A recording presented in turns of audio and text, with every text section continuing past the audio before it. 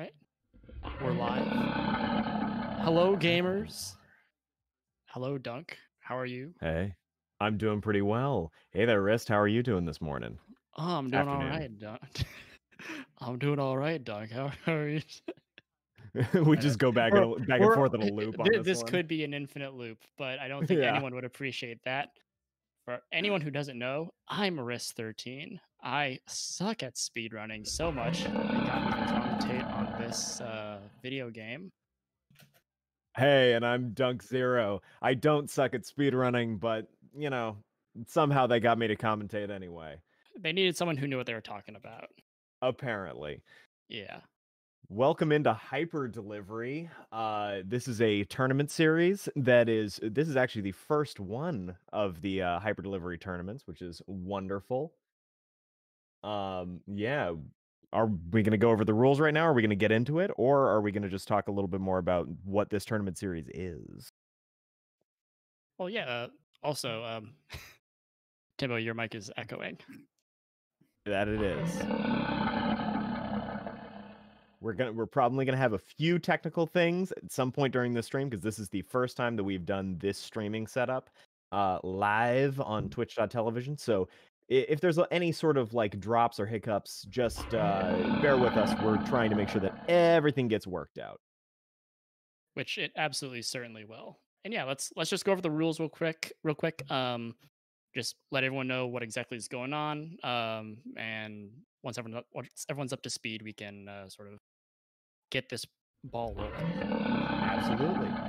So let's go over the rules. First, this is going to be three weapons races. So we have two competitors coming in. Our first competitors are going to be JDNSR and Seagull. Each of them has brought four weapons today, four aspects that they have decided are their best, or maybe what they want to bring for this sort of tournament. They are required to be from four different weapons, so four aspects from four different weapons. Four aspects total from four different weapons. Yeah, each player is going to ban one of their opponent's aspects before the tournament starts, before the round starts, and then they are going to go into a 3 weapons run. They only get to seed the first weapon, and they're going to seed the starting weapon / boon themselves of the first weapon. So say that somebody starts out with, I don't know, Nemesis Sword. They're able to seed in Double Edge them if that's what they want, but then neither of the weapons after that are going to be seeded. Nice. And we're also going to be using some mods. The game will look pretty much the same as you would expect. However, we have removed some of the worst RNG parts of the game, namely Barge, Thanatos, so it can't show up randomly in some room. We've also removed Tiny Vermin as a mini boss, and we've fixed the SAC RNG to 3. You'll also be able to see the chamber numbers in the upper right-hand corner constantly, so the player will not have to activate them manually. And they also have infinite death defiances. So on the off chance that they run out of DDs, they'll have an infinite one to fall back on that will give them a time penalty instead of sending them back to the house. That's right. Okay, so beyond that, this tournament is being run. This tournament series is actually being run by DragonSquad eSports. So DragonSquad eSports is a esport organization based in Southwest Ohio / Northern Kentucky, though they're expanding into Alabama this May. Our liaison with them, the person that is helping to run this event, is Professor Timbo, who's in the chat with us, though hopefully won't be talking too much just for his own sanity. And they run a number of online Smash events as their primary thing. Coronal, which is a Smash Ultimate singles that's bi-weekly, as well as Double Dragon, which is a Smash Ultimate doubles event, which is bi-weekly, and Curb Stomped, which is an annual Smash Ultimate singles and doubles event. And they're currently doing a charity event called The Movement, which is a Black Lives Matter charity event. Yeah, and on top of that, any subs or donation money they receive through Twitch or YouTube goes straight to the prize pools for all of their events. And for this particular stream / weekend of streams, all money received for hyper delivery will go straight to the prize pool for future hyper delivery events. So yeah. Any Absolutely. primers in the chat? I knew it. I knew something like that was gonna come up at some point. I can't So lose yeah, this. if if you wanna throw a donation or subscription over here, it'll go directly into the prize pool for the next hyper delivery. Um, so yeah, we're gonna go into. We don't want to take too much longer before we get into these races. So let's bring in the racers and have them introduce ourselves. If you want to take it away, Wrist. Yeah, right. So seed 5, Seagull, C_goal rather, depending on who you ask, who's been in hiding ever since the release of Pokemon Go, has been wowing the Hades community by actually being good at the game, considering he's such a, I don't know, a shit poster, I guess, is how you started off, and then you just sort of also revealed yourself to be kind of good at the game. Can you explain yourself, Seagull? Uh, I mean, I feel a little slightly called out there, but I've been cultivating my shitposting skills for far longer than my Hades skills, so it took a little time for one to catch up to the other. Dude, you're good at both, and hopefully we'll see both in this tournament. And his opponent, JDN, 1 seed higher at seed 4, probably already seeking redemption for his devastating loss yesterday, and has not slept since then. JDN, how are you doing? Thanks for the big call out there, but Yeah, no problem, JDN. I love you, brother. I did great yesterday, you know? I beat 1 hour. Totally qualifying time. True. But yeah. I have more respect for Siegel than I'll give him credit for. I think we're all in the to same be boat honest, I will pretty much be racing against myself today because I'm still trying to get over my run in the last tournament. So I have proving to myself to do. But yeah, unfortunately, proving to myself a decent run still might not be good enough to beat someone like Siegel, who doesn't have as much exposure in the tournament scene as he should, because he's a lot better than people would expect. So it's gonna be a tough one. It was a little bit surprising seeing him put up actual good times on the speedrunning board, because I thought he was just kind of a meme until In between shit times. posting, he learned how to play somehow. I don't know. Sure, I don't know how he has time for it, but again, don't be too hard on yourself. As you said, you haven't slept for probably 24 hours. You had finals, so No one worries about that. We're here to game. okay. Well, don't hurt yourself. Yeah. In any case, Seagull, why don't you declare your 4 weapons? Okay. So my 4 weapons I'm going to be bringing today are the Achilles Spear, the Beowulf Shield, the Hera Bow, and the Hestia Rail. Right, and Oh, JDN, you're if you'd actually care bringing to, Hestia.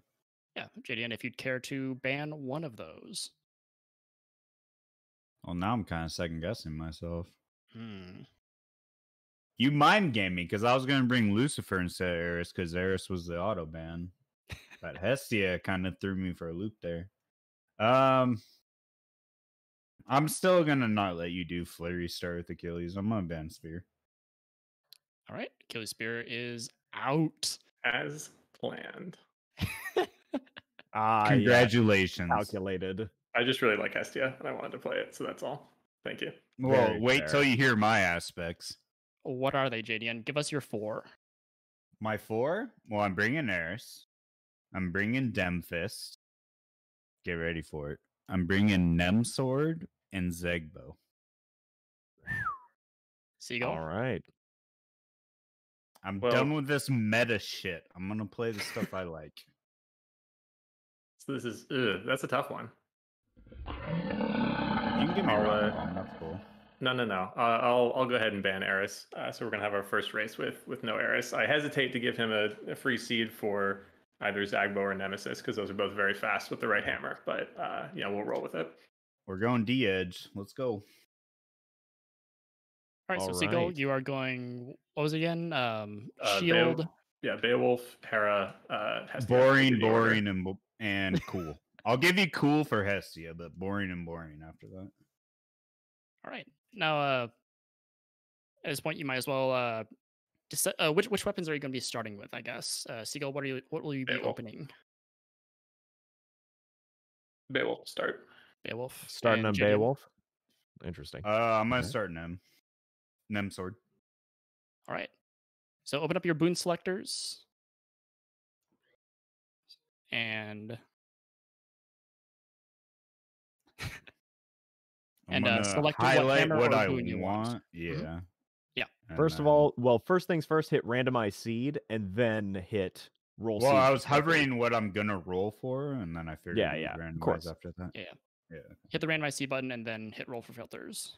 So the reason why we Okay. do this, just to let the audience know, we have a mod installed called the Elo Starting Boon Selector mod.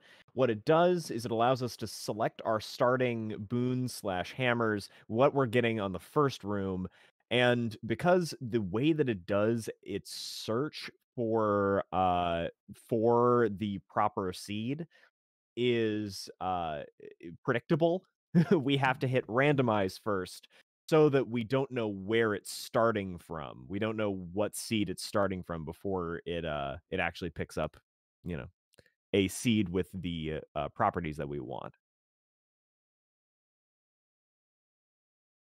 Indeed. Yeah. And so we're all set up. We're all picked. Yeah, if Siegel will stop aiming his stupid Beowulf, we can get going there.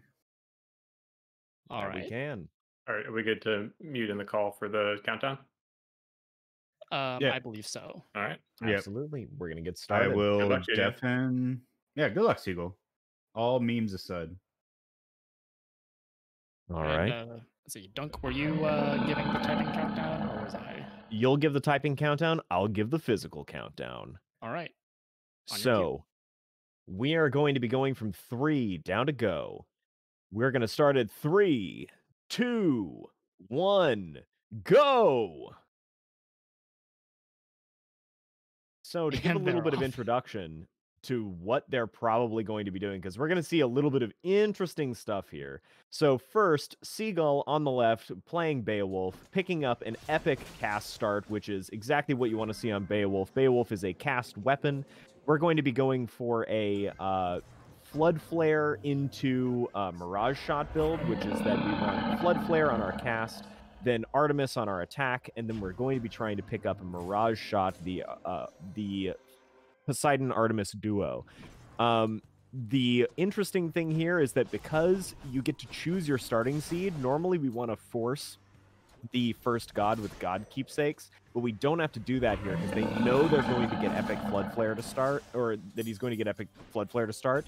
So he can actually just take the Persephone keepsake, which gives you a +1 level to a random boon every 4 rooms, which for cast builds is pretty massive because it allows you to pick up extra palms into that ever important cast very, very early on. Now, one thing that I find a little bit odd about JDN's lineup, but obviously he's starting with a classic Nemesis sword into double edge. But what's really weird about his setup is that he has 2 pretty hammer reliant weapons. He has Zagbo, I believe, alongside Nemesis sword, as well as I can't remember what is Demeter Fist, right? That's right. He has Zagbo, Demeter Fist. Yeah. Zagbo, Demeter Fist, Nem sword, and these are all really sort of touchy weapons when it comes to, the boons and the hammers you want, especially Zagbo. Having both those in the pool, I wonder if that was something that Seagull was thinking when he banned Eris Rail, is to give him 2 hammer reliant weapons. Because if the JDN starts up Zagbo and his first hammer isn't an attack hammer, if he gets all 3 special hammers, he's kind of screwed for a while. Yeah, it is a little bit scary. Now, luckily, Zagbo does have a number of options that are good to get out of the first hammer. I would say probably Twin Shot, Triple Shot, and Flurry Shot are all very good. Then there's a couple that are okay. Yeah, Point Blank's okay. Perfect Shot is fine. The attack hammers are okay, but you're not going to go really fast with them. It's a little bit unreliable in any case. for sure. So it is a bit of a high roll, but I feel like JDN after yesterday is kind of feeling like he needs to high roll everything to be able to get the dub. So I think that JDN has always kind of been a high roller perfectionist type player.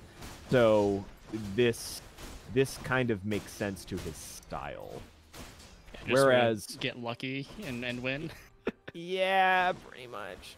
Get lucky and win, but also to play things that have very high damage potential, but also are not necessarily consistent. On the other side, we see like an exact opposite of this, which is that Seagull is running 3 highly consistent weapons. Yeah, very consistent.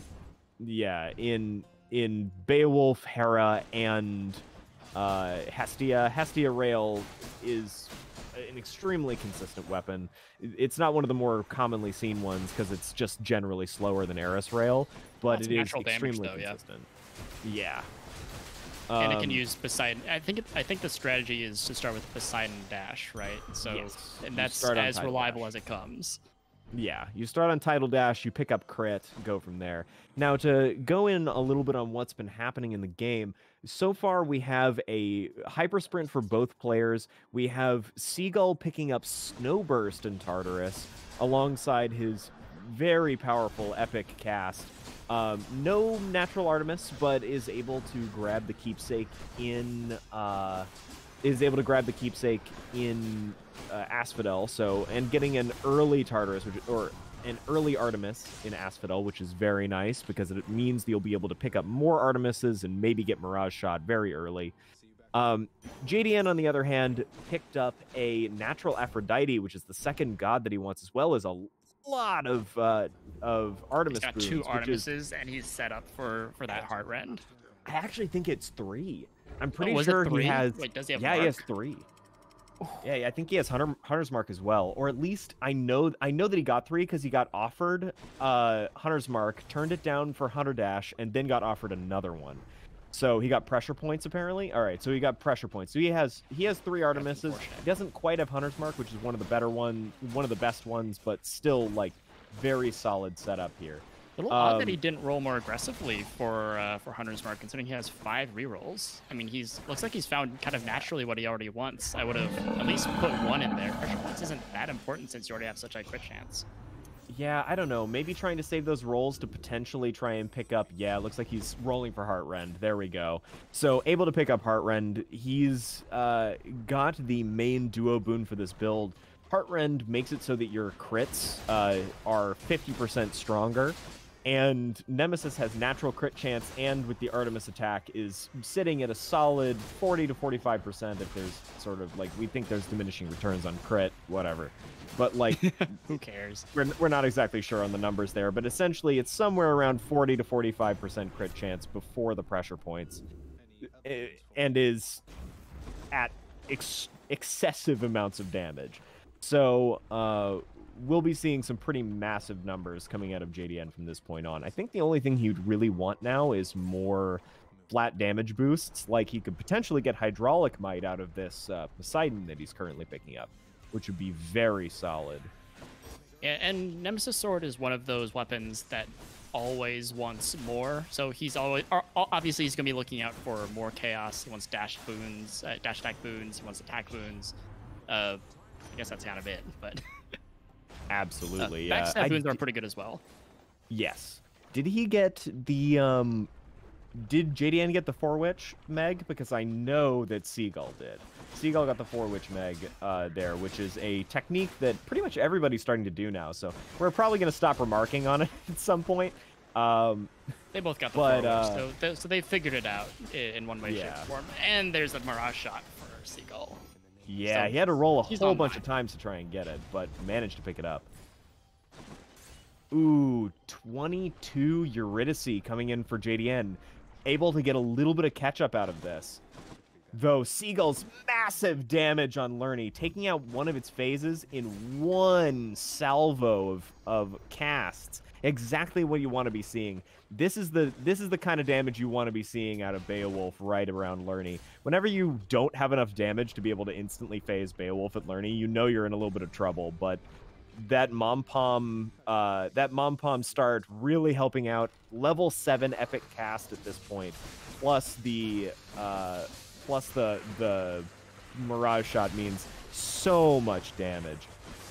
I think this is the first time we've sort of seen this strategy. Obviously, since you normally can't seed starts, but also we're kind of overriding one of the downsides that comes with playing Beowulf, because we take God's Legacy, which gives us no epic chance. Very rarely do we find a cast with some color in it. And this is epic. This is level 7, so that easily accounts. In addition to his +1 cast from Chaos, for his ability to just phase things instantly, and hopefully we'll see something similar with Hades. Absolutely. JDN not able to clear quite as quickly, but Beowulf is known for killing bosses in record time. JDN notably also has Hyper Sprint and Rush Delivery at the moment, so was able to pick up a common Rush Delivery at the end of Tartarus while we were focusing on Seagull's big explosions. So Hyper Delivery, the namesake of the tournament, has been picked up already in the first match. Nice. So we'll probably see that several more times. Yeah. First Hyper Delivery at the tournament is a special prize. No one can take that from him, I don't think. Yeah. Regardless, we're probably going to see that quite a lot during the tournament. For anyone who might not know, Hyper Sprint and Rush Delivery is a combo. Hyper Sprint is a boon that makes it so that you get a short burst of plus 100% movement speed when plus a sturdy effect. We don't care about that. When you like taking 30% less damage. It's nice, but it's not what we're using it for here. First, like the 100% bonus movement speed is very nice, but it's Seagull got Hyper Sprint plus Rush Delivery. Never mind. Yeah, incorrect. So my bad. It was actually Seagull. That also helps explain why his damage is so incredible. Anyway, the plus 100% movement speed for a short duration. Rush Delivery gives you bonus damage based on your bonus movement speed, so a percentage of your bonus movement speed becomes bonus damage. So with this combo, every time you dash, you get somewhere between 50 to 100% bonus damage, depending on the rarity of your Rush Delivery. It's very strong. Ooh, and Seagull just picked up Charge Shot. That's the one he wants. I'm a little bit... if I were in Seagull's position, I would be torn between seeding for a epic cast or taking... Charge Shot as a start. They're both really, really impactful. But I don't know. I like Charge Shot because it gives you a little bit more reach a little bit sooner. And Beowulf and Nemesis kind of have similar problems where they're fairly melee focused, even though the AoE of Flood Flare is really high. But Charge Shot kind of takes care of that for Beowulf. Suddenly you get like this huge AoE of reach around you. You can affect rooms in ways that you just otherwise couldn't, unless you have, like, say, Sudden Rush, which kind of gets you there quickly in a similar way. Definitely agree. I would say that I am... Yeah, I'm torn. I think I like Seagull's choice. It's a toss-up for sure. I understand his choice, absolutely. Yeah, I think I like Seagull's choice. Personally, I do like Charge Shot, but... maybe I think the Flood Flare, like just the ability to be able to have that very consistent flare damage, I think is just so useful. I mean, look at the kind of numbers that Seagull's putting up at the moment. I mean, yes, being able to do some damage with the Charge Shot is very nice, but enemies are just exploding because of that level 9 now, I believe, epic Flood Flare. Level 9 cast. That's just overkill, honestly. Well, kind of, but also kind of... Remember, Flood Flare sometimes struggles to do enough damage without Chaos in the mix. Sometimes Flood Flare will struggle to do the kind of damage you want it to do without having, like, a Chaos cast damage or something like that. For sure. Oh, no! disgusting damage coming out of Seagull, absolutely obliterating the heroes. And it is important to remember that the rush delivery damage is coming in for Seagull, and that's basically a bad news buff. It's 50%. That's a constant, or basically a constant Braid of Atlas just there boosting his damage, which isn't nothing. That it is. Yeah, that is a very, very strong cast right now. The epic level 9 plus the 50%, like, remember, casts, when you upgrade a cast, it upgrades the base damage of the cast, so every percentage multiplier you have on top of that gets even better. So the higher your base damage on your cast, the better your hyper sprint plus rush delivery is. So very, very solid here. Oh, picking up Smoldering Air on the other side for JDN. JDN's build is coming together pretty well. We saw that he had Heartrend early, and he's got an extra dash, and he's got hyper sprint. And obviously, he starts with some double edge. But I think he's having still some trouble clearing rooms. Nemesis really suffers from bad room luck, not just in terms of free rooms, but also in terms of enemy spawns. And unless you're like on the ball mechanically, like perfect, those are always just time losses because you have no reach except for where your dash takes you. Absolutely. Nemesis is an extraordinarily high skill cap weapon, and JDN is maybe not something you should be playing on 0 hours of sleep. Yeah, I am not exactly sure. Advised, but yeah, some of these choices, it's like, all right, JDN's playing some pretty hard weapons on not exactly the best sleep. Now, yeah, people might say, oh, well, Demeter Fists, that's not super hard once you get Merciful End. But Demeter Fists is extraordinarily hard to play before you get Merciful End. Yeah, really mechanically demanding to play optimally before you get all of your stuff together. You can lose tons of time in Tartarus and Asphodel just running around rooms trying to clear witches or whatever. It takes a lot of experience and focus, which JDN has one of. He has a lot of experience. I'm just wondering if real life factors may be impeding his focus. Look, every competitor knows don't pull an all-nighter before you do a tournament. But JDN, I mean, to be fair, JDN is playing in 2 tournaments in 2 days. It's tough. It's true. He is off the back. I always find that megging the pot is kind of a toss-up. I don't know if there's a good way of manipulating it. Like, can you run it from the bottom and have it run upward instead? No, the good way to do it is you have to. It's like really frame tight. What you have to do is you have to enter the room, notice what room you're in, then do an immediate double dash to directly underneath the pot and meg instantly. Like, I've done it a couple times. I've seen Ananka do it a whole bunch. You have to do it very, very perfectly. But if you do it, you get it 100% of the time. So it's just something to grind out. Pugging out a little bit on Seagull's Hades damage. It's not instantly phasing, which always feels a little bit sad, but it's in there. It's a 2-shot, though, and you can't feel bad about a 2-shot. You can't, unless you play Dionysus Beowulf, which I'm a little bit surprised. I guess I'm not too surprised, but I'm also slightly surprised that Seagull did not end up bringing Dionysus Beowulf more of a high roll. You can seed for the cast. You can seed for the Chaos Gate, but you can't seed for the cast. You can't seed for the +1 cast, unfortunately. Yeah. Which is the most important part, and if you mess that up, you're doomed. Coming in at 16-14 for Seagull off of a it's always a 3-sack on these mods. So 16-14, very good time. With optimal sacks, that's a 15x minute time, which is like if your time begins with 15, you're looking pretty good. You're feeling good. Absolutely. So a little thing, epic hyper delivery. So his Hades fight is going to feel good, if anything. He was struggling a little bit in some of the chambers, but he's got that going for him now. Absolutely. no, starting an explosive shot on Hera. Okay, I like for explosive Seagull. shot. Okay, I tried it once and it felt pretty good.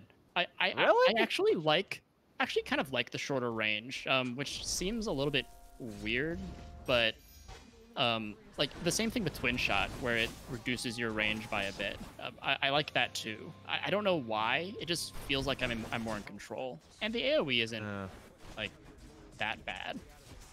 Well, okay. I'll take your word on it. I still hate explosive shot. Picking up crush shot here, which is exactly what he wants. Oh, into an immediate Poseidon. Very nice. A little note about Hera, while JDN absolutely murders JDN's damage is disgusting. The Hera build generally comes down to a couple of different things. You want Crush Shot to start, then you want Tidal Dash, which you just picked up, Artemis Attack and Mirage Shot, as well as Snow Burst, if you can get it. That's sort of the common build these days on Hera. The pieces of it are a little bit disparate. It's kind of hard to pick up, but if you get any sort of combination of 3 pieces of it, you can generally do pretty well. So not as high roll as it sounds, considering it kind of requires 4 gods. Plus, it's one of those builds that doesn't need to take keepsakes into Elysium, so you can take a keepsake for something that you're missing in Elysium, and not really suffer too badly. Yeah, like Snowburst or something. Absolutely. So picking up the Tidal Dash early, very nice. JDN going in and grabbing his second weapon. Looks like he finished his first weapon at 18:17, so about 2 minutes behind at the moment. Whoa! Seagull just picked up Deadly Strike. So he has Mirage Shot online in Tartarus. That's incredible. And I gotta say, Deadly Strike with Explosive Shot, not bad. No, not bad at all. Another Poseidon rolling forward. He gets the Mirage Shot. Yes. Oh god, sorry. I'm sorry, JDN. JDN currently has Perfect Shot, and he's having to deal. He has like Perfect Shot plus Deadly Strike on Zagbo, and now has to deal with, oh my god, the build.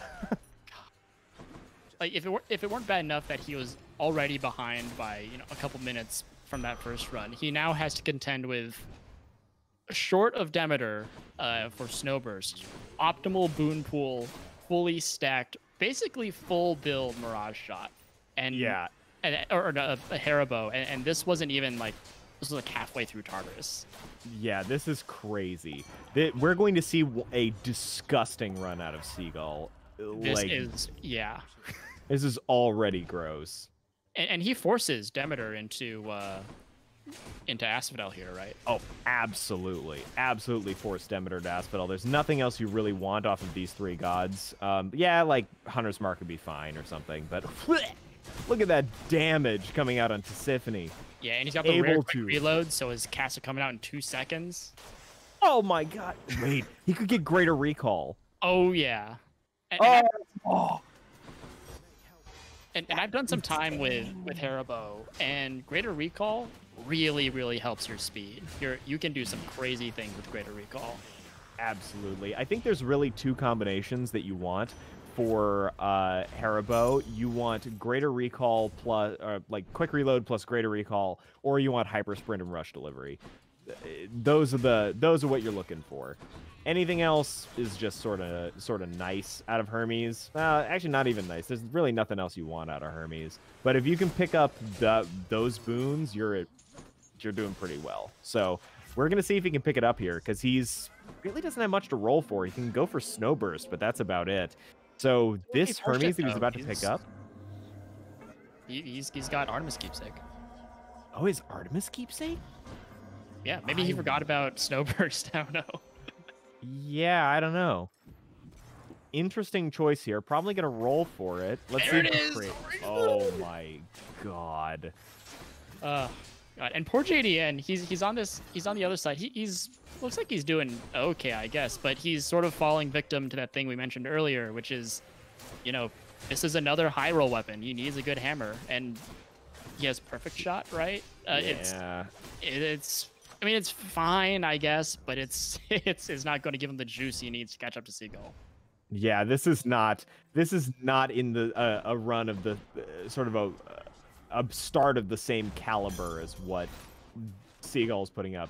Also picking up his second sunken treasure, which means that theoretically next Poseidon he picks up could in fact have the fishing legendary huge catch. Wait, is that true? Is Yes. is 2 sunken treasures able to? I thought you needed sunken treasure and ocean bounty. I believe 2 sunken treasures will do it, but I'm not entirely sure. Well, that's fascinating. I hope we never see that.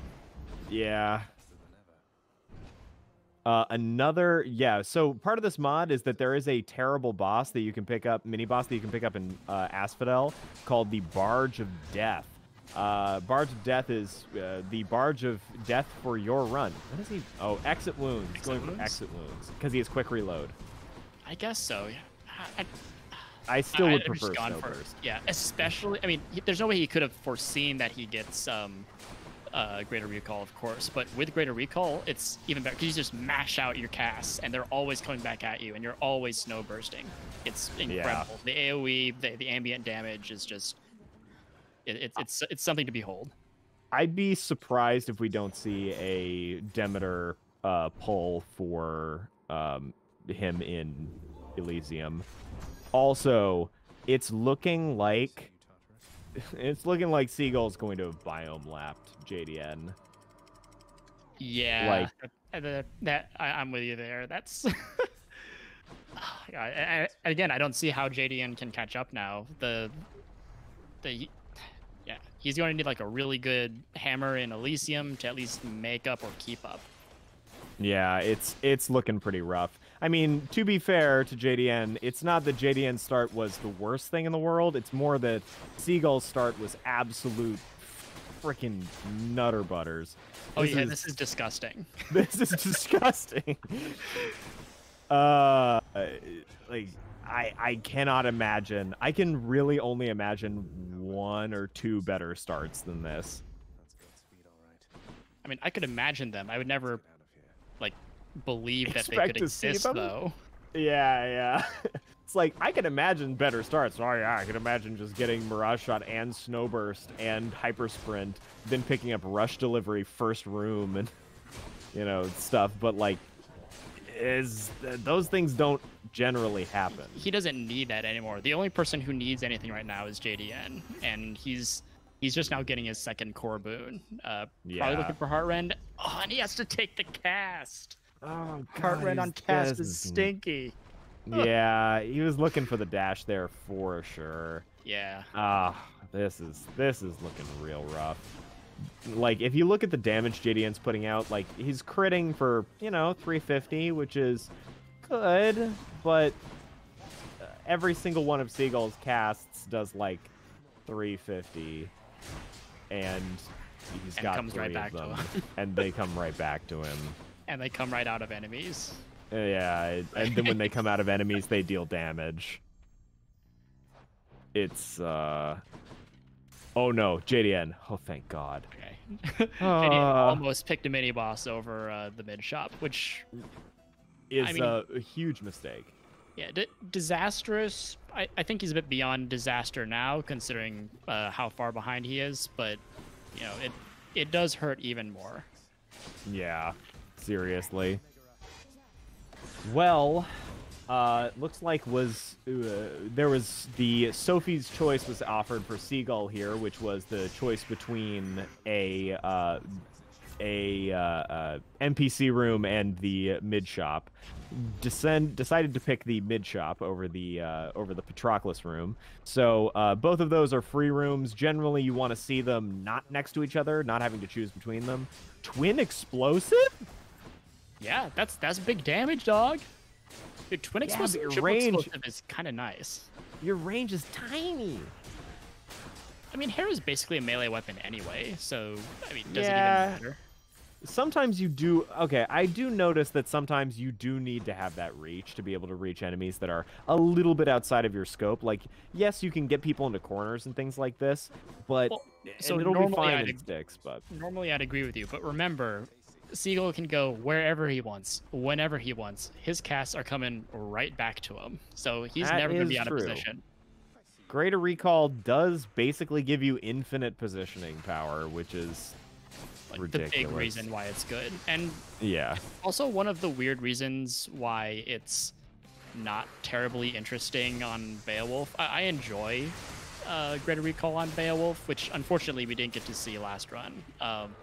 But you know, since your main goal with Beowulf is to sort of dash back and forth on enemies anyway, you kind of don't need Greater Recall.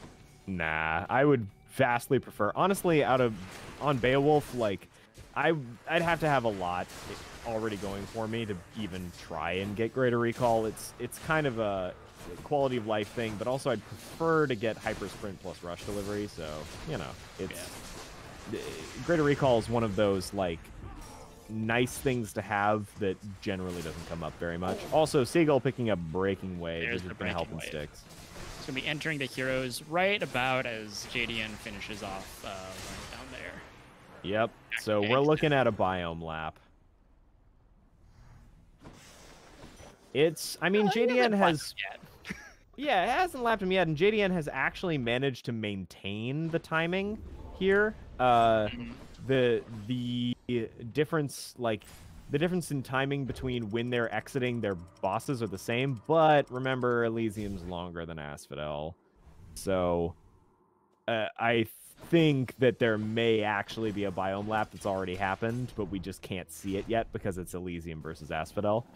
That's true. But that's true. We'll see. We'll see. Not all biomes are created equal. True. And I mean, not all builds are created equal, as we're witnessing today. Oh my god, JDN, please pick up twin or triple off of this hammer. Please. I mean, I don't think he's got a hammer in this room, but whenever you do pick up a hammer, please, I want to see twin or triple. Have it. Yeah, there we go. He needs something. There's the hammer. He needs something right now. Speaking of something, Seagull also just managed to pick up some cast damage from the well with Charon's Keepsake on. So unless he gets really unlucky, I think that lasts until Hades fight, right?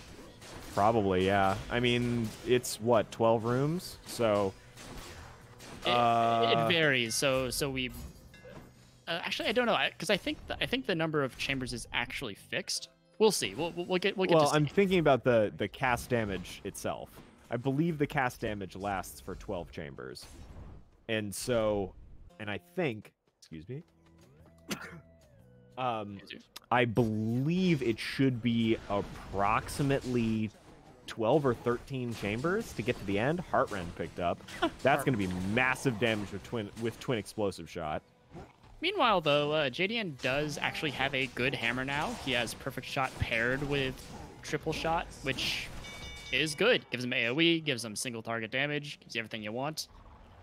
It's a little too little, a little bit too late, obviously, but at least sort of like his Nemesis run where he picked up that final purple rush delivery. The end of his run isn't going to feel as bad. That's right. And his I mean, I don't know. It's fine. I wish we'd been seeing this earlier on, honestly. But this is a risk that JDN took. This is kind of his own doing in a way. Roll. Yeah, these were the dice he chose to roll, and he did not roll well. So it's a tough thing to do, coming in and picking a high roll, essentially picking options that are not safe. But sometimes you go for it. Sometimes it works out. Sometimes it doesn't. And in some ways, that is kind of in the spirit of the game. It's very very unpredictable. So embracing that, especially and I can't really speak for how JDN believes his chances are. But if you feel as though there's some major disparity of skill or chances, or like sleep, for instance, there's some merit to just rolling the dice as hard as you can and just completely disregarding anything else. Absolutely. Looking over onto, we get a 33 patty, which is very nice here. I'm just going to clear up chamber 34 for JDN. As Seagull enters Hades, we have I believe it's like a 15-something Hades entrance. Can't quite make it out. The mid-15s, I think. Mid-15s? Gotcha. Screen so, is very small. We do need magnifying glasses. I think I can expand it just like technical things. Anyway, doing some pretty massive damage to Hades, chunking him down. Looking over at the left-hand side, that Braid of Atlas did last until Hades, I believe. Still has 3 charges left on it. Actually, didn't he have 2 braids? I have no idea. I think he just had 1. Okay. I didn't see any more, but well, no. Regardless, it does last. Yeah, it lasts, and Hades died in no time flat. On the other side, 800, 765 damage, 614, 800 damage crits coming out of JDN. And he does have a backstab Chaos Spoon, so as long as he can get behind enemies for that triple perfect shot, I mean, we're going to see some big numbers. That's right. Also has apparently greater haste plus rush delivery, which is the saddest combo. It's the saddest combo that has ever existed. Greater haste plus rush delivery is like 20% global damage or something, 10 to 20%. If you're lucky. If you're lucky, I think it was like an epic greater haste, maybe. So maybe. You know, it's like 20% global damage. I don't think it matters too much. No. All right, we're starting out on Hestia. We're gonna be grabbing Tidal Dash. We're gonna be trying to pick up. Epic Dash. I'm trying to pick up 1 epic Tidal Dash, which is nice. Then we're gonna be trying to pick up Artemis Attack, and then I believe Heartrend. I actually haven't seen too much Hestia, so the meta for this weapon is not necessarily in my wheelhouse. But from what little I've seen, that seems like what it does. Hestia has big single shot damage, 150 base damage for its next attack after manually reloading. So really high crit, AP. absolutely crit boosts that to a huge amount. And this weapon presses a lot of buttons, as Chris was saying. Yeah, and unfortunately, Seagull wasn't able to find anything super nice in the Chaos Room. I think he found like max health or something, which is fine. But you know, obviously he wants a dash attack damage maybe, or regular attack damage, or backstab or something like that. Ooh, Rocket Bomb. Able to pick up Rocket Bomb, yeah. More usable. Rocket Bomb is a very solid hammer on Hestia. I guess on just rail in general. It's not one of the best hammers, like the absolute top tier hammers, which weirdly enough, you'd never hear this on any other weapon or on any other rail aspect, or I believe Hazard Bomb and Ricochet Fire. Ricochet Fire is good. The empowered shot will bounce. Oh, yeah. Nice. JDN actually did manage to pick up his Heartrend in the second tunnel. So yeah, Hades' damage is going to look real good. Yeah, his build came together. It just didn't come together in Tartarus, which of course, is a complete mistake on the player and is completely his fault. He should have built better. Yeah, absolutely. Well, I mean, the mistake was picking Zagbo. Well, the mistake was... Yeah, well, it was preempted by any build choices. Yeah, exactly. Like, whatever ended up happening in Tartarus, the mistake was high rolling. Regardless, the best hammers on Hestia, we have one of, I would say, the A tier hammers. And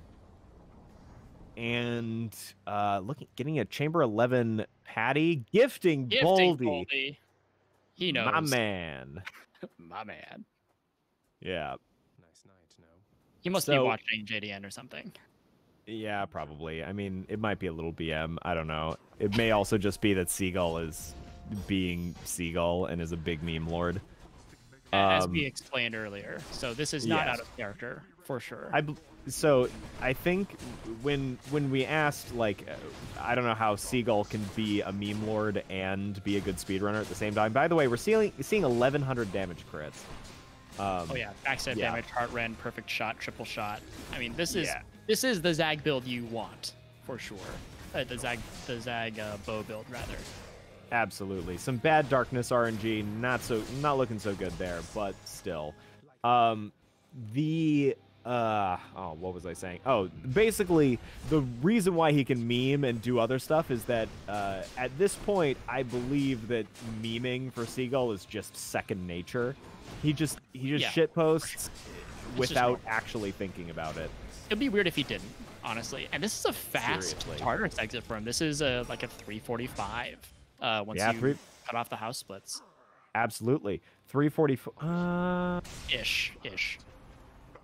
It is worth noting also that the hyper delivery mod does remove ending and starting cutscenes. So actually, it's a little bit shorter. With the ending and starting cutscenes removed, I believe it's a 4 flat. Approximately. Yeah, could be. Yeah, 453 because it's about 50 seconds for a house split. Yeah, so it's not exactly the fastest Tartarus, but still pretty good. JDN coming in, clearing out second weapon at 37.18 as opposed to the 32.51. That's going to be a hard one to come back, especially since Hestia has a very consistent weapon. A note, Seagull picking up special speed to go with that rocket bomb. Very interesting. That's actually really good. I'm with that. You can fire off your special more, and just more buttons to press. Yeah, and Seagull picked up the an Aphrodite special, which is one very good with rocket bomb because rocket bomb has great base damage, so multiplying that is very good. But then two, he's able to get Heartrend potentially with his special plus his attack, which, as you can see, he is forcing the Artemis Keepsake to try and pick up something nice on that attack slot. Now, looking over at JDN is going God's Pride, Merciful End. So yeah, I was going to point that out. That is, so we are seeing that he is fully committing to the high roll here. Yeah. He got Colossus Knuckles start as well, so I'm not sure how you feel about that one. Oh no! Oh no! He has to roll for it. Oh, he has to roll no! For it oh, okay. Okay. Well, he finds it, I guess. Well, he has one this is not looking good for JDN.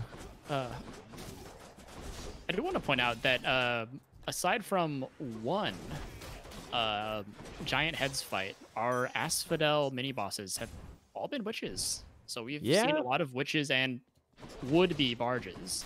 Well, yeah, it would be because it's a 2 out of 3 chance to get witches and a 1 out of 3 chance to get power couple. So statistically, this isn't that unlikely. But still, we're seeing people flex their witch meg, which is harder than the power couple meg. Yeah, I like that we chose the witch meg. It is cool to see it just being used over and over again. Absolutely. Took me some time to get used to. Ooh, big battle rage! Battle rage is so good with rocket bomb. And with Hestia single shot. Oh, that too, right. I completely forgot about the single shot. Yeah, Hestia empowered shot. Wow. Well, so we got some pretty gnarly stuff going on for Seagull, and on the other side, JDN has a level 5 attack. That's good. Is that level 5? Is it level 5? I think it's actually level 3. That's really early. Level 5 is really high. Yeah. It's fine. It's rare. He has to find. He really wants to find Athena early, of course, for that Merciful End build. Time will tell if he makes it. But considering how his legs are going, if patterns do exist, it's all. What? Never mind. Metro Athena. Never mind. Okay. He managed to get it. He managed to get the Athena. So now that he's got the Athena, he can actually start going for his ultra high roll, which is trying to find Merciful End while having God's Pride. Well, wait. Might not from the cast. Might not from the cast. There's the cast. Does he roll? Oh, he rolled away. No. JDN. Oh, no. Oh, tragic. Sorry, For those of you who don't know, Merciful End is a duo boon from Ares and Athena that requires you to have Ares attack plus or special plus Athena attack or special. And off of that, he was offered the dash and the cast, and then was offered only the cast. You do want the dash, but you don't want it until after the special, so the roll was probably correct. However, got on only wrecked. with as few rerolls as he has, I probably would have just kept high Settled rolling for the and just dash. taken the dash. Yeah, because you're going to need it anyway, and I mean it sucks. Like it's not a good way to go. JDN hovering over the give up button. He's feeling it. We're feeling it with you, JDN. Don't worry. We know that feel, buddy. Regardless, Seagull actually ended up picking up Piercing Fire for his second hammer as opposed to Targeting System, so not going as much on those rockets as we thought. Piercing Fire is very nice with the single shot coming out of Hestia, as it can go through multiple targets, kill groups, gives you a little bit of AoE. It's like discount Ricochet Fire. Also, however, I like it better than Ricochet Fire, actually. I'm unsure if that's correct, because I'm not an avid Hestia player anymore, but back when I did play Hestia, I did really enjoy Piercing. For the same reason that we tend to kind of whinge at how like Chain Shot on bow takes away the piercing ability. It's the same kind of idea. Interesting. Yeah, I am more on the Ricochet Fire train, but I think that's just because you don't have to like do absolutely perfect positioning to be able to get multiple targets with the same shot. Hestia's shot actually has a pretty small hitbox, so being able to smack through multiple enemies does take a little bit better positioning. But and I think the consensus among like the top Hestia players is that Ricochet is a little bit better, but Piercing Fire is still very, very, very good. Yeah, at the very least, they're similar. They're very similar. They're a similar effect. Mm-hmm. And of similar power level. Picking up Sweet Surrender off of this, I think going for Heartrend at this point. I don't think Seagull has Heartrend yet. I feel like I saw a Chaos Gate in his room, in the previous room, that he might have missed, but I'm not sure. Potentially. Yeah, I can't confirm or deny that. That's okay. Don't worry about it.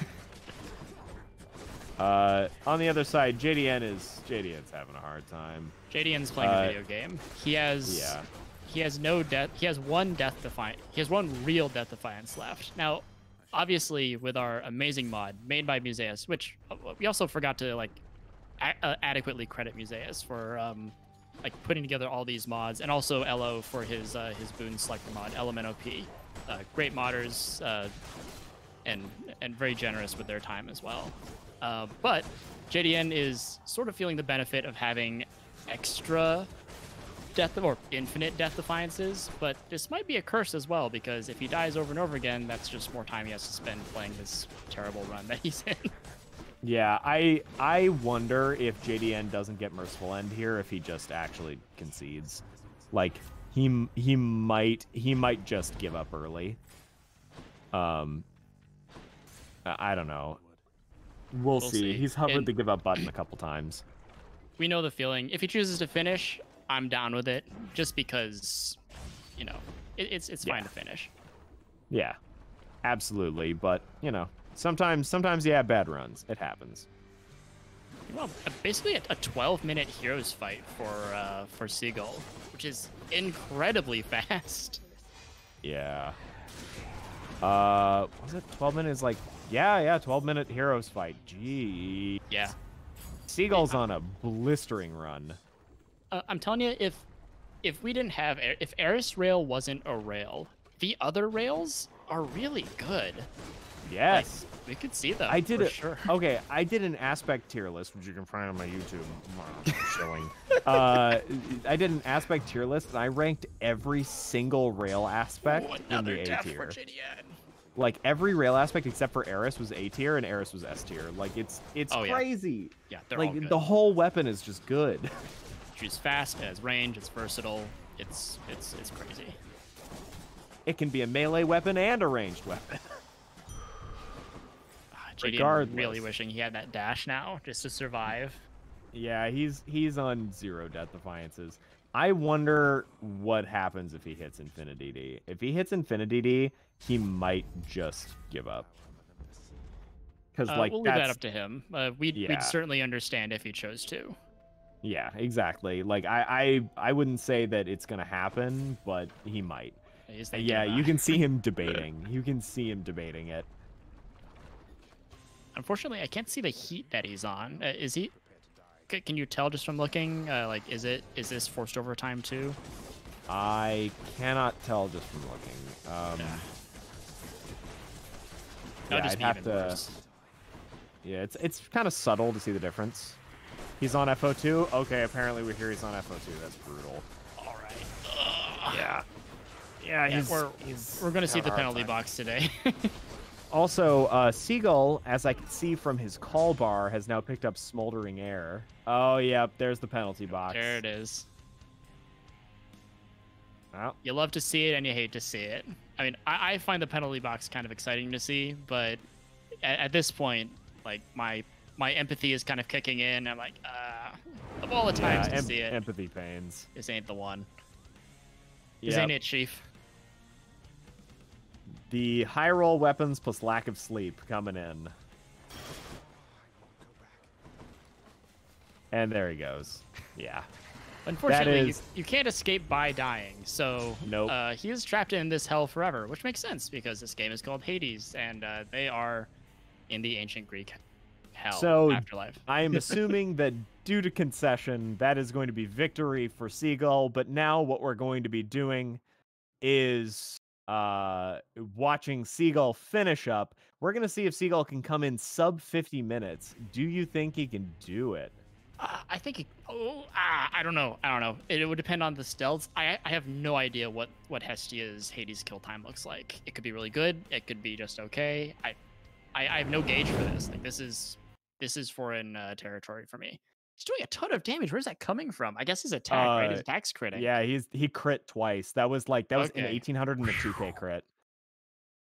Okay, he has one stealth. I would not be surprised if he gets in below 50. Yeah, we're coming. It'll be tight. Yeah, it's It'll gonna be be tight.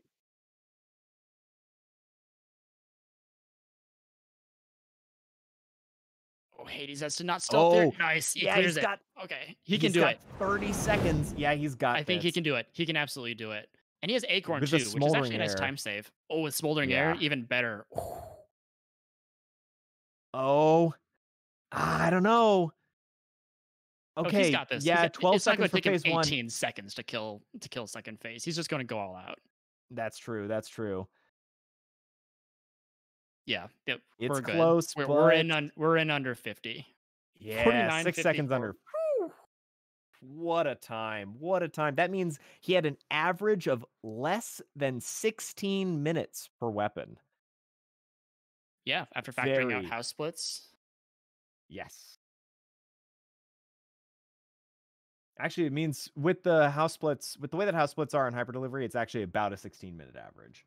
Which Yeah, is it's about there. We have to adjust a little bit for certain things. It is important to remember that this is not just like bad RNG removed. We have some time save like bad RNG removed at the end, just with removing the cutscenes, at the removing end, the starting just cutscenes, with all that stuff. removing the cutscenes. Absolutely. starting cutscenes, all Well, that stuff. let's get our racers back in. First of all, let's start with JDN. Hey, JDN. Let's start with Ah, JDN. Hey, how you Remember doing, how I buddy? responded Ah, to the last race you how you doing, commented? buddy? I'm gonna try to repeat that real quick. Okay.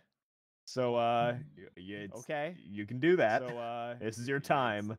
You can do that. No, it was This is just your a bad time. run overall. Yeah, 3 Um, bad runs.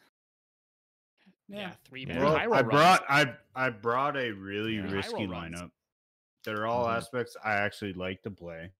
Mhm. Worked out. So yeah, that's how it goes. Seagull played well though. Like that's a really solid time by Seagull. So I don't regret bringing risky aspects at all. Alrighty. Yeah, we did talk about that a little bit where we were talking about how you needed to get a good hammer on 2 of your weapons and you can only seed one of them. And I believe you picked up perfect shot in Perfect shot, Tartarus yeah. on. Yeah, and we as soon as we saw that, just to, on the other side, Seagull ended up picking up Mirage shot in Tartarus. So There I'm was not gonna lie. I did have Twitch chat on the side, and all I kept seeing was Seagull, stop wasting all your luck. Oh my god, Seagull, what the fuck, Seagull? So I was just like, okay, well, I'm not getting what I need. He's getting what he needs. Like, that's just, I took the risk and I got punished for it. Yeah. Well, good work on you anyway. You ended up it was very interesting to see the God's Pride merciful end up there at the end until we ended up getting to that learning. I had the high roll at that point. Yeah, for sure. Well, regardless, Seagull, you have won round 1. Moving on to day 2. How you feeling? How was that run? I see you adjusting the Theseus, a Theseus wearing a what does that shirt say? Globo Gym purple snake From Dodgeball. Yeah, he's from Dodgeball. I everything. haven't seen Dodgeball. I am uncultured. So kind of like you guys were saying, there was a lot of good luck. There was a lot of build luck specifically on Beowulf and Hera. Right. I mean, I didn't get natural Artemis, I think, in Beowulf, but the Hera run was just really, really gross. I will say that those 2 runs didn't have great room luck. I got like 2 free rooms, I think, between the 2 of them. But the builds were so good that I really just kind of steamrolled through most of the stuff. I am annoyed that I didn't get the Artemis Legendary on Hera. I was set up for it. I had like 3 chances, didn't get it. Your worst run was 1 free room short of what I got in all 3. Really? Wow. Yeah, it was not great. JDN's run was a little sad. But yeah, no. I mean, I think even though you didn't end up picking up the Artemis Legendary, you did end up getting Mirage Shot and Tartarus plus Greater Recall. I'm not complaining. So, it was I can't be mean, mad. I was just kind of getting all the duos coming down the line. So yeah, no complaints there. It was a lot of fun though. Absolutely. It was a really great run. Super cool to see Hestia in the cup. That was a very cool run. So a quick question, just for my own edification, what was the thought process between targeting system and piercing fire there on that second hammer? Because you did have rocket bomb to start. So one weakness that I personally have mechanically with Hestia and Elysium is the shield guys, right? Because you do have to get completely behind them, right? Even with rocket, you can't hit them from the front, and so I was kind of hedging, and ended up not seeing any of them, and so I probably would have wanted targeting anyway. So that was a little bit of a mistake maybe, but the thought process was, piercing fire does allow you to shoot the front of the shield guys. Seagull, I just from the production side of things, I have a personal question for you. Where do you get off doing this to a poor sleep deprived man?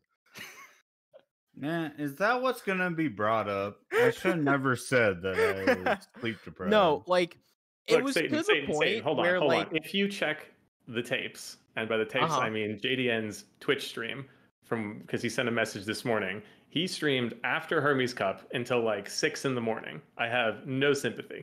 None. I want you to know, Seagull, that your builds were so dumb. By the time you were in stakes, I gave up keeping track with everything that you had.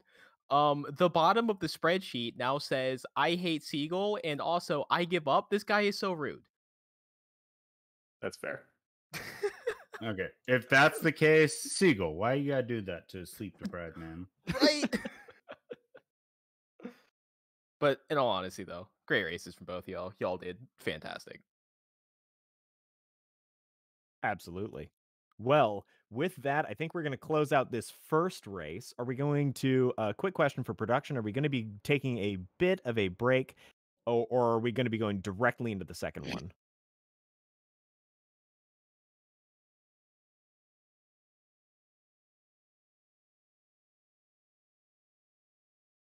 Great, because that's exactly what I need to do. Fantastic. Fantastic. Great races, y'all. Okay. Yeah. We're going to take a quick break, a couple minutes or so. We'll grab some water. We'll set up the next scene, and then we'll jump right into the next race. Sounds good? Great.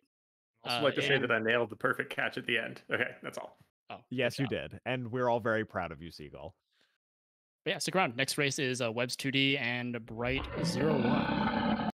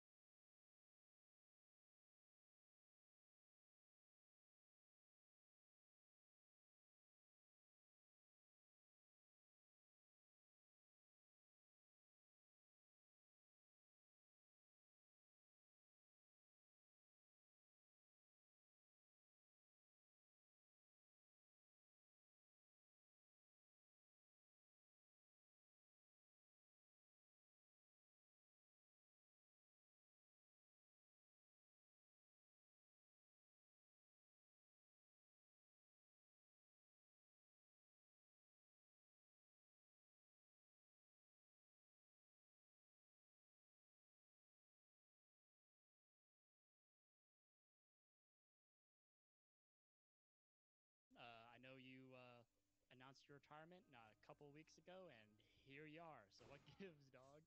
Yeah, apologies. You know what's funny?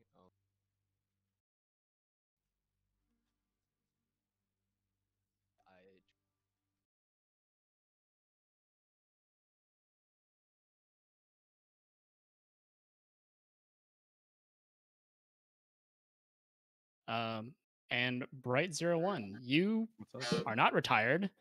You are still No. actively playing Hades. Some say. Some say. Are you still actively playing Hades, or are I you am. sort of I am. dipping your toe into retirement? I can't remember. Well, I'm gonna go into Iliad retirement soon, but Okay. Oh, other than that, I am still very much actively playing Hades. nice. Now you and I are sort of brothers in at least one way, Don't which say is that. that we both failed to qualify for the Hermes Cup, and here That's we true. are in another tournament because one could not have us. So Fair enough. Yeah, yes. sounds about right. I'm Is so there a glad I question, didn't or have is to this actually. just a is this just a roast? it's It's a a roast roast on of me both of you, and on you. apparently? Unfortunately, Okay. listen. I catch myself in the crossfire plenty of times. Oh yeah. Without further ado, let's get into the race. Right. Would you care to declare your 4 aspects? Sure. Achilles spear, Haribo, Eris rail, and Beowulf shield. apologies. I did not see that coming at all. Crazy. Wow, crazy. Well, Webbs, with your surprise, how will you handle this lineup? Which will you ban? Eris. All right. And Webbs, same goes to you. What is your Yeah, lineup? I've got Achilles, Poseidon Sword, Eris, and then Beowulf. Right? And Which I will you will ban? ban I will ban Eris. All right. Double Eris ban. Who could have seen it coming? Shocker. Well, with that, we're going to get right into things as quickly as we can. So go ahead and pick your starting seed and get your mirrors and weapons set up.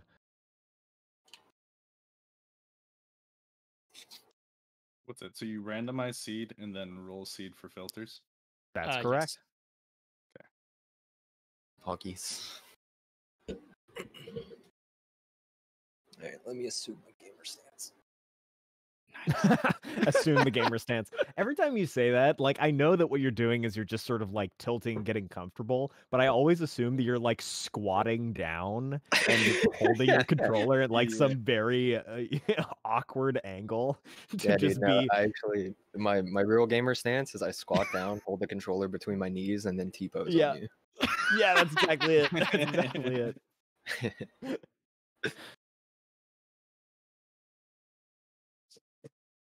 Well, And are we poised, everyone?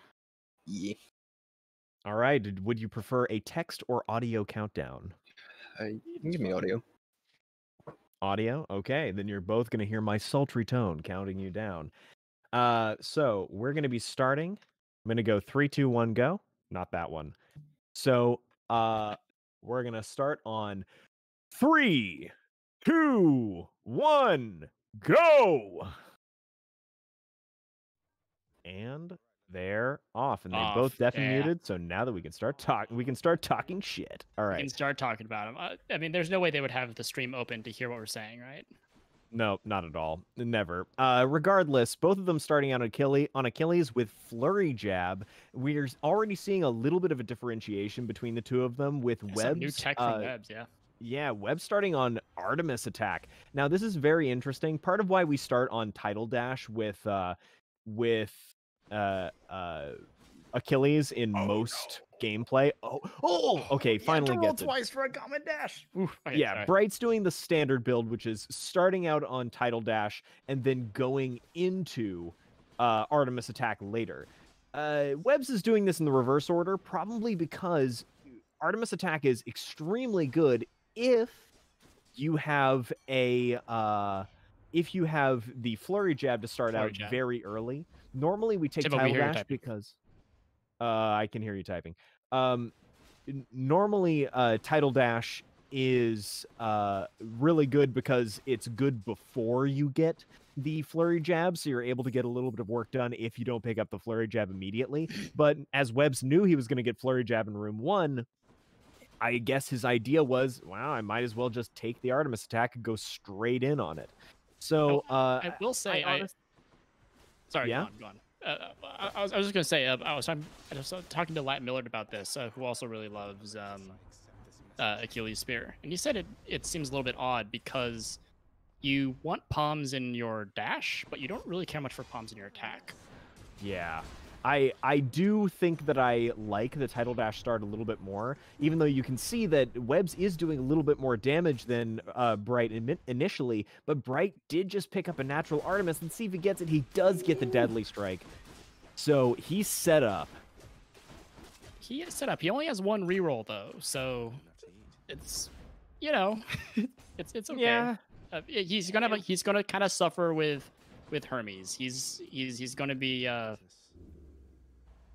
you know, he's just gonna have to take whatever he can. That's true. That was a nice breaking wave, though. Webbs did also suffer with Hermes, despite having rerolls, rolling twice and picking up garbage. He got garbage.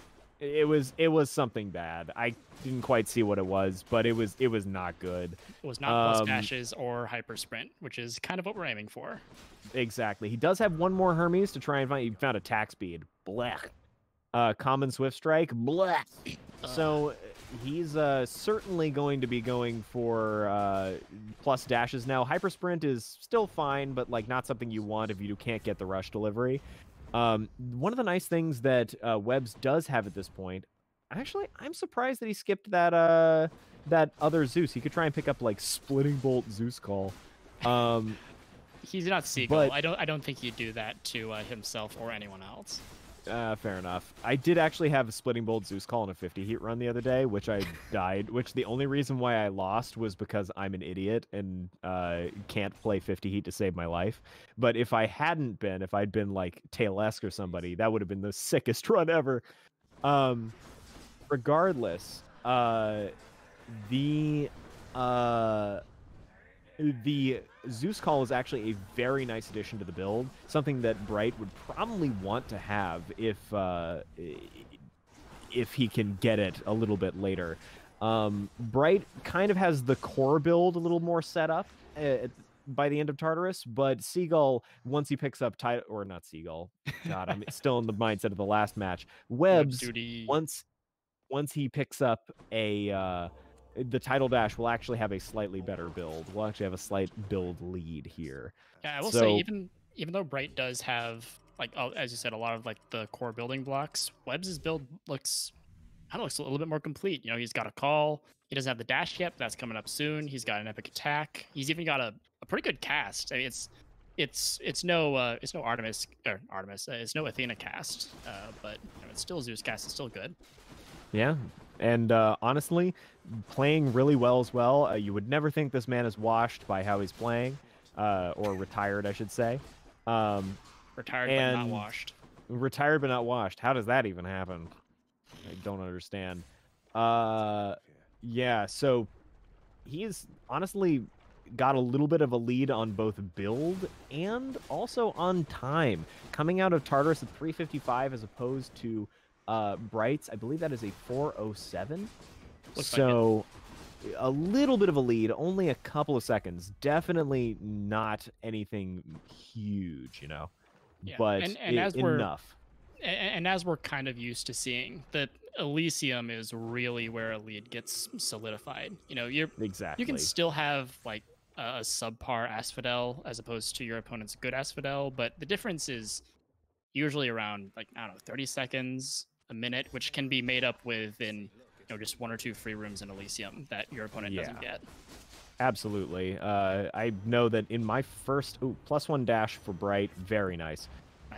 In my first Hermes Cup match, I actually was like a minute behind going into Elysium and ended up being, I believe, a minute ahead coming out of Elysium. So it swings so hard. Also, Bright getting a Chaos Gate out of this mini boss, which is very nice. Only the mini bosses can offer a Chaos Gate, but it's much harder to actually see out of the always witch's hidden room. behind stuff. Ooh. Always hidden behind stuff. But Webbs does have a 22 year to see, which unless Bright gets something similar, it doesn't look like it. Unless it's a fountain. Fountain? Nope. Nah. Oh.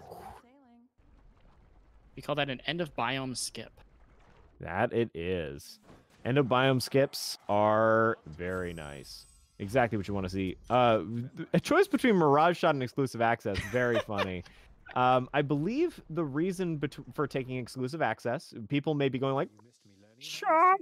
Exclusive access, he's not on a cast build, and exclusive access does have a nice benefit that Webbs is actually only has one Hermes, and his first Hermes sucked. So he wants to find epic greatest reflex coming out of this next epic plus dashes, I should say, coming out of this next Hermes boon. So exclusive access actually gives him it's guaranteed if he actually picks up the plus dashes. If the plus dashes are offered, it's guaranteed to be +3, which is going to be very nice.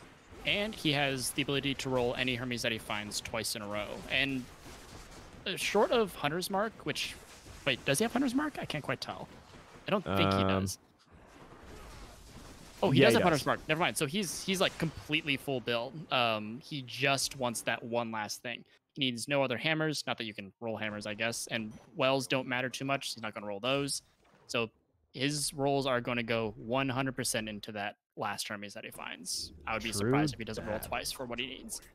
Also, Bright picked up a Light of Ixion in the last chamber of Asphodel, which means that he's going to get a Chaos Gate in the first chamber of Elysium, which is a very nice start to a difficult biome. I don't know why you said it like that. It is legitimately a difficult biome. Why are you disparaging the difficulty? No, it's a very difficult biome. It's just, we deal with it all the time. It's sometimes we don't even think about how tough Elysium is. But Elysium is basically the biome where dreams are made and also dreams are broken. There's so much that can go right or wrong here. It's just crazy. Also, with this Chaos Gate, they are actually on the same chamber. Or will be in just a moment once Bright picks the thing and then goes into the next room. Yeah, only a slight lead for Webbs. Yeah, the lead for Webbs is probably down to like, I don't know, it's still like 15 seconds or something. Yeah. Such a lead that I don't know if it even can be really classified as much of a lead. No, it's Here's the not Hermes, really though. a lead. There it is. There's the +3 dashes. And the exclusive access pick is immediately vindicated. This is looking real nice for Webbs now. Absolutely fantastic build. +3 dashes, Tidal Dash, Zeus Call, Artemis Attack, just the works.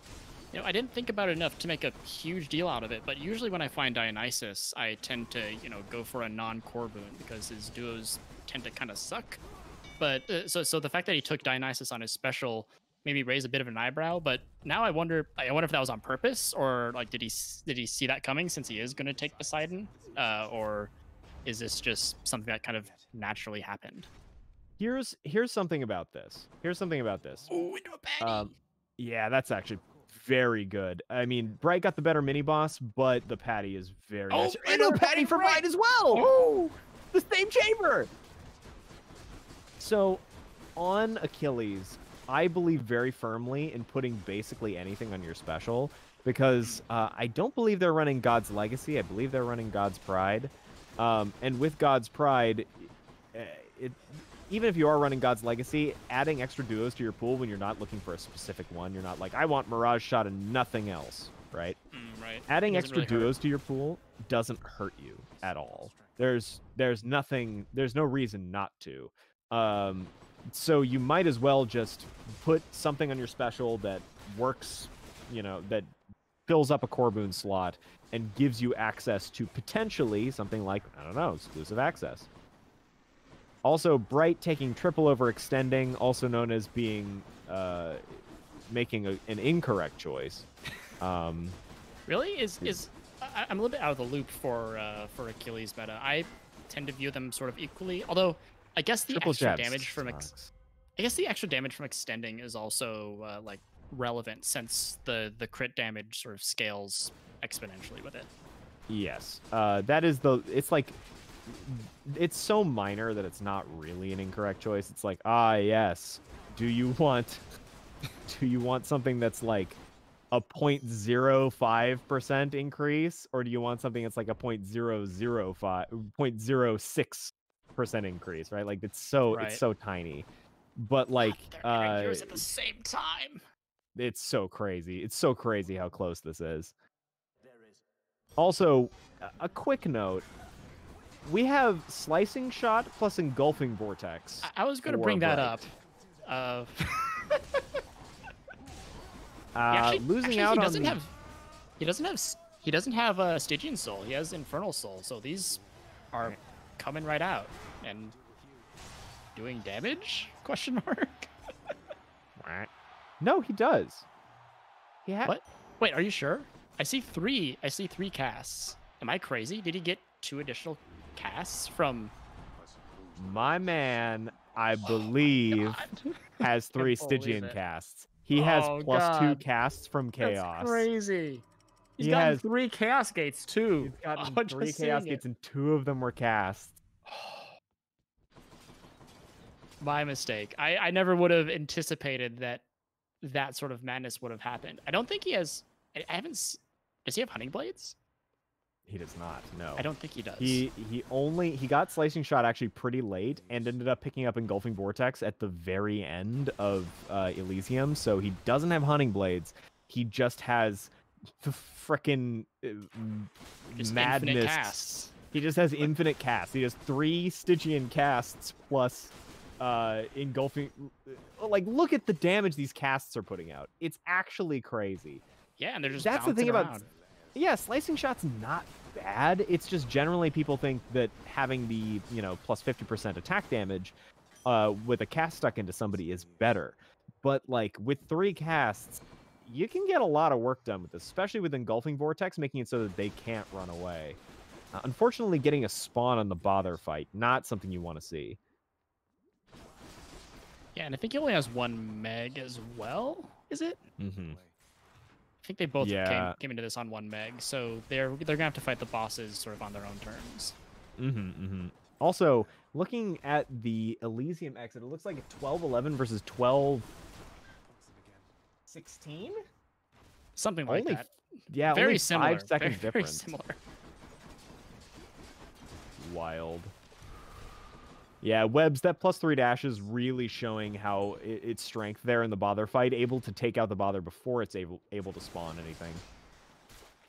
Yeah, just able to squeeze out that damage a little bit faster. It might be a 12-10. They might be 1 second apart going into sticks. I didn't pay too close attention to like how close they ended. It seems inconceivable to me that a +3 dash Achilles would be slower. But yeah. Well, I mean, we can see this happening. We can see how this is going in sticks. The sticks clear, at the very least, is a significant margin faster. Because we can see that Bright is still going through his his third path, whereas Webbs is entering the Hades fight. So Webbs has got a bit of a lead at this point. And I would also be quite surprised if Webbs' Hades fight is slower than Bright's, just for the 3 dashes and purely. Okay, that. but Bright has Engulfing Vortex and has palmed his Slicing Shot now. So what do you think of that? I don't know, but maybe I don't know. Maybe I'll eat my words. I mean, maybe what do you think about them apples? What do you red think about number goes Achilles up. boosted Slicing Shot?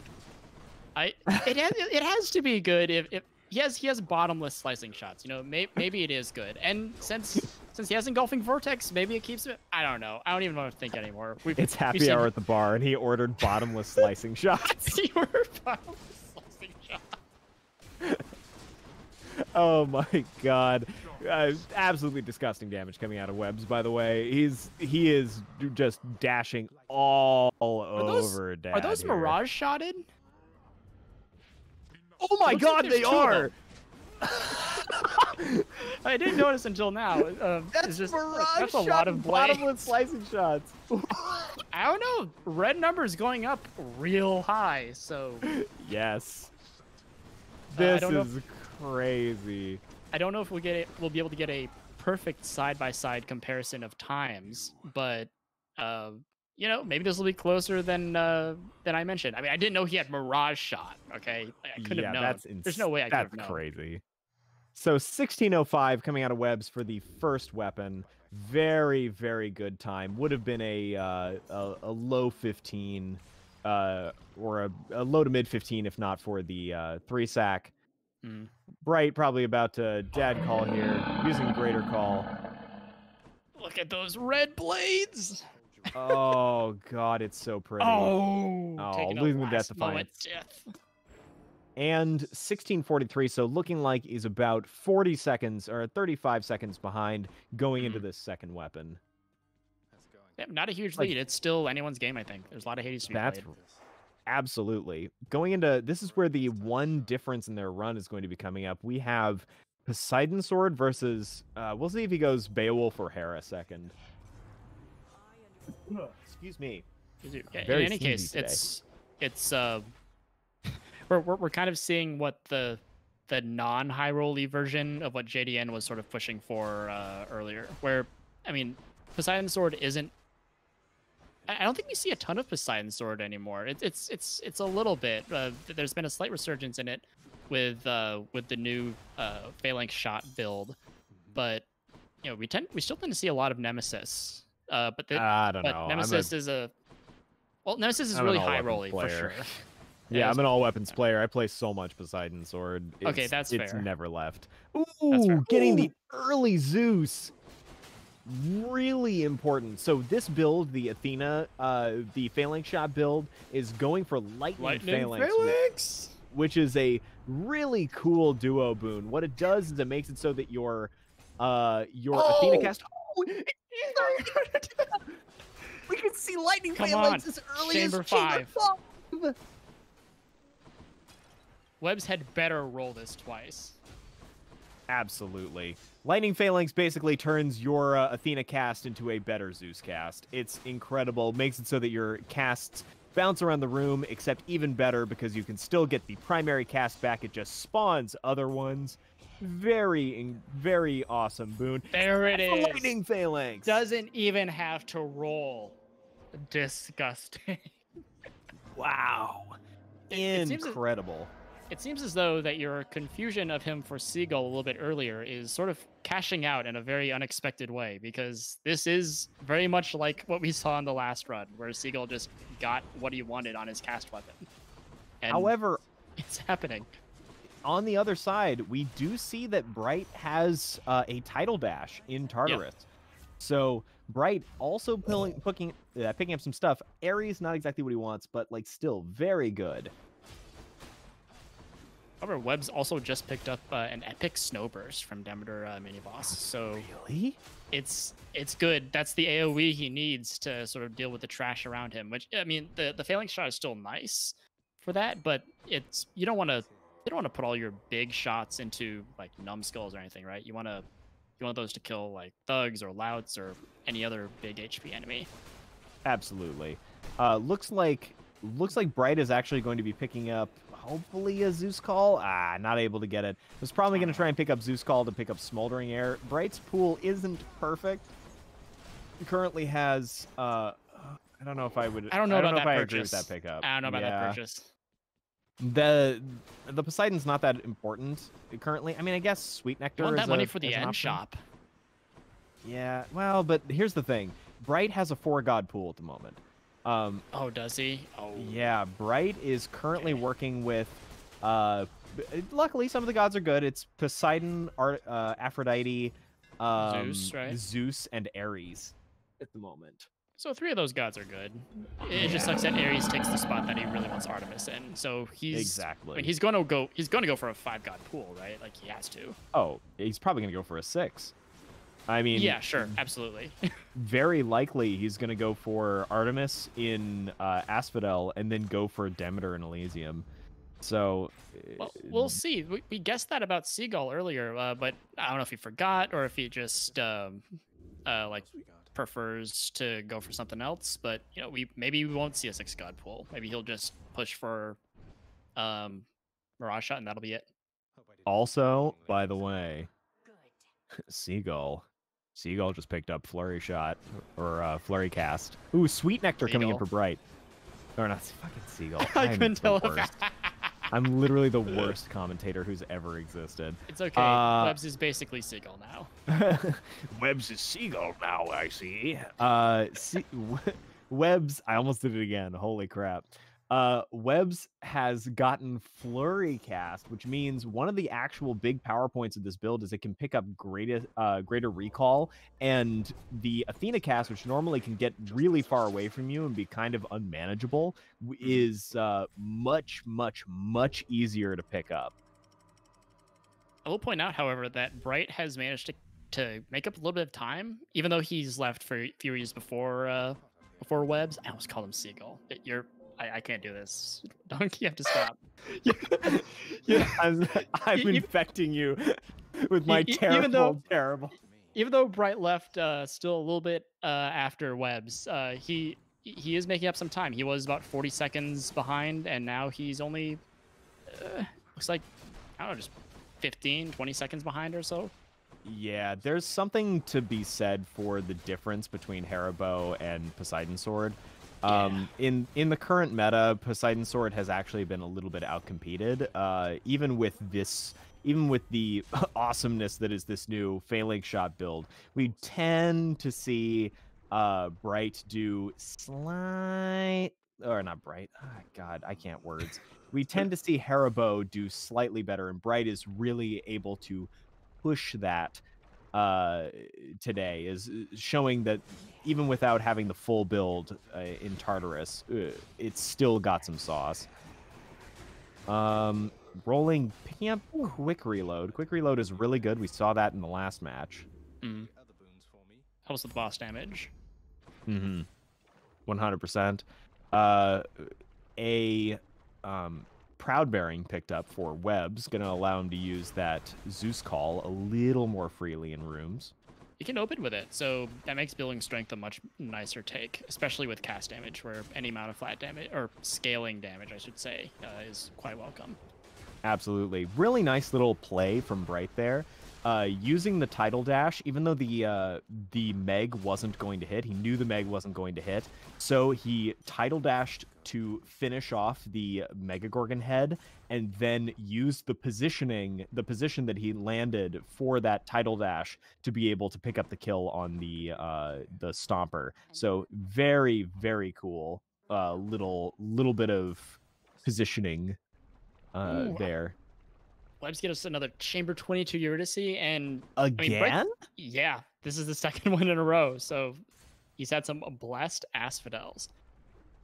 Absolutely. However, Bright is in a Poseidon room, so he has the option of he has one reroll, so we'll see how it goes. But he can get Mirage Shot here. That's true. And if he gets Mirage Shot, that's big damage. Yeah, for sure. I mean, what level is his cast? Like 5-ish? Rolling? No. Actually, can't tell if they. I couldn't tell if they have Pride or. Oh, they're Legacy. almost certainly running Legacy. I know that the. Oh God, yeah, Bright's not getting lucky here. I know that the Phalanx Shot build for sure runs Legacy, and recently I used to run Pride on Haribo, but then Ananka came in and was like, don't. And I went, why? And he went, just don't. And then I realized that Legacy is just so much better. I will have you know that before Ananka was saying that, I was saying that. I was like, there are too many good duo boons to turn down Legacy. Yes, you're an innovator. You're a man who brought too many builds into the fold, blah, blah, blah, blah, whatever. Yeah, no one cares about. Yeah, Res 13. He Old dogs. Fucking got Flood Flare Beowulf into the meta. That was also me, but we're not here to talk about me. We're here to talk about how Bright does not have Mirage Shot, and he lost a little bit of time of the time that he made up in Tartarus. No fault of his own, I wouldn't say.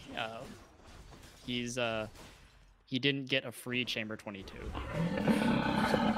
That's right. Yeah, so he's lost a little bit of time here, but by the same token, he can still make it up. Elysium is again where dreams are made or killed. So, there's greater recall! That's what you want. Nice. This is the second one we've seen, and greater recall is actually a little bit rarer than regular legendaries. So it's nice to see that we can still get it. Oh, hey, and looking like we've got another Light of Ixion going into Elysium for Bright. So another early Chaos Gate. Love to see it. Picking up Inferno Bombs for boon rarity. Yeah, I mean, might need that boon rarity given how... Yeah, might need that boon rarity. 60 health. He has 60 max health. These Inferno Bombs are dangerous. They actually are. 2 or 3 Inferno Bombs, and he is dead. Yeah. Oh man, I remember when I didn't know that Inferno Bombs couldn't damage you after the room ended, and I was always so nervous whenever I would took me clear forever a room. to figure out. Yeah, I was like, because I didn't want to test it. I didn't want to like get damaged by them, so I just always dodged them. So stupid. Yeah, the scientist in me was like, no, you want to go fast. You don't want to tank this damage. Then I think just one day I asked somebody, was like, can these damage you after room end? And they're like, no. And I felt so stupid. This is one of those things that falls under the category of there's no possible way we could figure this out. Yeah, none at all. No way. Not in the slightest. We can't test it. Regardless, we do have we had a quick Asterius kill there. Looking like Bright was able to pick up, I believe that was +1 dash. Not going to be going for greater recall here. Still needs to find the, well, I mean, I actually don't think Bright has any rerolls left, so not much of an option there. Though Bright is getting the better mini-boss, getting Butterfly Ball here as opposed to the Asterius on the side of Webs. Does he get it? Oh no, another one. He's had so many tries. Are you sure he's not on God's Pride, or is he just getting scammed by Legacy? I think he's getting scammed by Legacy. If he's on God's Pride and he's not getting it, that's his own fault. But he does deserve that. Yeah, but this Legacy, if this is Legacy, ouch. Ouch. I will point out really quickly, just for anyone who can't see or doesn't know, Bright is using mouse and keyboard, which, as best as I can tell, is a little weird on weapons that you actually have to aim. I think he does use. I think he does use auto aim though. Yeah, it's not as aggressive though. I don't know, I'm a stupid controller player. I just have the game aim for me and just let it go. Taking concentrated volley over twin shot. Right? Maybe he doesn't. Maybe he doesn't like the reduced range or something. I don't know if I agree with that choice. I definitely don't agree with that, but I mean, he isn't here asking for our opinions, so. No, we'll just give it to him anyway for sure. Yeah, I don't know.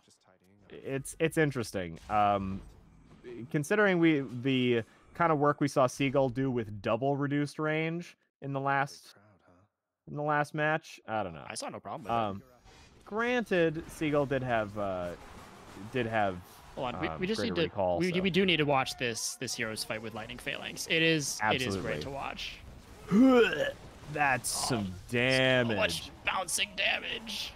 Oh my god. God, it's so crazy. Honestly, despite everything, despite the difference in sort of build luck and things, Webs is no, actually that was the right person this time. Wow. We got it. Now I'm second guessing myself. I'm second guessing myself on the right people. Terrible. That's when you know you gotta... Webs is not actually as far ahead as I would have expected. No. I think this is, partially due to the weapon, because Webs is just sort of a heroes fight ahead. We have Bright entering the heroes fight. So Bright's about probably a minute behind at this point. I mean, granted, he is pulling ahead, but I've always had this feeling with Poseidon Sword, which is that even if everything goes really well, sometimes it just doesn't feel like it's giving you all that a weapon could. Yeah, I totally feel that. I've also felt this about the Athena cast strategy, where like the slowness of the weapon just or rather the slowness of the cast, because you see it just kind of floats for a little bit. I mean, flurry cast helps, but even then, I feel like it just slows you down by on principle. Well, a part of this is that you know what? You want to know what Poseidon Sword needs? It needs double edge, which is real sad. Needing the cast and the hammer, yikes. At which point you might as well play Nemesis. Nemesis. Also, let's see. Bright is down to 1 Death Defiance at this point, taking Acorn for the safety. Only 115 health. Oh boy. Webbs has Dedge? Oh god, Webbs has Dedge. Wait, Webbs has Dedge and he's still not looking that great? That's just Poseidon Sword things. Oh, look at these rooms though. And look at these Look at these rooms in sticks. And we're gonna want to keep an eye on the Hades fight as well, because when he gets those ads out, those bounces are just gonna, if everything goes right, they're just gonna destroy Hades. Absolutely. Seagull said something in the chat that I'm about to destroy him over, which is that greater recall matters less on short range. But it allows you, with your short range, you're able to move to other locations without having to pick up your cast, so you can get into better position without having to worry about picking that stuff up. So it actually does matter for your range, dummy. Now we're gonna move on. We have roasting the chat. That's usually my job. I don't know where you're getting these bad habits from. I'm tired, okay? I slept 4.5 hours. All right, let's let's see. It looks like we're going into path number 3 for we're finishing up path number 3 for the lightning rod. Lightning rod. The lightning rod is synergy with greater recall. It has to be said, is not quite there. Yeah, well, okay, so there is one thing, all right? There is one thing. Apparently, I heard from Elo that there is one lightning shot out of the rod before it returns to you. So it adds 70 flat damage to your cast. I believe it adds 70 flat damage to your cast on exit. La-dee-da. Yeah, it's... I mean, it had 70 more per cast, so it is more like 210. We are seeing the lightning bolts come out, so, you know, maybe Elo's right. I don't know. Well, Bright's starting on his never doubt Elo and anything.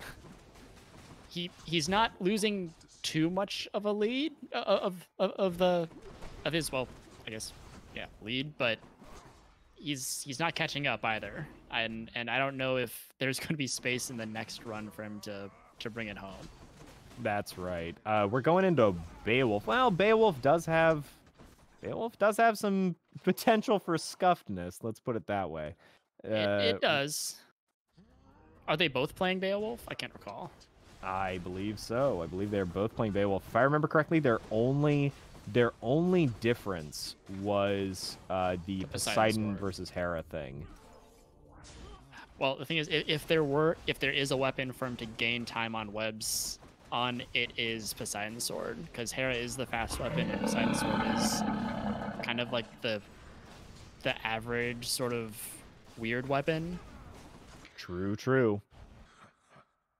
But who knows?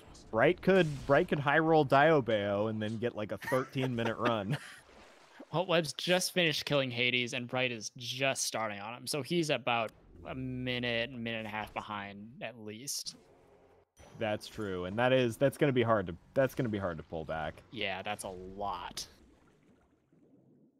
I don't think he's picked up Mirage Shot either. So I mean, he's been working on it, but it hasn't been kind to him. For having Mirage Shot prereqs pretty early, honestly, he's gone through a whole bunch of Poseidon boons without seeing it. If I see a God's Pride on his finishing screen, though, I am going to be... We'll have to keep an eye out for that. All right, Webbs is loading up Beowulf. It is interesting also, Bright does have Artemis Call. Yeah. So he's looking to skip a phase. Fire it off now. Okay, that wasn't quite where we wanted it. Yeah. That was a very mediocre crit count from Artemis Call. Disappointing. Also, Webbs is going for Flood Flare, as expected, has the lead, go for the consistent thing. Mhm. Now the question is, does Bright high roll into Diobeo? That will honestly, he is sort of known throughout the community for playing Dionysus Beowulf kind of incessantly, like to an unhealthy amount. Yes. So, you know, maybe he'll represent it here. Maybe he'll bring it in. Well, we'll see. We'll see. Also, like, the thing about this is that I think he might need to, because Webbs and Bright are both very good Beowulf players. There's no real skill differential between the two of them. Webbs as a extremely high level multi-weapon. Legacy! He switched to Legacy! We're gonna see it! Oh, it's Dionysus. It's the cup. Wait a second. He had Pride! Did he? He switched to Legacy. No, I don't If think he he had Pride. switched- I think I saw it. No, he had it. If- He had No, Legacy. if he switched Legacy. To, wait. Oh, he had Legacy? He had, Okay. he had to switch Stygian. That was what tipped me off. Oh, that's what you meant. Stygian. Yeah. Sorry. Oh. My brain was moving a little bit too fast for my own good. Yeah. He had to switch to Stygian. That's how I knew, baby. That's how I knew we were going to get the And he got Dionysus. it. Though we also have Natural Artemis for Webbs, which he took over the shop, which I think is correct. Oh, It's absolutely into correct. a second Poseidon. He could get Mirage Shot. Oh, disaster for Bright. Wait a second. It's opening up. Not on the He's first gonna roll. Oh, does he roll again? Oh, no! Disaster! Wave pounding is good. It is a cast damage bonus It's against good. bosses, but it's not Mirage Shot. It's not Mirage Shot. But, I mean, he didn't come out with nothing, which could have happened. He is still set up for Mirage Shot, so it's not the end of the world. And presumably he has Legacy, so True that. he'll have some more chances. Plenty more chances. Oh, and there's a Chaos Gate for Bright. This is it. This is the moment of truth. This is the moment where we figure out, well, I mean, not quite yet. He has to finish up this room, but this Chaos Gate is where we figure out whether or not this run lives or dies. He needs to find +1 cast out of this. And he's rolling Having to skip twice the for it. shop. Here we go. See? Oh, Not on the no! first. Not Not on the second! No! F. F's he finds the in the Zeus, chat though. for Bright. Well, you know what? He went for it. He can still find more Chaos Gates. He has to check wells, but maybe he can find stuff in the well. There's some room for this run to come back.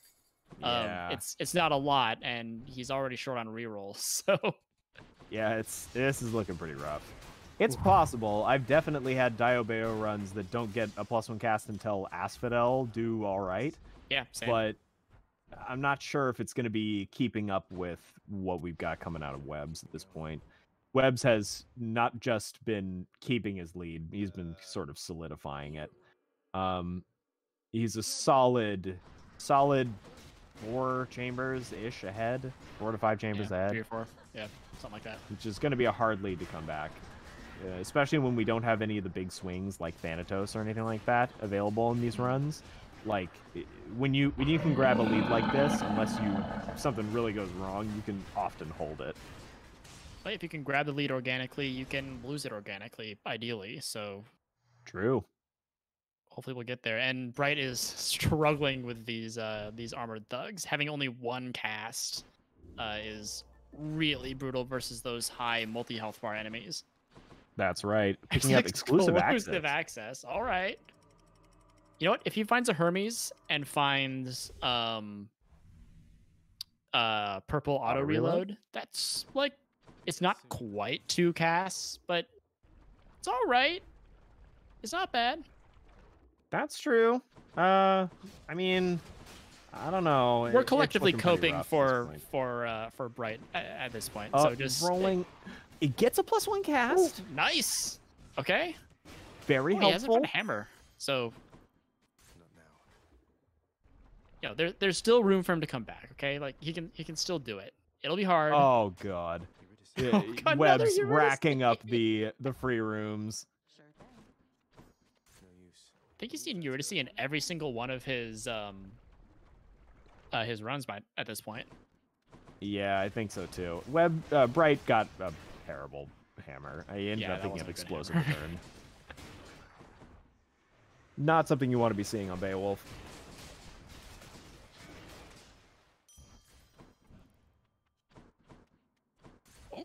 Okay. And Webb's actually had to make a weird decision. I'm not totally sure. So if there weren't a Chaos Gate there, I think that's absolutely correct. I wonder if taking the Chaos Gate there was better than missing the mini boss so we can ensure a Chamber 21 shop.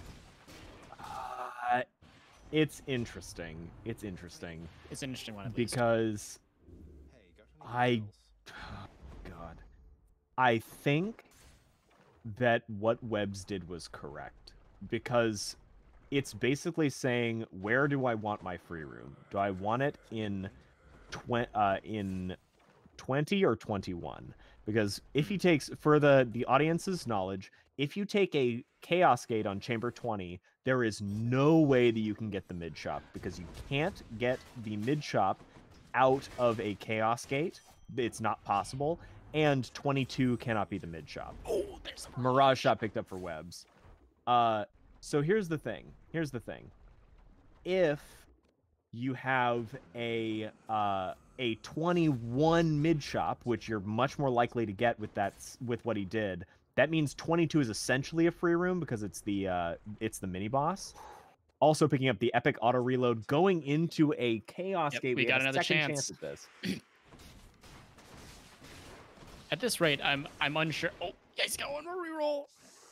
Oh, he gets it. At the cost of cast damage. All right. He only has one cast. It's not like he's doing that many casts anyway.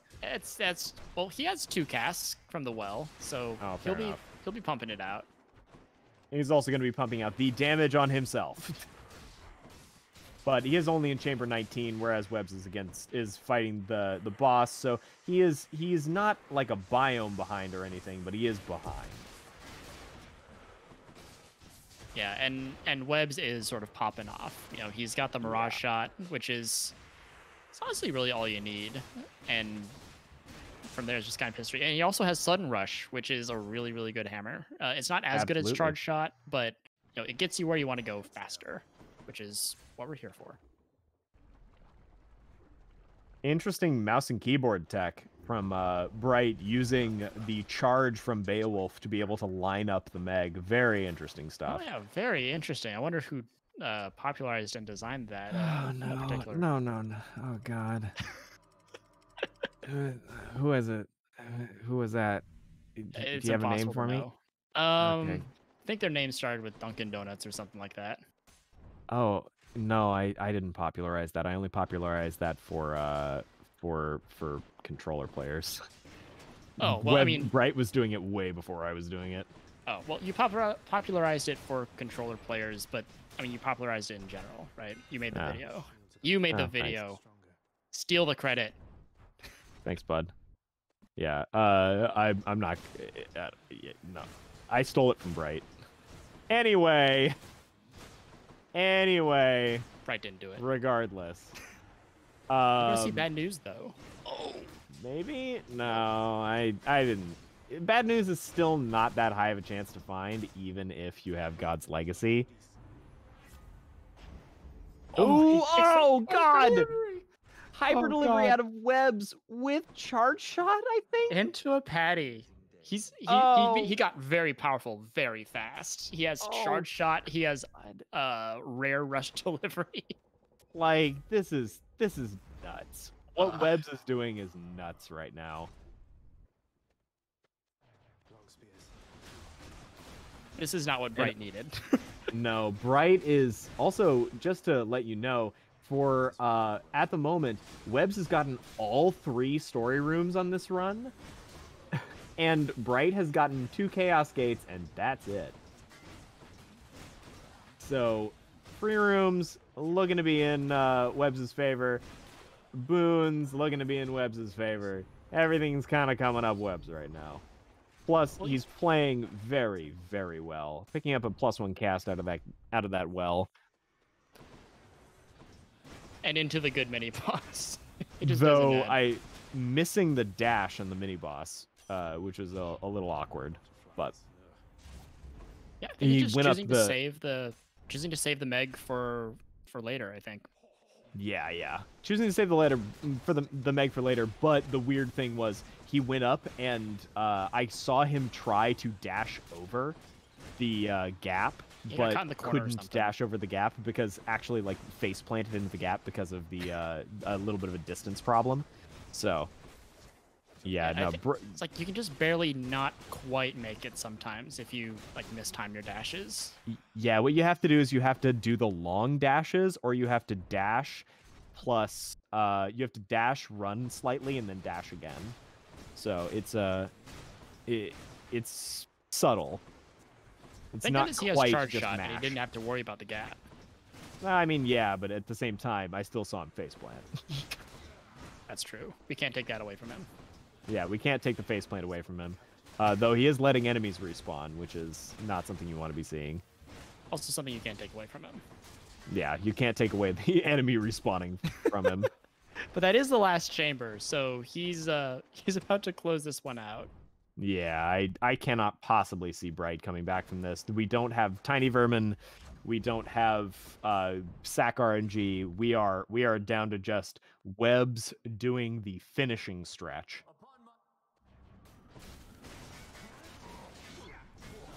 Doing some pretty good damage. Oh, yeah. And the Hunter's Mark is so helpful here. It's helpful on basically any build in the Heroes fight. Oh my lord. Disgusting damage. It never stops feeling good seeing just never. the heroes melting. Watching the heroes melt to a good build is just the most satisfying thing. Chef's kiss. Like watching Hades melt, yeah, sure. Watching the heroes just instantly explode, glorious. Hades Sinfeast melt, picked up a Bright. Ooh. Still doesn't have Mirage Shot though, I don't think. No, which really is kind of what you're after with this sort of build. This is kind of, I guess it's outdated. Like we finally have to say it's just kind of outdated, or maybe I have to deal with it because this was sort of this was my build. This is my baby. Yeah. I developed this so hard, and then it just turned out that a regular ass, cast build with Mirage Shot was the correct move. I mean, we had to find the regular old cast build with Mirage Shot though, right? Like this build was really good until we figured out that just Flood Flare was, the shit. Yeah. So we're kind of seeing two generations of Beowulf side by side on Twitch.tv right now. Yeah. And Flood Flare is sort of the new hotness, and it is better. Ooh, it's the 34 fountain though. This was a pretty good Elysium for Bright. He did find I don't think he found Butterfly Ball, did he? But he did find Patroclus, and he did find Chamber 34 fountain. So this is nice. That is true. And got Mirage Shot right there at the end.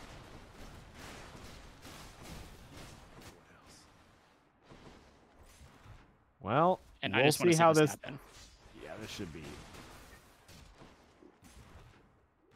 Now here's the sad thing. You see all this damage. You look at it. You watch the Minotaur. You watch the enemies explode. It's not. They're not exploding faster than Flood Flare was. They're not. I don't think they're. How many palms are in his cast? Not too many, I don't think. Are there? Not very many palms in the cast. 3 palms in the cast. That's not good. Yeah. I guess is. Oh, hey, high roll into a +1 cast. That's very nice. I think at this point, Bright is just going for let's try and get the best time that we can. Yeah, this is definitely a solid run overall. Yeah, it's definitely going to be a solid run. Somewhere probably in the 53-ish range, I would say.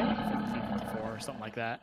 Hades should go down pretty quickly as long as this this cast stone lasts, which, as we sort of found out before, it should. Scintillating Feast really does a good job of killing these tiny rats, by the way, just filling the place with fog. Mm-hmm. Absolutely.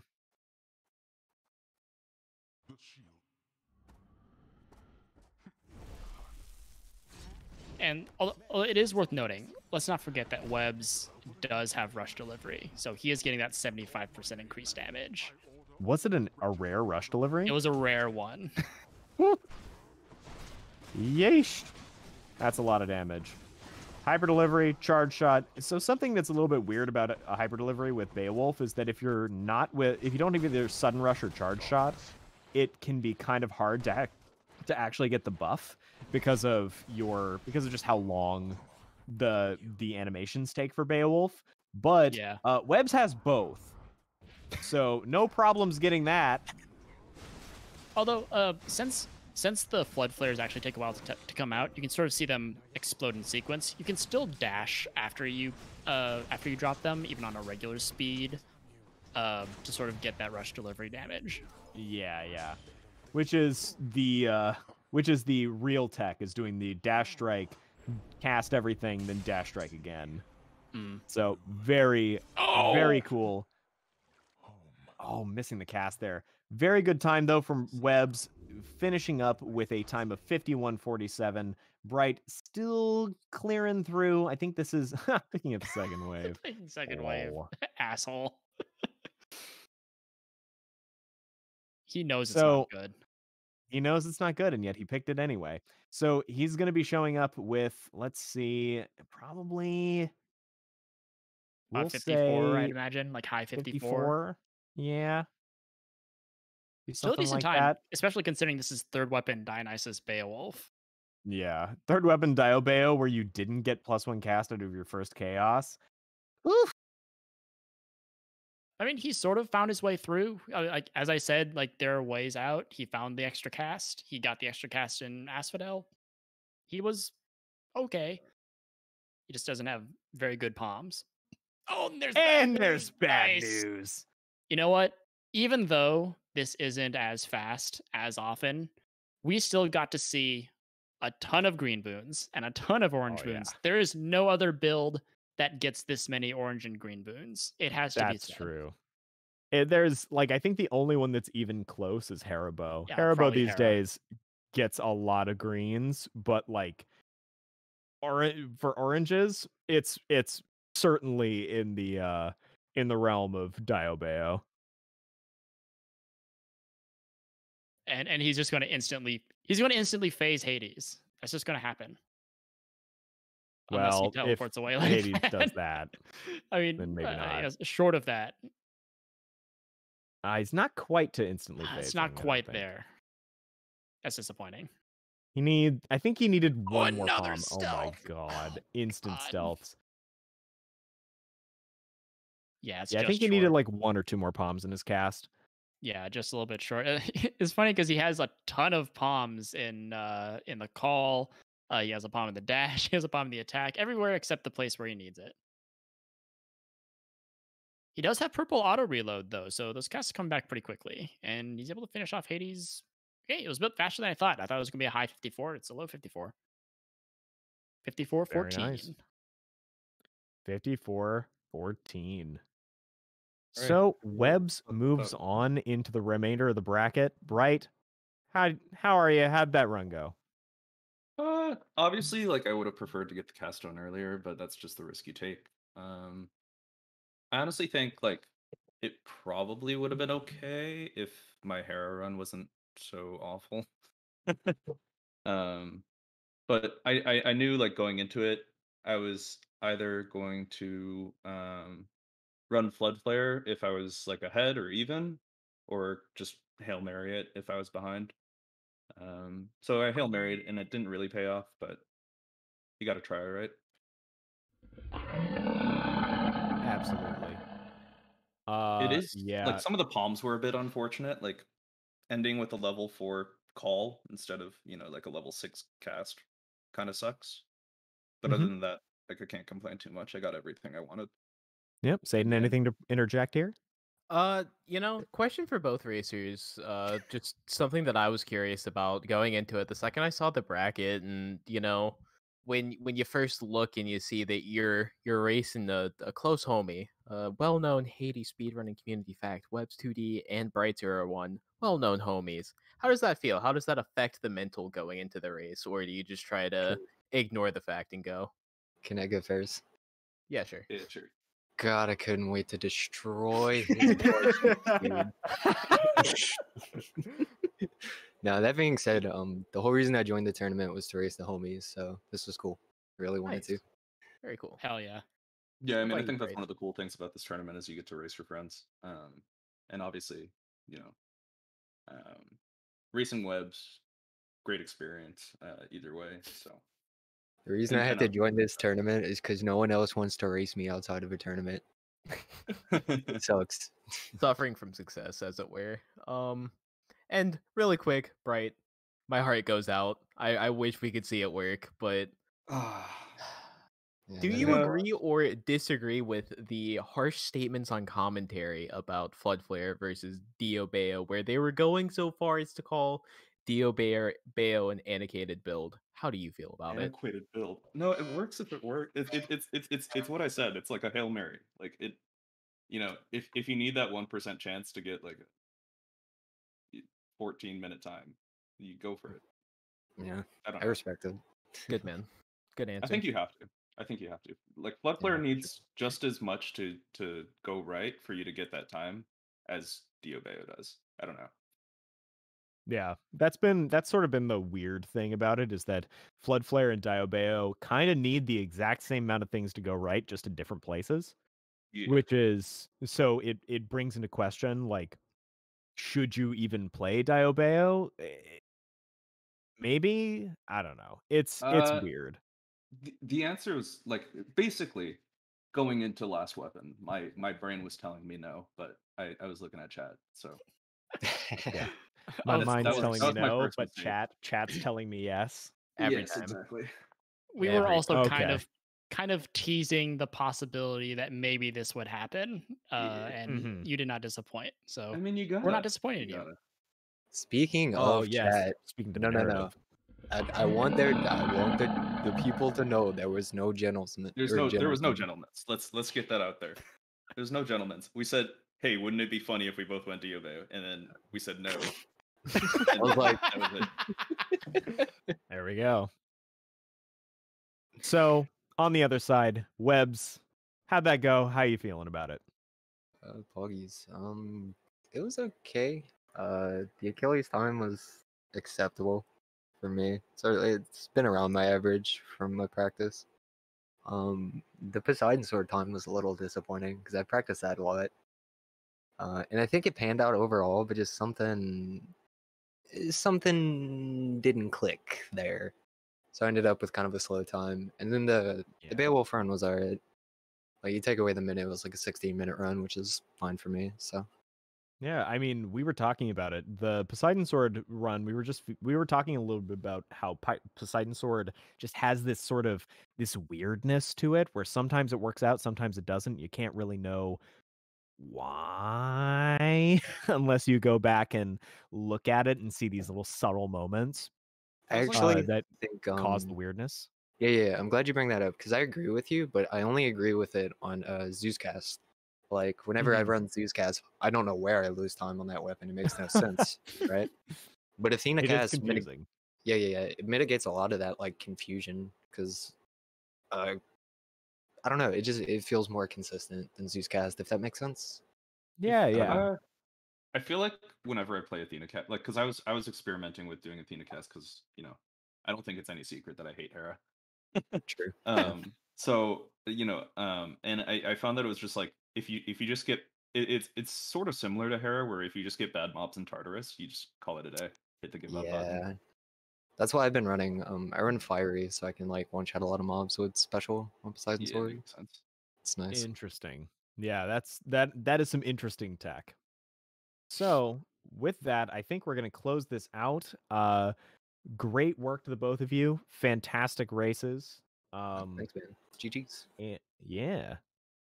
And we'll be going to a short little break and then bringing in the next set of racers, which is going to be, I believe, Trash Lapras versus Lat Millard.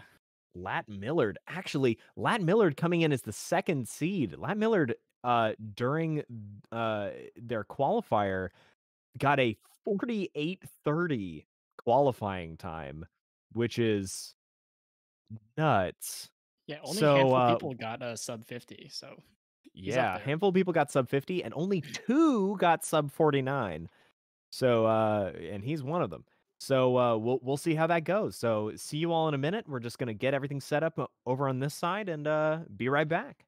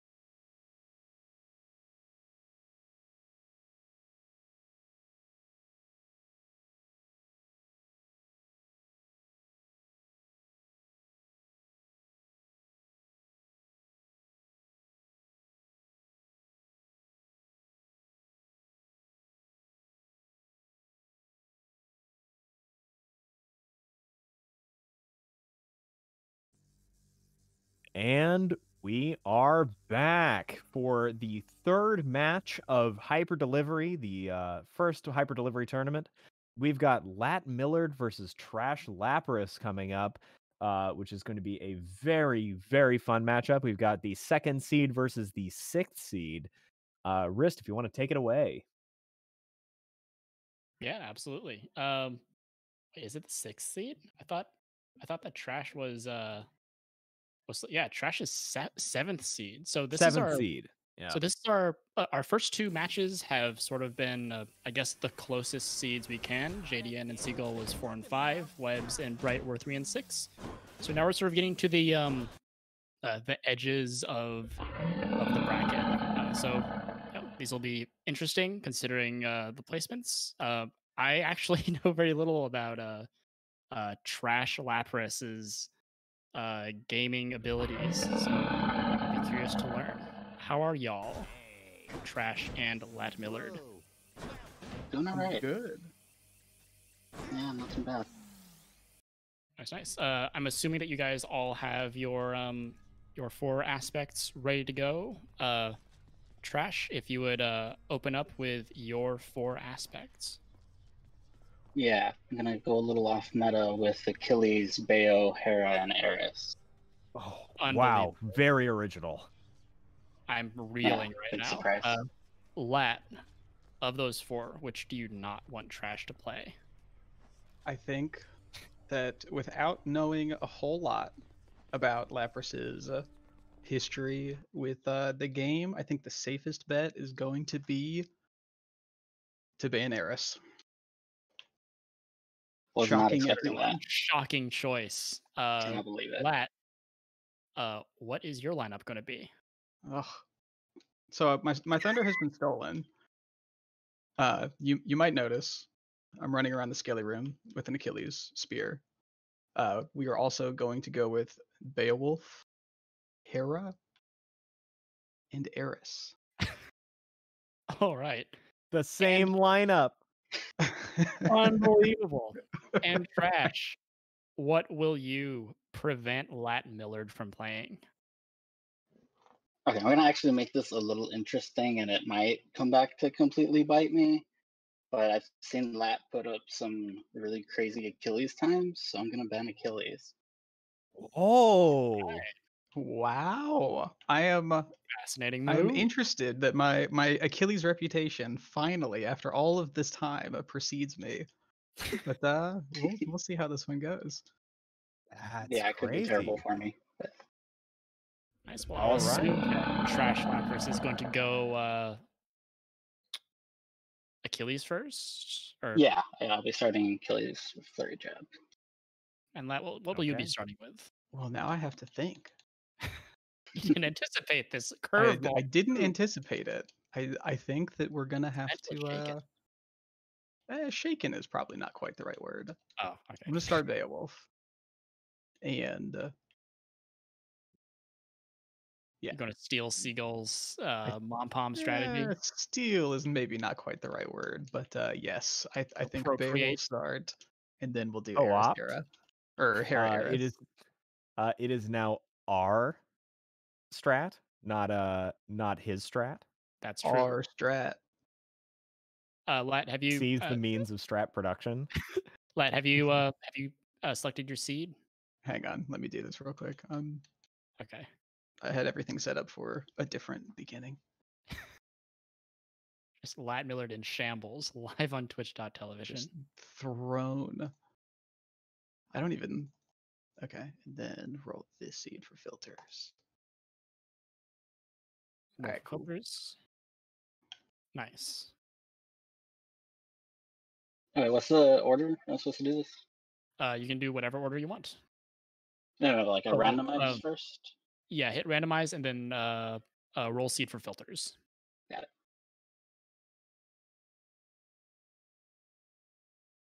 Cool. And whenever y'all ready, just load up. You have extending jab. Is that because of like the starting boon reset? You selected flare jab, right? There we go. Okay, cool. Just want to make sure we're all sorted out. Great. There we go. With the seeds all set, get on over to the pact. Would you like a text countdown or an audio countdown? I'm going to choose a text countdown that I can Alright. Yeah, I'll do definitely. text as well. Then wrist, get ready for that. And I'm going to do the audio countdown right now. We're going to start at 3, 2, 1, go. All right. Lesser known fact, even though you are doing 3, 2, 1, go out loud, I am doing 3, 2, 1, 0 in chat. So You're the worst. All right. Starting out, we have, as we expected, Flurry Jab and an epic Flood Flare with Mom Pom. So off to the start that we expected. Wrist Sort of, carry for I just 1 second. yeah, Oh, I we're feel right like back.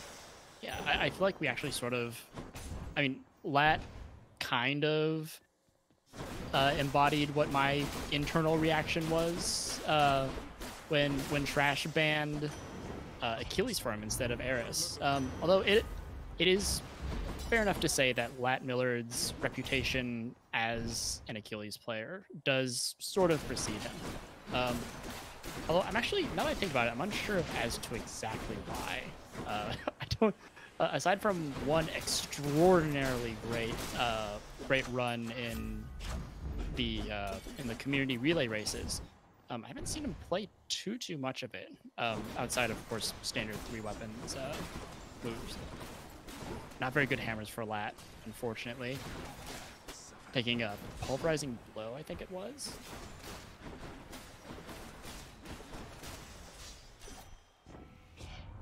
However, Trash is picking up a really good starting boon. Well, a secondary boon aside from the starting splash dash. Not choosing to go the Web's strategy of starting off with Artemis Attack, which I guess is generally untested. And since Webs hasn't really been playing much publicly outside of his practice streams, which have only been a couple, I'm not sure how public even the Artemis start is. So maybe we'll start to see that sort of pop up in popularity. Maybe we'll see some of that tomorrow. It's hard to say. It'll definitely take a bit of practice since the AoE from the splash dash is kind of something you take for granted until you don't have it. Yeah. So we did we go for Artemis start or did we go for title dash start? We got the Poseidon. He just or they just stumbled into a natural Artemis. Oh wow, that's wild. Okay. Yeah, so we went for a title dash start into natural Artemis. Very nice. Basically what we saw out of Bright last time, as opposed to what we saw out of Webs, which is the Artemis attack start. I'm still not sure how much I like the Artemis attack start, but we'll see how that goes in the future. So to speak a little bit to the choice of not going for Rocket Bomb to start on for Lat Millard, if we think about the weapons, we have Hera, Achilles, and it's Hera, Achilles, and Beowulf on the side of Trash, and we have Hera, Beowulf, and Eris on the side of Lat, which means there's one different matchup, which is going to be the Achilles versus Eris matchup. Generally, that's thought that Achilles is going to be a little bit slower than Eris in the general case. So probably what Lat's thinking is, hey, what is the least consistent weapon out of this group? Probably actually Beowulf, given its weird sort of needs a lot of cast damage and palms and things. And potentially, even with a medium Eris run, might be able to match Trash Lapras's Achilles. So why not get something that has a little bit of high roll out of the way first, and then leave Eris as the consistent monster that it is? I will say for Beowulf, I'm not sure if I agree with that, because its inconsistency doesn't really come from its start. I mean, obviously having a high rarity boon is nice, but the consistency or inconsistency really comes from where you find Mirage Shot, and what your hammers are. So I'm not sure if I agree with the inconsistency of Beowulf. Well, there's an element of this where the inconsistency of Beowulf, some of it can be in its damage in the later game, because if you have Mirage Shot without any sort of cast damage percentage boosts, you can be in kind of some trouble.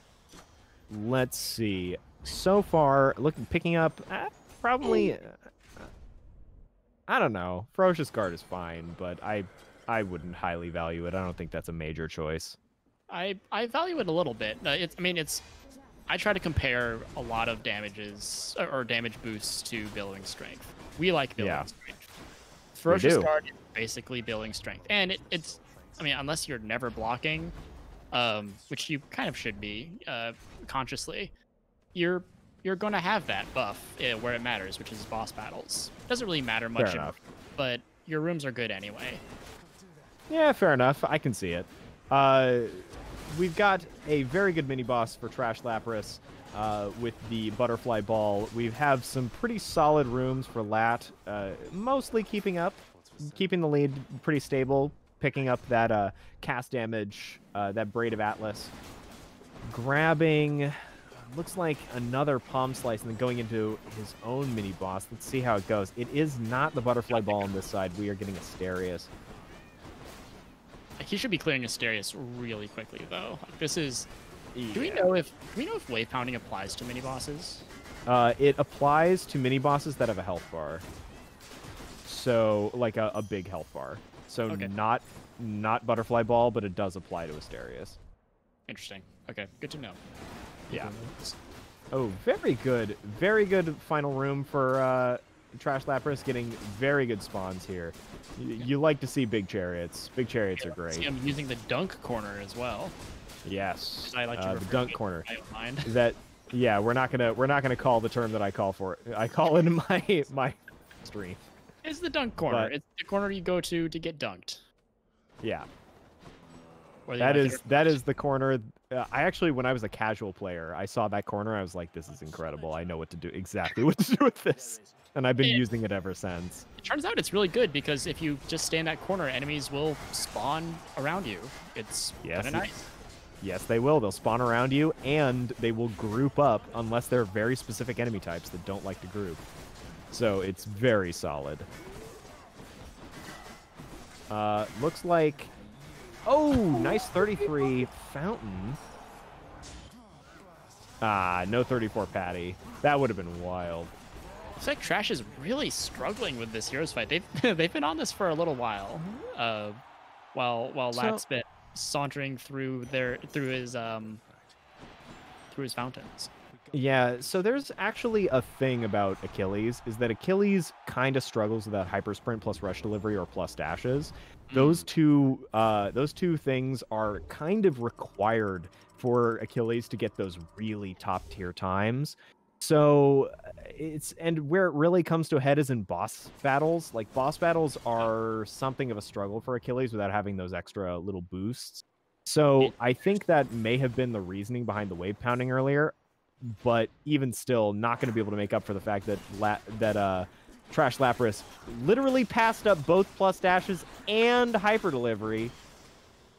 So we're not gonna let that go. I'm ready for you to ask them the big question. I will. This, regardless of whether I will. I think I know the answer of why, but that doesn't mean that I accept their answer. Actually, yeah, I think we know the answer. It's rarity, right? It's got to be rarity. It can't be anything else. It can't be anything else. This is for Lat Millard, by the way. I just want to point this one. Ridiculous. 100. You know the chance of getting one of those, like in the 2 slots, you have like a 2 in 26 chance, like a 1 in 13 chance to see one of those. Like, it's crazy. Sometimes you get lucky. I do want to quickly point out, it happened so fast, blinking you'll miss it. Trash Lapras actually did the thing with the big bother that you talked about, which was sort of get under it right away, summon Meg, and it landed. Unfortunately, that was their last Meg, so... Oh, no! Probably not what you wanted to use the last Meg on. Big Bother can die pretty quickly without the Meg, so... Ayo. Oh, no. Like that. like what we just saw Lat do. Now, granted, Lat does have plus 150% cast damage. Yes. Is that a level 10? That is level 10. It's level 10. This is dumb. I don't like this. I don't like it here. I'm gonna check this spell. There better not be a Braid of Atlas here. There is. Oh! Of course there is. Oh my god! It's 4 braids! This is ridiculous. This is- I've never this is seen this well many count braids. that we need. 200% gas damage. I don't think all 200% of that is gonna. Is it? Wait, hold on. No, it's not all Can it? 200%. It can't. I don't No, think no, so. no, no. Oh, that's 4. It's gonna be probably, looking at this, it's probably gonna be like It's just gonna be 100% of it. Well, one of them has 6, so that's definitely gonna make it. Yeah, the 6 will make it. The 4 I don't think will make it, and the 12 will or the 10 will certainly make it. I think there's a hidden one as well, if I'm not mistaken. Well, the hidden one is already gone. The hidden one was on 10 when the other ones were. Oh, okay. Yeah. Sad. Well, while we Also- were marveling over Lats, Yeah. well, luck. Lapras did made it. pick up +2 dashes, so gonna help a lot in the boss fight. Yeah, imagine if those +2 dashes had like some rush delivery to go along with them. Oh man, wouldn't it be wonderful if they did? Also, looks like despite the time differential coming out of Elysium, they're actually entering sticks not that far apart. We'll see, because the boss damage is going to be better from Lat. We'll see how much time Lat can make up here. Like, if anything, honestly, close the gap. It's not even a competition. yeah, it's definitely going to close the gap. Just how much is the question. Yeah, I don't think it'll catch up completely, but it's No. definitely a time loss here for Trash. The +2 dashes were Mhm. really good, but I'm not sure if. Oh my God, look at his health bar go! Oh god, so much damage. Oh! Really good tracking with You the know what? cast. Able to hit Hades even while he was doing a move to get away. You know, there might be Also- a possibility that he catches up. Yeah, Trash, I believe, is going for the full dad call to try and get this last phase out as quickly as possible. Is honestly, like, Lat here is probably going to be only a couple of seconds behind. Yeah, A few, 1641 versus 1649, only 8 seconds. and that's the power of boss damage.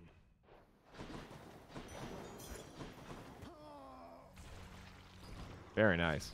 Whew. Okay. Whew. That was Oh. exciting and weird, and I don't like it. So we're gonna go Oh, into a more normal run, right? I'm like they both have Hopefully. Para, right? Yeah, I believe so. Okay, it's finally Yes. Back-to-backs, side by Oh, sides. I'm getting the vapors. Can't So so we're gonna be probably going Hera for both. Yeah, looks like Aphrodite into Beowulf second for Trash. So we're gonna see Trash go into the weapon that we just saw out of Lat, and Lat is gonna be bringing in something completely new. Ferocious Guard start for Trash, which is not the best, and then common Crush Shot out of Lat. So just sort of average stuff coming out for both of them. Had to drop a roll for it, and I will say some insider information. Although I don't know if this has changed in the last couple days, but on last report, Lat has definitely expressed some displeasure with. Oh, nice! Oh, there's a natural Nice Demeter. early He has Demeter. expressed some displeasure with Haribo, the weapon in general, which is not an uncommon take to have. It is a weird weapon to play and learn. It's very hard. I can honestly say at this point that I love Haribo. It's an Artemis! Actual Artemis. This is He didn't find Snowburst, but he is True. getting the good pool. Yeah, seriously. Very nice stuff here. Yeah, I don't know. I've learned to love Haribo. There was a while where I was like, I don't get it! Ah! But recently, after doing a bunch of grinding on it, it's weird, but at the very least, I just really like playing it. It's very fun. And even if it's not necessarily, I think some people's frustration with it often comes when they feel like they should be getting better times than they are with the weapon. And I find that the best way to deal with that is just to have fun with Big Chunk. And, Fun with Big Chunk. yeah, you just go like, Palm I in the go mid boom. shot. Oh, I don't like that Wait, decision. what? Lat just cruised by a palm in Charon's shop. Not sure if I'm Ooh, okay with that yeah. one. Especially the first palm. No, that's certainly a mistake. Probably just looked at the boon and saw, oh, it's like Ares. I'm good. I don't Whatever. even think he had cash for it, to be honest. Oh. Oh, but a natural Artemis for trash. Ooh, that's looking good. Rolling for Nice. Deadly Strike, picks it up. We got some nice boon pools just coming right out. Mm-hmm. Absolutely. People have been getting very, very good Tartarus boon pools. Popping off. Popping off. I will say, for Hera... What a hard choice. Oh. What a hard choice there. Picking up, basically going, is it a free room or do I take the chance of getting Mirage Shot and Tartarus? And Chamber 11 free room, you gotta take that, right? Yeah, you gotta take the free room. Like, that's not something you can really pass up. And you're about to force it. Like, it's not like you have the God Keepsake for Artemis either, so it's your chance of getting the duo is not as high as it could be. So it's not like the most likely thing in the world. So I think it is a perfectly acceptable skip there, but still gave Trash pause. And Trash had to sit there and go, wait, what do I do here? Oh. I will say, I might have actually been tempted by the possibility of Mirage Shot, simply because, I mean, look, he's got no palms in his casts, like, and that makes a huge difference for Furies, especially for bosses like Tisiphone, or the health. They them pronouns, by the way. Oh, excuse me, sorry. But regardless, no, I totally agree. It is tempting, but again, it's super difficult. It's super difficult to actually get it off of a random Artemis boon. So I think it is probably about the same amount of time saved as the amount of time you save on the boss. That's probably to true, just yeah. take the free room and it's guaranteed, right? Also, looks like we are about a boss fight ahead, though. This is going to be a much faster boss fight for Lat, as long as those casts actually pop out. Well, if you can get the boss against a wall, kind of like what you saw there, where the cast sort of landed on the ground. It's weird. I actually have no idea why this happens. If the boss is up against a wall, and you have Crush Shot with Hera, you actually sort of just automatically pop them out if you cast like against the wall against them. I feel like it's a quirk of the casts triggering actually not against the boss but against the wall. I feel like that's probably what it is, but that's the only thing that would make any sense to me. But who knows? Spaghetti. Oh, also, that is the start of Asphodel. Yeah, but that's also the first palm in Trash's cast. That was a level 1 Flood Flare until just now. So having to take palms out of Eurydice to actually pick up any palms at all. So we can see Trash is actually losing some time to just not having good damage here. And also missing casts on Leapers, but like everyone has that problem sometimes because Leapers suck. Armored Leapers are the frickin' worst. Yeah. Unless you have insane damage, in which case they're a little bit more manageable. But even then... Yeah. I mean, that was a really long room, just because damage was not there. Lat picking up a Hermes, picking up Hyper Sprint, so it now is live for Hyper Sprint plus Rush Delivery. Has to skip Eurydice because of the mid shop, but could pick up. There's Mirage Shot. Right, rewarded for it. Fair enough. I'm always tempted by Eurydice off to the side, even if it means skipping the mid shop. I really, really like it, but he was definitely rewarded. Mirage Shot is going to take care of that problem that we identified with Beowulf, which is killing these. There's another Mirage Shot. Yeah, and we got a Mirage Shot on both sides now.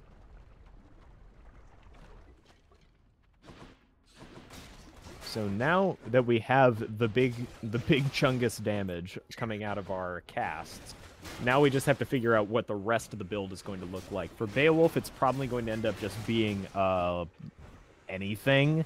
For Hera, I would assume that Trash is going to go for Snowburst, but we've seen a lot of people not actually go for that. But are we just There it getting is. Doesn't even need a roll for it. Just finds Yeah, it. Lat just got Snowburst. It's fine. It's fine. Who cares? You'll love to see it. Y'all love to see the Snowburst. Kind of a poopy room 22 here, though. 22s, though. It's no use. Yeah, 2 poopy room 22s in a row. We have a hyper sprint coming out for Lapras as well. So both of them set up for the hyper delivery combo. I don't believe either of them picked up a second Hermes. Yeah, it doesn't look like it. Ooh, Killing Freeze. Killing Freeze, not the best when you have a lot of burst damage, but can do a couple of like nice points of extra chip damage to people. I mean, is that even a consideration? I mean, you're kind of just looking for Ravenous Will, and if it's not Ravenous Will, you just take whatever, right? Yeah, I think Lad actually already has Rav Will, so. But does he have Rav Will too? Yeah, I think he got Rav Will off the first. Oh, he does. Demeter. Yeah, he got Rav Will off the Demeter and Tartarus. It's only a common, but like whatever. All right, looking to be only about a like 2 learning phases behind. Build is pretty similar between the two of them as far as power level goes, I would say. I'd say it's a little favored for Lat, but also Hera and Beowulf are they're hard to compare despite having a very similar set of mechanics. They're extremely hard to compare as weapons. They play very differently. I think it's safe to say that they're both kind of at that full build moment, though, where Yes. they have everything they want. They have everything they need. Now they're just using their last remaining resources to find what they might want. Right.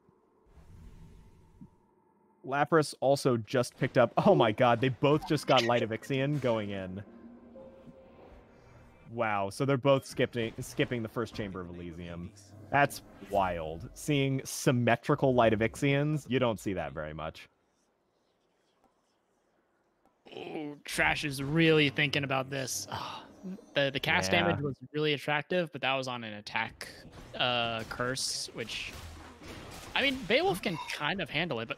Ooh, what'd we find? What a miss. Lat just took Hidden Rooms. Oh! For what? Lat took Hidden Rooms for epic cast damage. Ooh, okay, alright. Hey, I respect it. I respect it. Oh my god. Lat doesn't know what rooms are coming up. That means Lat's just gambling on whether or not they actually find their mid shop now. Like this could not be the mid shop. They could have just missed the mid shop right there. Yeah, that might have he might have missed the mid shop where we're at. Yeah. Oh no. I can't. I don't know. I can't really see taking Hidden Rooms in a race. This is one of those things where you have to. There are strats for like any heat and there are strats for races, and they definitely vary. And you have to know what you're going for and what risks you're willing to take. And I don't think that is a viable risk. Like Flurry Shot's great, but like if this isn't mid shop, nope. Oh no. At the very least, the mid shop he missed was an early chamber. That room was still really bad, but yeah, I guess it could have been worse. It could have been, and technically they're equivalent on rooms at the moment, so it's not the worst thing in the world. But I think that even if it works out, the risk was not worth it. Into the patty. Into the patty, very nice for Trash. Into the mid shop. Never mind. Yeah, never mind. Yeah, no, this risk was not worth it. I think that if there's anything that could be changed about this run, it's definitely that. But imagine if it did work out. Think of how like cool and gamerly Lat Millard would be if that worked out. Cool and gamerly does not equal win in a best of one tournament.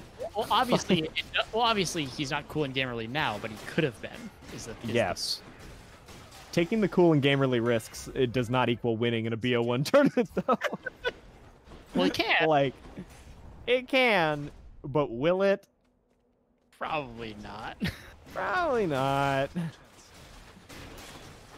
Like, if now this he's were a fine. BO3 tournament, I might have been like, all right, whatever. And he's like up a game, but this is a BO1, right? Like, but on the other side, we actually have Blade Dash coming out of Trash Lapras. We have Blade Dash and Doom Special. So let's hope that they don't see. Oh, they can't see. They can't see Curse of Drowning because they already have Mirage Shot, and those are exclusive. So we're not gonna see that garbage. But at the very least, very fun sort of ending the build here on this side. Ooh. Later Patty, 23 though. Patty. I mean, if he founds a fountain, he's basically going to be even. I mean, who needs... Yeah, we'll see. Okay, it wasn't a Nah. fountain. You might... Oh, but it's Ooh. swordsman. Oh, Even worse. It's His Armored brain's also Swordsman. really bad. It has to be said. Yeah. This is, I mean, granted, this Elysium could also have one fewer room to be bad in it if, say, a person could have seen what rooms they were choosing. Potentially. It was a 50-50. I mean, that's not much. Those are good odds. I like those odds. You know that SAC RNG is a 50-50, and yet we completely tone it down as well. We removed it. Oh my god, I was about to say, you rolled over quick reload. Lat rolled over quick reload for what I can only assume is rush delivery, but Yes. I would assume that too. we still found it. Still found it. Despite his blunders, Lat is still only like a little bit behind. Yeah, Well, I would might be say fair. probably. I mean, it's a boss fight behind, so it's like 30-ish seconds Not now. or more. I think it's also worth pointing out that Lat Millard does have fully loaded online. That is worth pointing out. That could be very cool, and if we pick it up, it could actually make an appearance, make some impact in the Hades fight. We'll see what the damage looks like. Trash Lapras' boss damage is not going to be as good as Lat's was in that last run. That's the most gigantic weapon I've ever seen. Almost certainly not. Ooh, some nice trap tech from Trash Lapras. Looks like, looking at the Elysium splits, it looks like Trash is about 45 seconds ahead. Something around there at this point. So we'll see if that lead is able to, if they can keep that lead going, or if the Eris from that's now coming up from Lad is going to be able to make up the time. Because now we're going to have a comparison of Haribo versus Eris Rail. I mean, and I'm not sure if Trash has enough of a lead to make up for whatever deficit they're going to end up dealing with that comparison. Eris is fast and it's reliable, and I mean Hera is also fast and reliable, but I'm not sure if it's Eris fast and reliable. No, there's fast and reliable, and then there's Eris. And there's Eris. Eris is a kind of a different beast. It's to the point where, like, who knows whether or not we need to, like, do something about the Eris prevalence in the meta just to make sure that every match isn't just, oh yeah, the person brought Eris, so I'm banning it. But we'll see how things shake out later. Are we gonna have a big argument about banning Beowulf? Or not banning Beowulf, banning Bayonetta from, like, Smash 4. It's just like, should we ban Bayonetta because it's really good, or should we not because it's in the game? We'll see. But I'm terribly up to date on Smash stuff, so I'll just pretend I understand what you're talking about. And I said it only because this is a Smash. This channel does a bunch of Smash events. Yeah, that's fair. Regardless, epic rush delivery. Okay, that may bring Trash's boss damage up to the level that we saw with Lat Millard.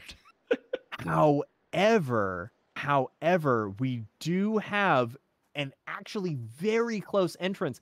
Yeah, Lad was able to make up so much time in Elysium or in Styx. I actually don't know how that happened. Like, I'm rewinding in my mind trying to think like where that comes from. And Beowulf has a really good Styx, and I believe Trash... it was the boss fights. I think Trash lost a bunch of time just not being able to make the mini bosses work. And Lat is just taking a bunch of damage stuck in a corner. What's happening? You see where his His gas gas! are? Oh His no! gas! Hurry, Oh, Sean! no! Oh no! Oh, The one God! has Oh dear. Oh no! 15, The casts are stuck out of bounds. and he's on his last Death Defiance. Thrown away in a single mistake. There have been two major mistakes from Lat Miller. The the Chaos Gate and then this. Oh no! Using the Greater Call just to stay alive. He's going to be in the penalty. He's gonna sit in the penalty box. I don't There's see him. got to be some way. Yeah, he's got to be in the penalty box. Oh All God. right, Trash is back in it. Oh, yep, there it is. There it is. No. Oh, Well, what a I guess. huge mistake. he'll respawn with full health, which should be enough to get him through. But that's gotta hurt. It was neck and neck. Oh, and Lat tabbed out to put into the chat. You saw the game pause for a second. He tabbed and put in the chat. LOL. Slamming the wall. Not a care in the world. Well, you know what? Imagine how amazing it would be if he still came back. Oh, but Trash opens up with an epic cast. That's a good start. We'll see. We'll see if there's potential. There is still comeback potential. Eris is a monstrous weapon, and currently the difference is 34.42 to 36.05. So we have a minute 20 to make up. That's quite a lot. And one of It the would. It takes a lot here. And one of the hidden time saves with Eris versus another weapon like, I don't know, Hera, is that enemy spawns tend to matter just a little bit less. We tend to complain about bad spawns for things like Beowulf or even Hera, like having all these sort of separated enemies that you can't AoE down or chunk down. But Eris doesn't mind those as much. Has a lot of reach, has high amount of damage, you can switch targets easily. It just doesn't have to deal with that problem or that aspect of bad luck as much. That's right. And as we can see, we are starting out on not a great hammer for Trash Lapras. Trash Lapras having to take point-blank shot, which is not awful, but not good either. Not what you want. Yeah. I think a lot of this is going to come down to what Lat is able to pick up here. Starting out with a rare Lightning Strike, very solid. Never unhappy to see a higher rarity on your Lightning Strike. You don't need it, but it's nice to see. Let's see. Seeing a Zeus, seeing a natural Artemis, so that's very good. But passing up the Zeus, Bromley was just like, I can do better. It's a toss-up. I mean, you can open up. Cluster Bomb. Oh, one piece of the puzzle. I think Cluster Bomb is actually better to find early, right? Because that locks out certain hammers. That it is. You get one. There's one fewer hammer in the pool of hammer options. That's triple bomb. Yeah, because it removes triple bomb, which means it is just slightly more likely to pick up cluster rockets. Plus, you can get something like targeting cluster, which is so good. Or cluster rockets. I mean, yeah, I'm just thinking, what could you get that's not cluster rockets, you know? That's fair. You know, dog, everybody knows about cluster rockets. So, currently, honestly, looking reasonably close, given everything. I mean, Trash did just get a a Chamber 11 Sisyphus. Gifting Boldy. What a gamer. What a gamer. Oh, picking up this Hermes, gonna roll it, see what happens. Gets hyper sprint, very nice. Into a Zeus, that's good. Very good. Could pick up something like, we'll say Jolted.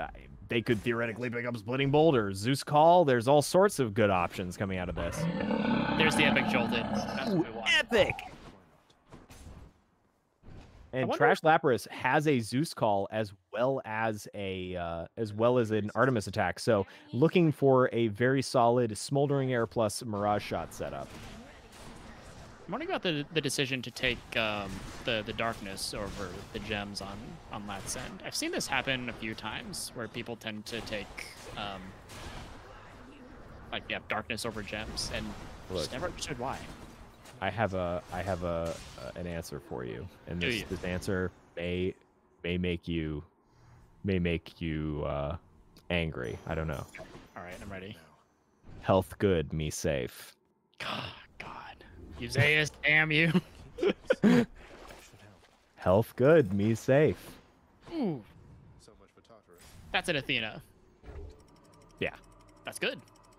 it's fine. I don't know. Picking Okay. up probably. I'm not sure about these rolls though. I'm not No! rolling for a dog. Take the cast. Take the epic cast. Oh no. What are you doing? All right. Lat's Lat's tired. Lat's making some decisions that are very questionable. Lat, are you Oh there? my god. I want an Athena Flurry. Like, yeah, you want the Athena special, but like you don't want Athena special enough to roll twice for it. I mean, we've got plenty of gods up ahead. I mean, maybe he's hedging for like clusters, right? Like, because I mean, if you find cluster rockets without a special, it does kind of feel bad. All right, but let me posit. He already has hyper sprint. He could literally save those rolls for hyper delivery. Like it is just objectively incorrect. Oh yeah. I'm not saying that this was like a correct move at any point to any degree, but I mean maybe that's what was going through his head. And that's the only thing I can think of.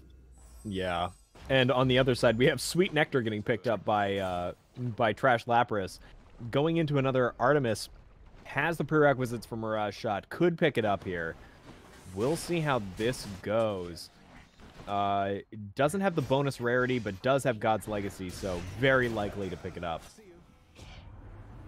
Let's see what happens. Doesn't see it. Rolling once. Oh no! Doesn't pick it up. Caster Curse. Oh, well. We've seen this happen a few Lat- times. Yeah, if Lat gets hyper delivery after spending all those rolls very badly, I'm gonna just go and walk into the sunset, never be seen again. Just dip. We'll never hear from Yeah. you. Legends will be told. All right, let's see it. Oh no. +2 dashes. All right, +2 dashes. It wasn't hyper delivery, so I'm not going to walk into the sunset. However, still very solid. That sunset's still looking pretty all right. And now we get the He dead. finds the special anyway. Yeah, okay. Lat's gaming. And there's the Mirage Shot for Trash Lapras. Oh, not using the mouse and keyboard strats. Honestly, what I'm most afraid for Lat is him not finding the dash. He's got a... There's a chance. There's a chance. All right, Nope, there it is. Yeah, my fears were unfounded. Yeah, no, Lat's just gonna gamer it. And don't worry about it. So really, where this is there's gonna be a big point, I guess pressure point of contention here. Oh my god, look at Trash Lapras's boss damage. Absolutely shredding Learning. There's gonna be a big power point that's possible for Lat here, a big point of catch up, which is that Lat is going to have the chance of getting cluster rockets in Elysium, and if Lat can get cluster rockets, things can turn very quickly. Yeah, and that's just a minute at least of time save right there. Boss damage.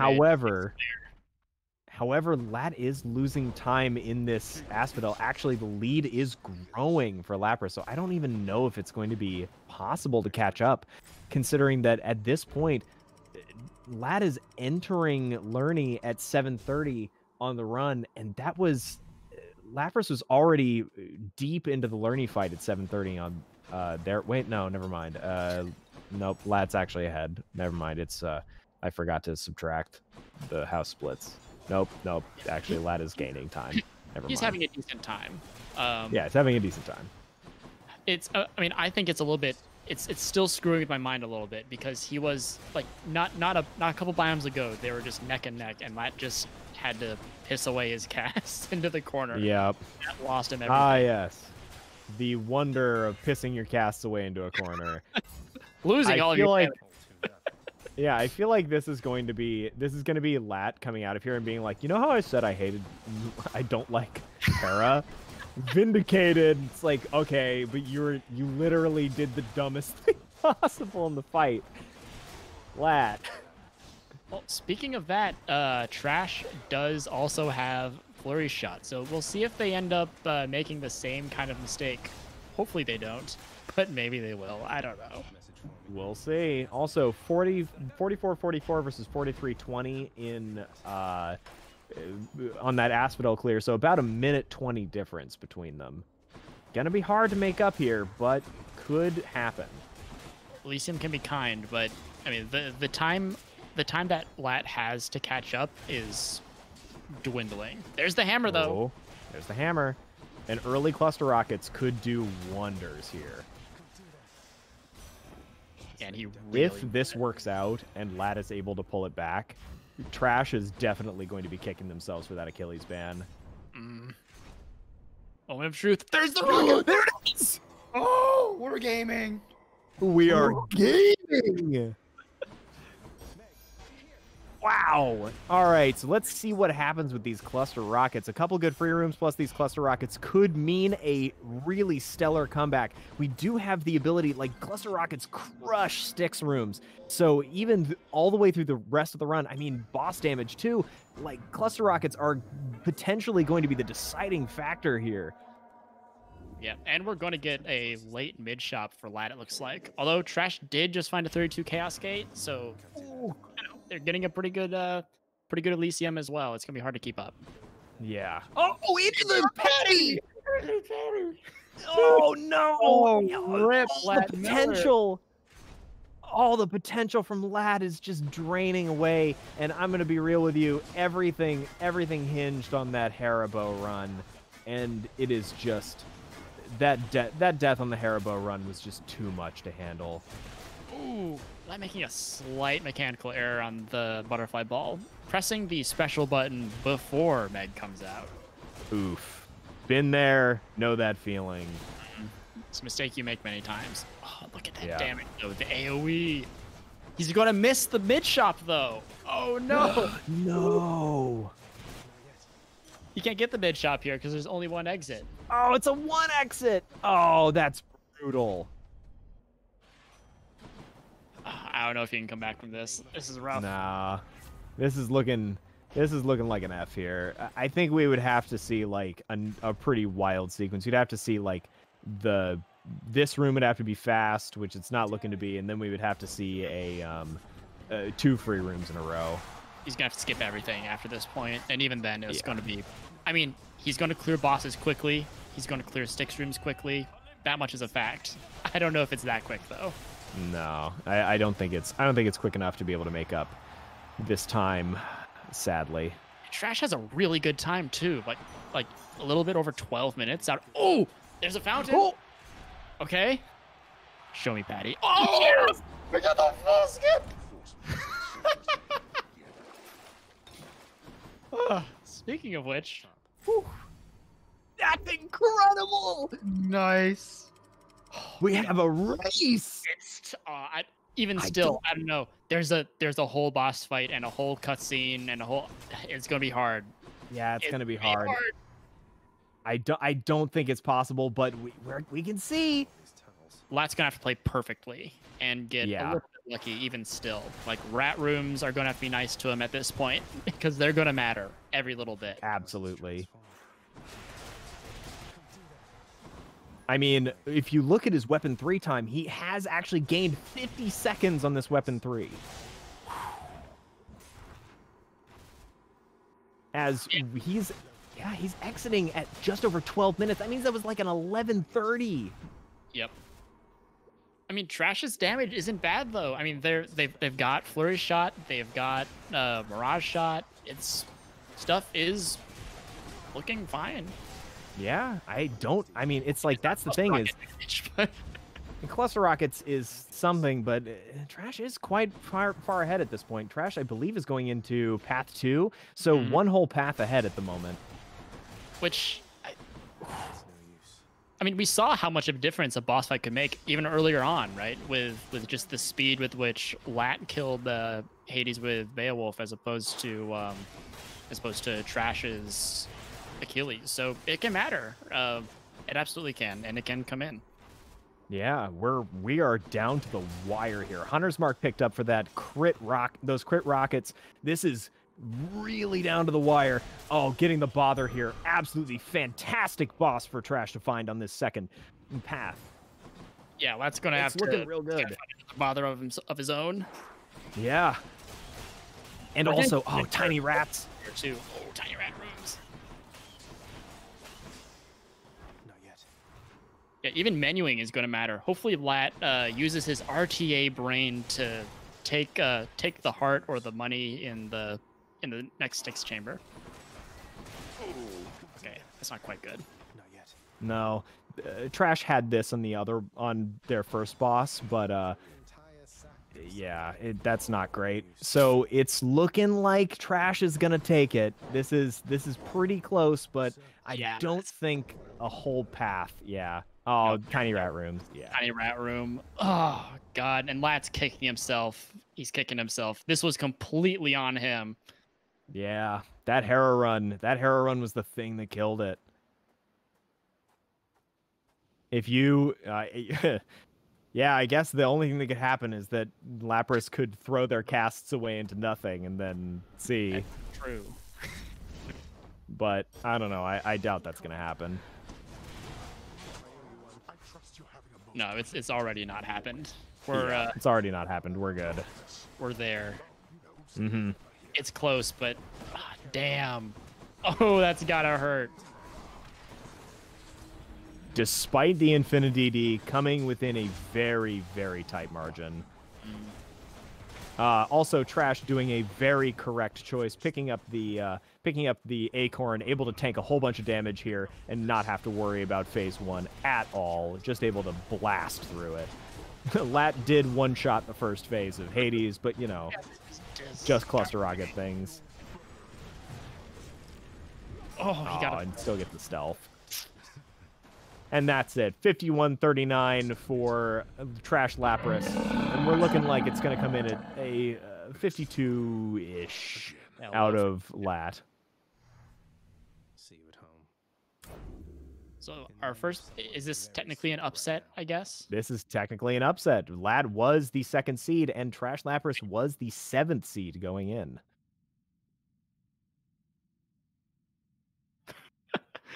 Not taking another death. Oh, one more. Whatever. One more for the road.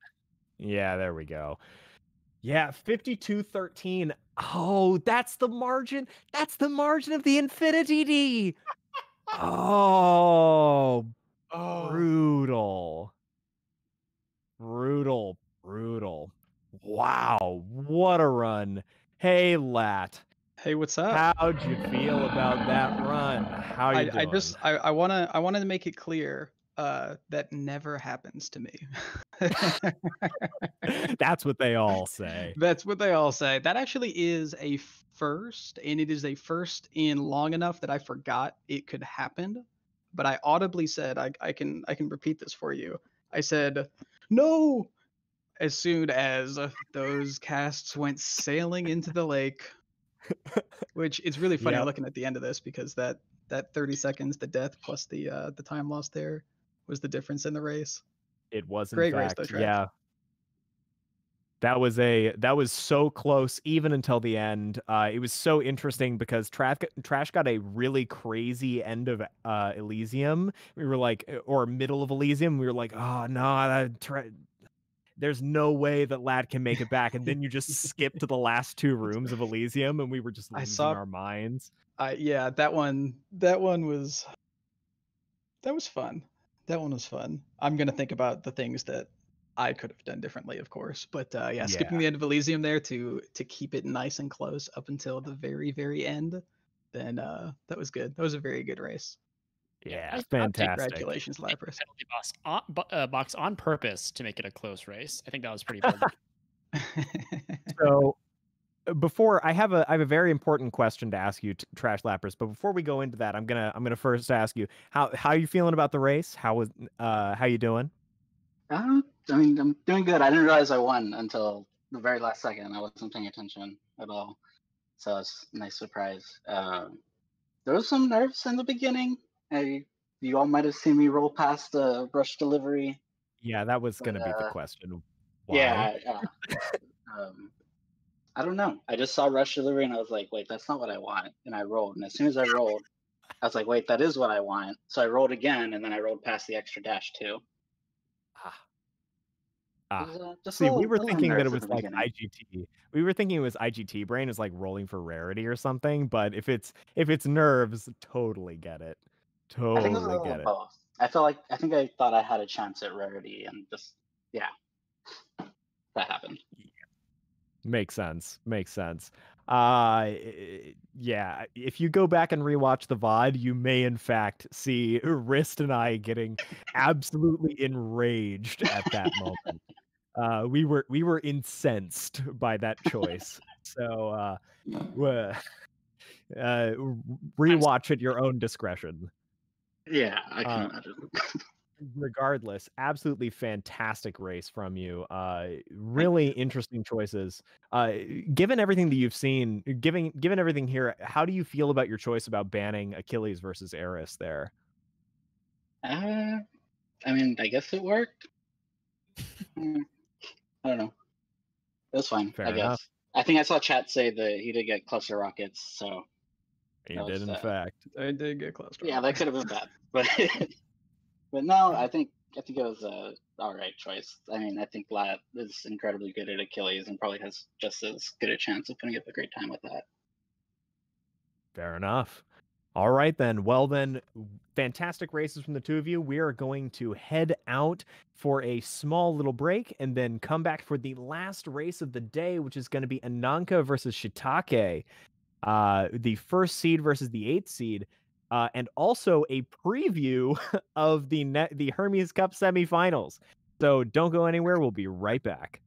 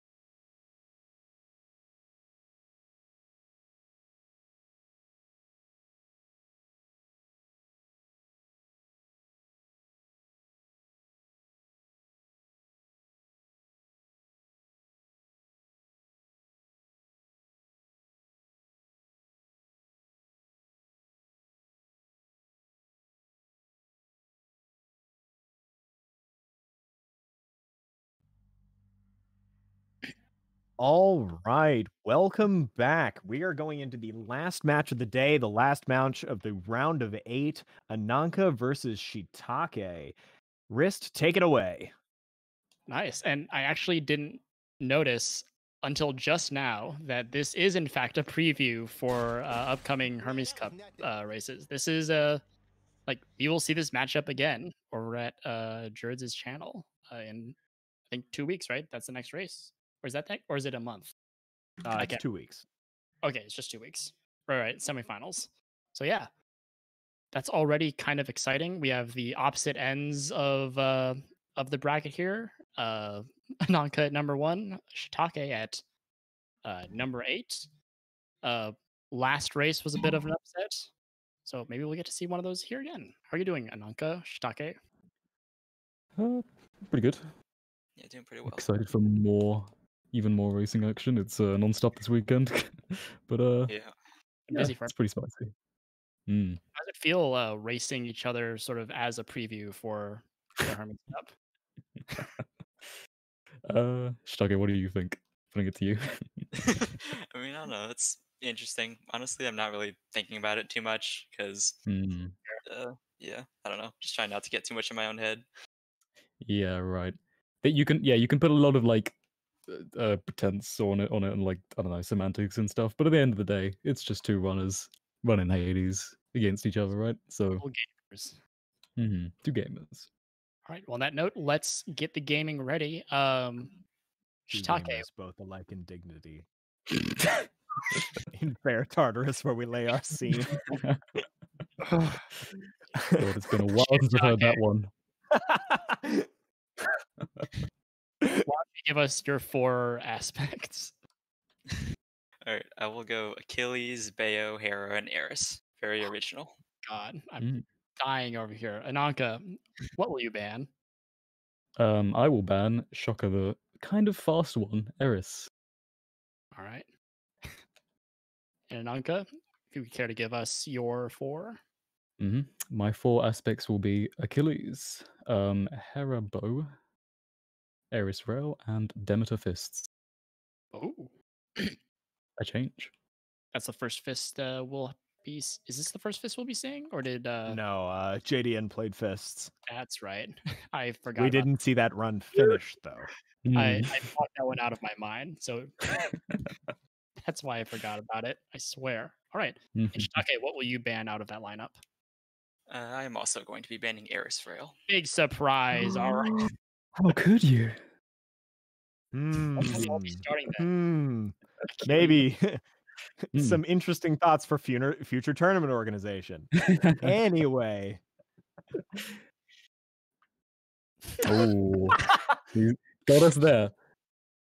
Damn. In any case, that means we're going to get everything set up here. Make sure to set up your mirrors and your keepsakes, and then we're going to go in and choose your seed. So remember, go to set starting boon, hit randomize at least once, and then go roll seed for filters.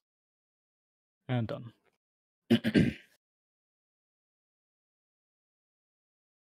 There we go. And yeah, now that we've got that going, go on over to the pact and we'll get started. Would you two prefer a text countdown or an audio countdown? Text, please. Because I need to handle my internet, of course. So of course you do. Audio works for me, so. All right. Then Ananka will just, as soon as you deafen or leave the chat or whatever it is, then we'll get going. Cool. And there he goes. So let's get started. 3, 2, 1, go.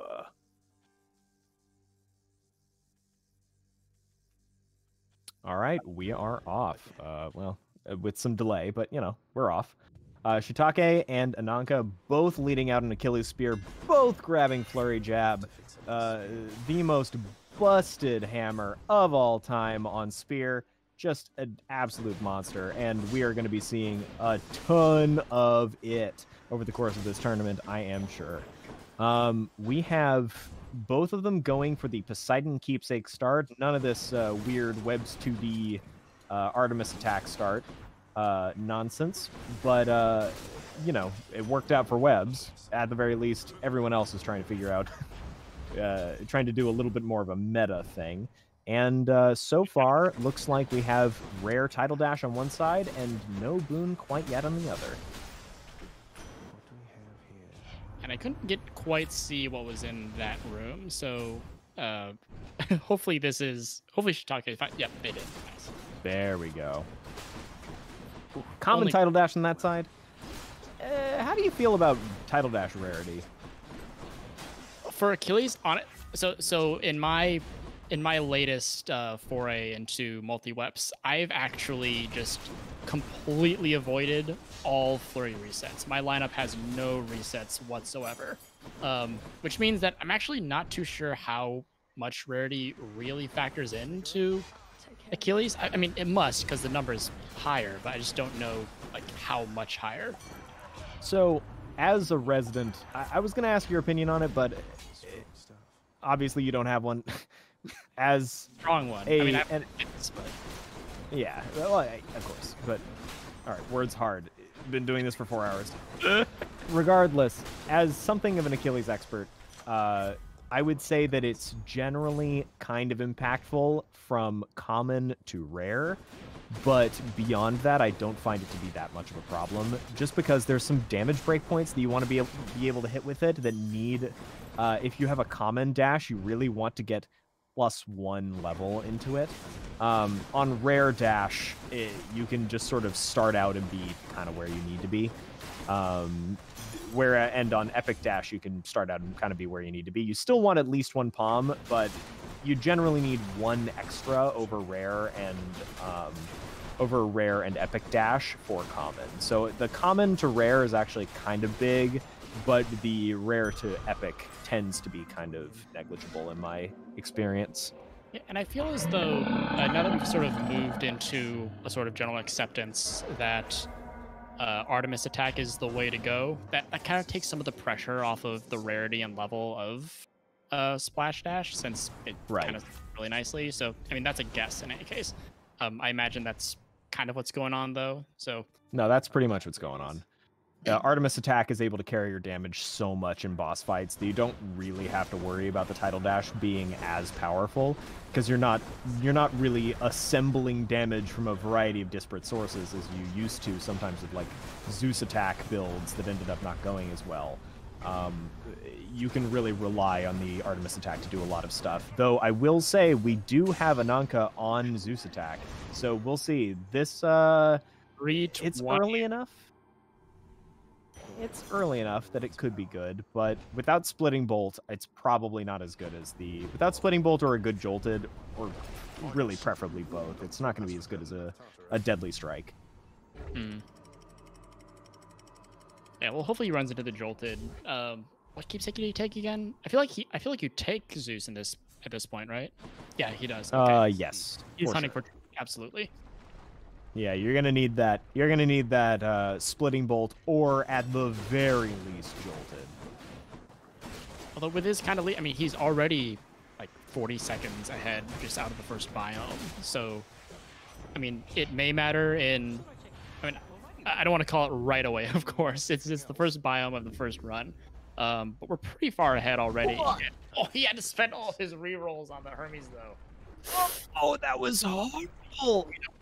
No. Getting a common attack speed after 2 rolls on Hermes is just not what you want to be seeing. If it's Splitting Bolt, it could be good, but otherwise, it's just not. Even still, you'd still want to see the Hyper Sprint plus Rush Delivery or the plus dashes. Also, just a note, Ananka's Tartarus time is gross. Ananka's Tartarus time looks like the kind of Tartarus times that we take. Oh my Never punished. Oh, but no mid chop. Oh God. He doesn't have the mid chop, but he does have +3 dashes, and Good that's. Lord. I mean, that's where you want to be, right? Absolutely. Well, I mean, you'd want to have the mid chop too, but like, if you can't, having +3 dashes is pretty good. So he's honestly kind of popping off. Taking Zeus Call here, probably thinking that the Splitting Bolt is too much of a high roll. I mean, I don't know. Oh, getting the fountain. It also has to be said that Ananka is, I think the word rapid sums up how he plays. You feel the speed coming out of it. Like I don't know if it's because he's really young or if he's just really good, but don't become Jerd's. Hey, don't become Jerd's wrist.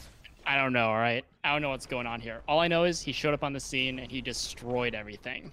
That's what I've got to contend with. From what I've analyzed, because I've analyzed Ananka's play quite a lot for just to try and figure out how things tick. Ananka is very young, by the way. Ananka is nice fountain for Shiitake in Chamber 22, making up the time a little bit. Ananka is actually, I believe, only 19 or 18. Yeah, he's on a gap year actually between high school and college. So yeah, and yeah, Ananka is extremely fast and has extremely good reaction times and is very precise. Very good at being able to hit precise controller inputs over and over and over again. It's a really interesting skill of his. So he came onto the scene and started blowing everybody away, and he's putting up times that are like every weapon that Ananka plays, he plays at the level of the top players of that weapon, right? Like if he plays cases, or he is the top player, yeah. Like Achilles, he's in the top like very small percentage. Like Eris, he's in the top very small percentage. Every single thing that he plays is just incredible at. And Shiitake I don't know as much about, but has been coming onto the scene with some absolutely blistering times as well. Shiitake has a little bit more of enigma there. I think there's just a little bit less. There's a little bit less public persona, or not as well known, but even still, like very fast runner. Yeah, like honestly, big test of I will say one of the big tests of how mechanically sound you are, and this bites me a lot as well when I run into it.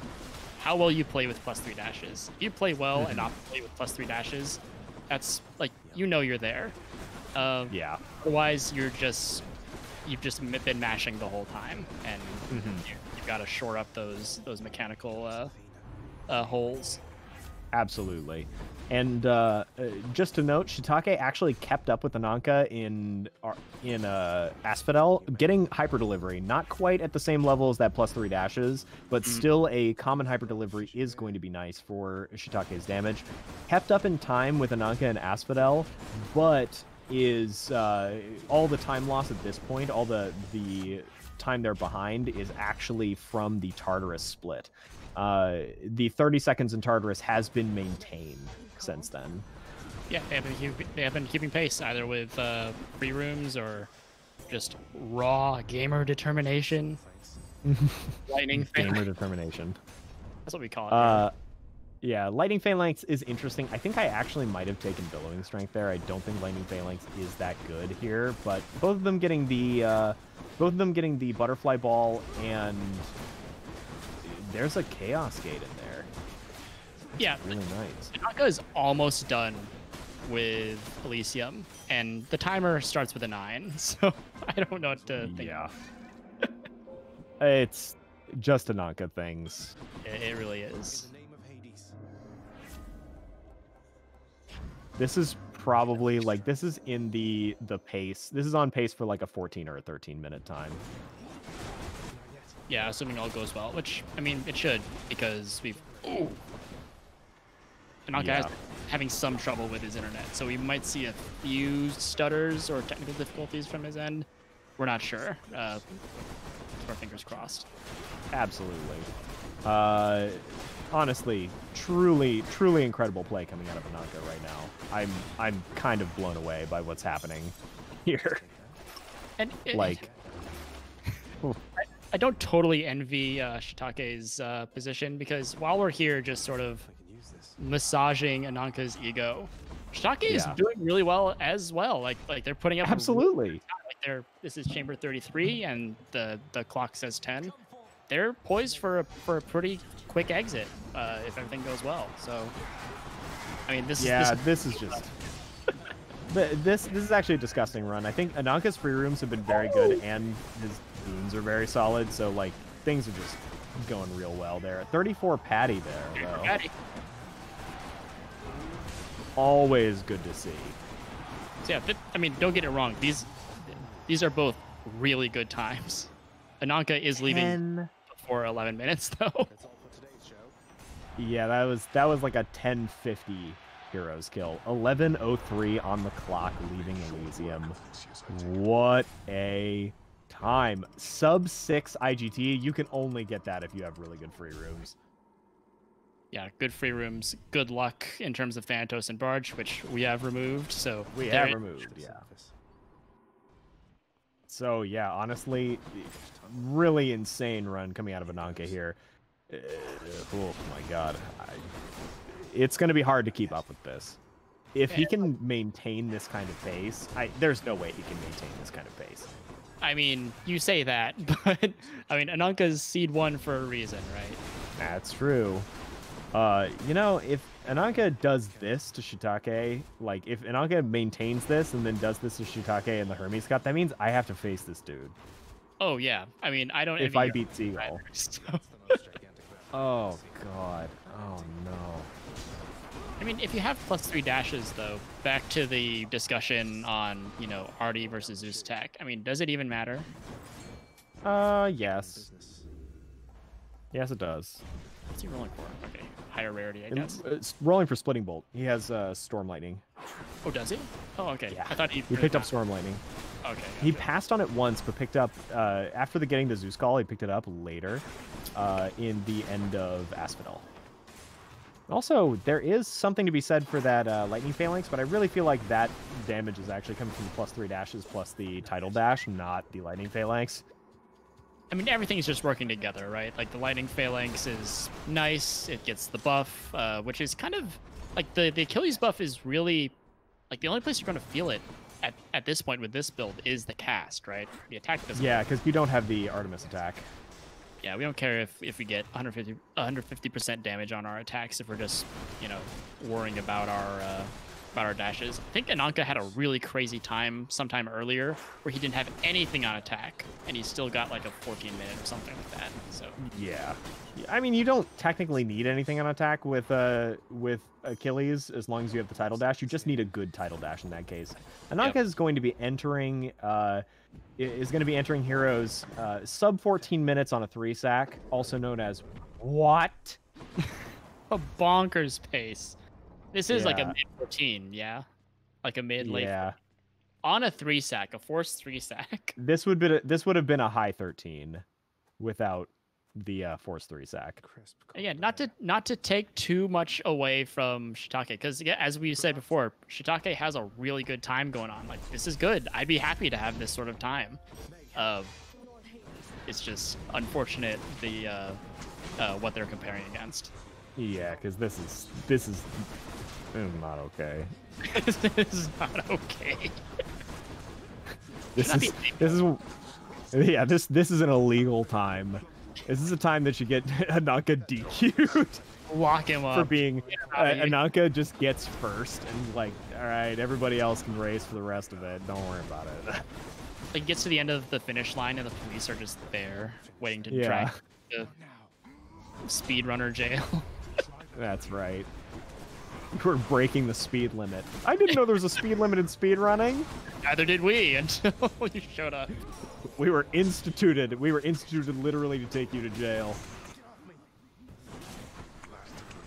But Shiitake is only like part of a Hades fight behind. They're doing a lot of damage. This isn't necessarily over. You know, there's still plenty of time for time save. Ananka taking multiple deaths. All right. Actually, still only about a 14:20. Like, still very, very, very fast. I mean, saying that if it hadn't been on a 3-sack, it would have been about a 14:20 off of a 3-sack. Yeah. So, like, still extraordinarily fast time, but not quite as fast as I was thinking. Well, taking those 3 All right. deaths really slowed us down a little bit. So True, but the speedrun police are not coming for Ananka now. true, he is safe. Not like Yes. at all, really. Should check the garden. Who are the And yeah, about 40 seconds ahead going into the second run. which will be, I'm guessing, will be Hera. Yeah, picking up that Aphrodite, we're going into Hera. For sure.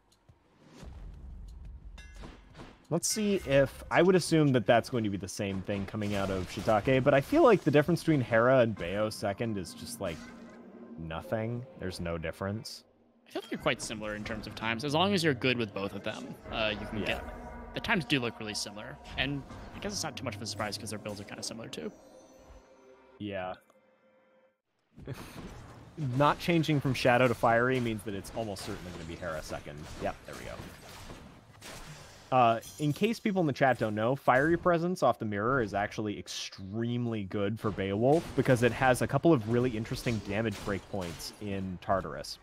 One of the most important ones is that it allows you to kill witches in one shot with high confidence with just one dash attack, which is very, very important. Also, a note, Ananka took a you can't pick up your cast curse, but took it early enough that they were able to get through the rooms without any problem, especially because they also have a words. They were on a hammer start with twin shot and got a natural Poseidon now.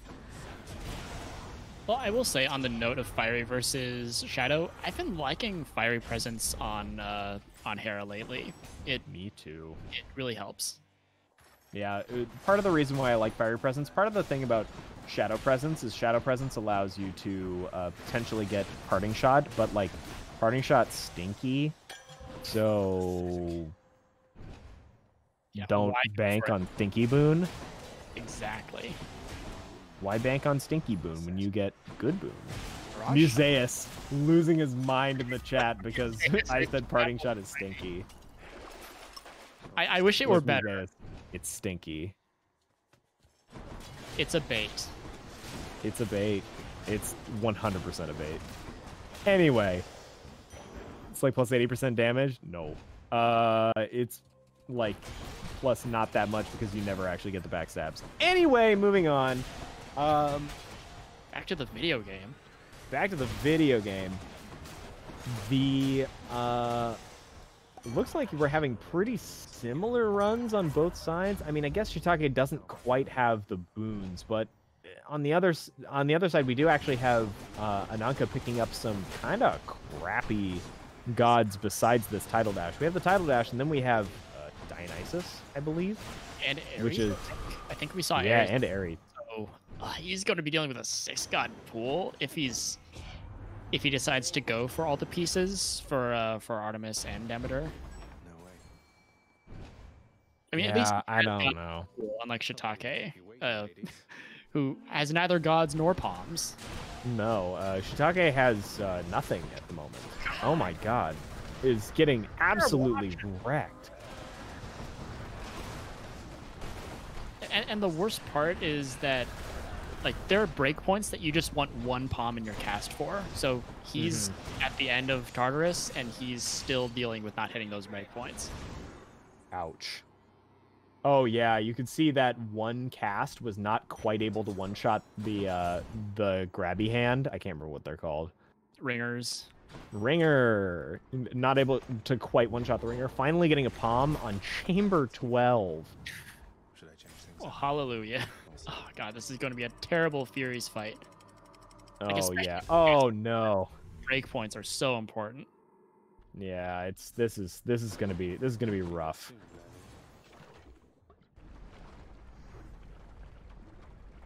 I do also want to quickly point out Ooh. Real quick, the Poseidon picking up the title dash. Nice. Okay, he has a god in his pool. Yeah, I just Oh yeah, he has a god.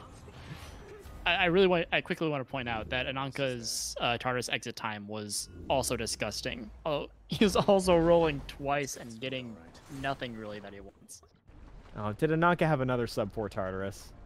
Oh yeah, it was like it must have been like 330 or something like that. Once you move the house splits. I see you.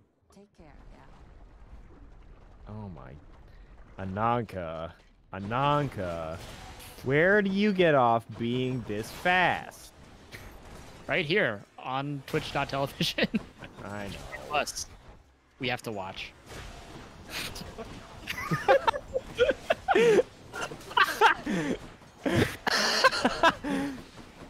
Regardless, also has +1 cast out of. Let's get out of here. Wait a minute. I didn't that. Anyway, picking up Sweet Nectar, which is not the duo boon that Ananka wanted, but still fine. But at the same time, it's the only one that's available, so whatever, we'll take it.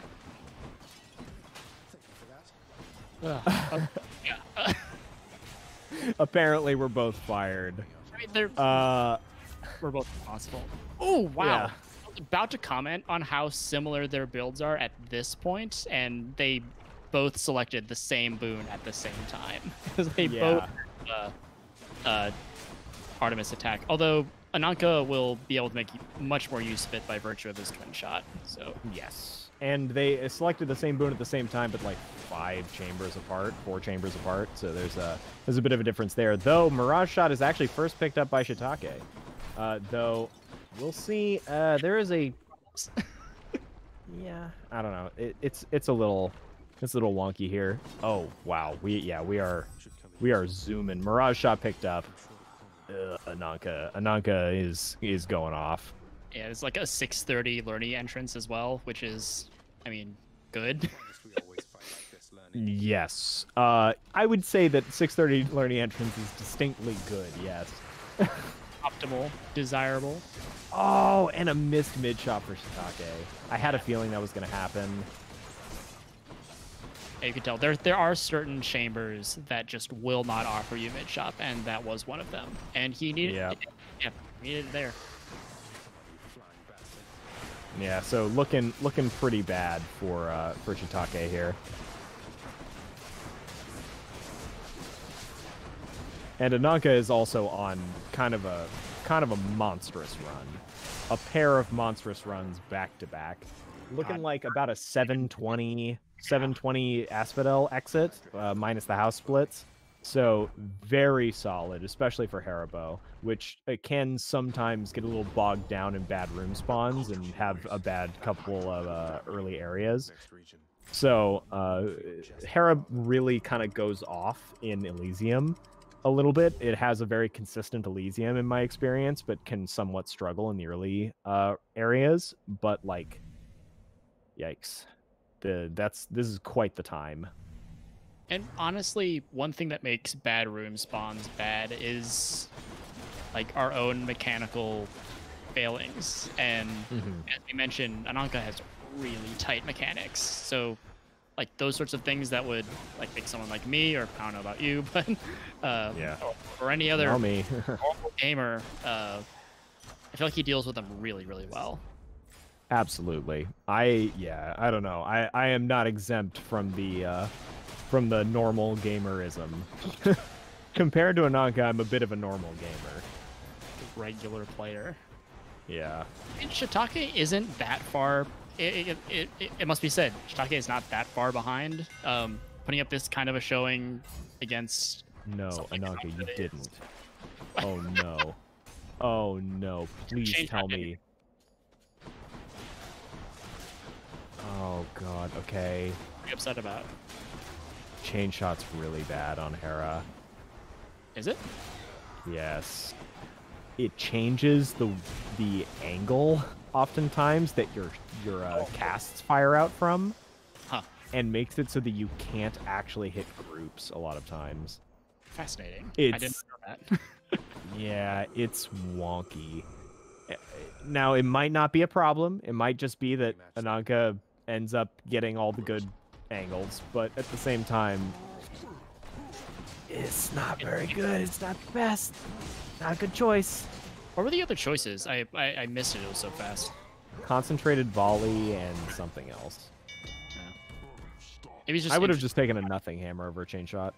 Could be. Although, I mean, chain shot does help deal with trash a little bit, and we have to see if he's going to find snowburst, but turning down the epic rare crop. Yeah, I feel like if you're going to be taking Demeter into the area, you're going to be really hunting for the snowburst, and it's just I just don't think that it's a correct choice. But Ananka knows this game very well. I could be very much wrong about this. Hyper delivery picked up for Shiitake. About 5 chambers behind at this point. Was that? That was a chamber 33 patty that I did see. Ananka luck coming right in there. Well, you say Ananka luck, but I mean, I think he would beg to differ sometimes. He does have his... no, Ananka has terrible runs of luck on his streams. Oh my god. They are some of his streams, he just will like not do anything for so long. It's kind of like me a lot of times. I have the dunk luck, which is simultaneously awful, and then occasionally it's just like frickin' incredible. Like during the Hermes Cup, it's often incredible. So like it's just RNG. We like to think of patterns in it. There are no patterns. It's just random. Just RNG things. Yep. You will not find a more superstitious group of gamers than speedrunners of Hades the video game. We will. I think it's just roguelike speedrunners in general. It could be true. That's probably true. But I mean, because like roguelike speedrunners are all about RNG. Like our games are all about RNG. So we're just like, yes, we need to burn sage so that we can make sure that the bad vibes are out on a particular day, and we can actually get a 33 patty, not even 34. Or like turning off a stream because you've been getting bad luck and you expect more when really it has no bearing on what's going to happen. Or like somebody coming into your stream and saying hi right as something bad happens, and you're just like, get out, get out. Or when chat says like, oh, I hope this doesn't happen, and then it happens, and you immediately blame chat. Like, yeah, it's like you cursed me with this, you fools. We're coping 24/7 over here, guys. Overdosing on copium. Oh yeah. It's bad. Regardless, a lot of that RNG is actually completely gone in the Hermes Cup. It's all, or not Hermes Cup. It's there in the Hermes Cup. In Hyper Delivery, it's down to just the rooms and the boons that you end up picking up. Shiitake getting the most unlucky thing possible, getting a protection stone. I can't remember these things' names either. Do you know those names? I have no idea. Yeah. I call them blue stones. That's what they are. Blue stones. Yeah. Getting a blue stone to protect a regenerating enemy always feels bad, because if you don't kill the blue stone fast enough. All the worst enemies in one room, pretty much. I think there are outnumbered swordsmen and flame wheels, which are not only numerous, they are also very dangerous. They are one of the few enemies that can actually like just pose a real existential threat to you. Yeah, and at this point, we actually have like, I don't know. At this point, it's gonna be real tough for Shiitake to make it back. This is coming into a couple minutes of lead at this point. Ananka has sort of run away with this game.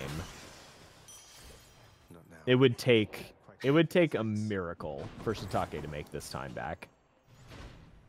As somewhat expected. I mean, I imagine Ananka is like, even though you're in the Hermes Cup, I feel like Ananka is like kind of favored, just in general public opinion. So yeah, no, in my opinion too.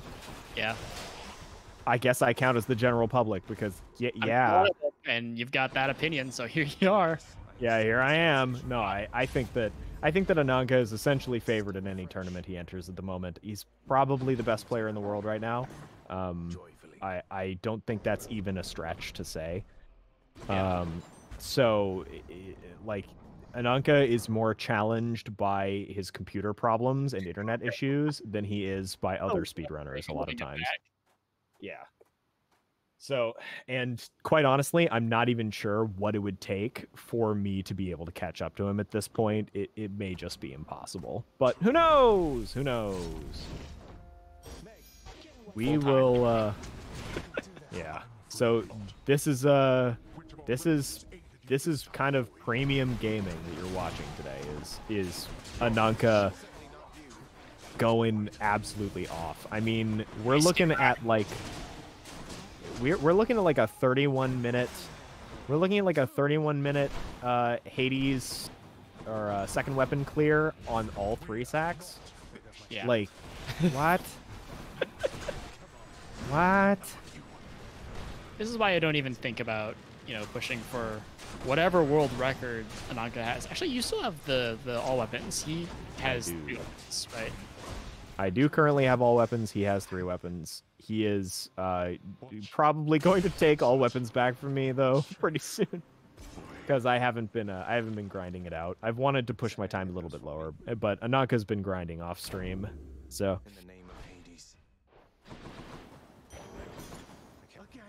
In case Ananka finally getting out of his second. I say finally as if it's taking a long time. Ananka is getting out of his second run.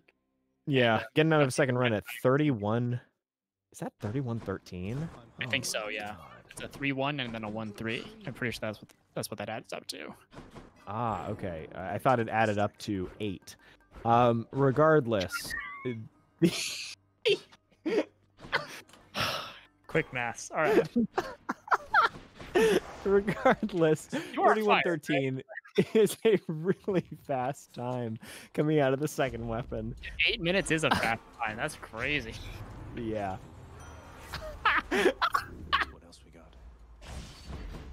got? Coming into the next weapon, we have a common Doom picked up. We are looking for Merciful End.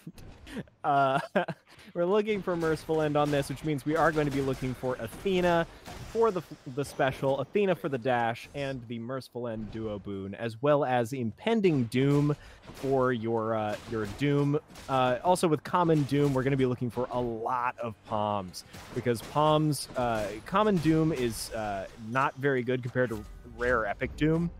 Doom actually has one of the best. Athena! Shiver for Athena. All right, so he is having some Ananka luck. Also, I feel like the word Doom is slowly losing meaning in my brain.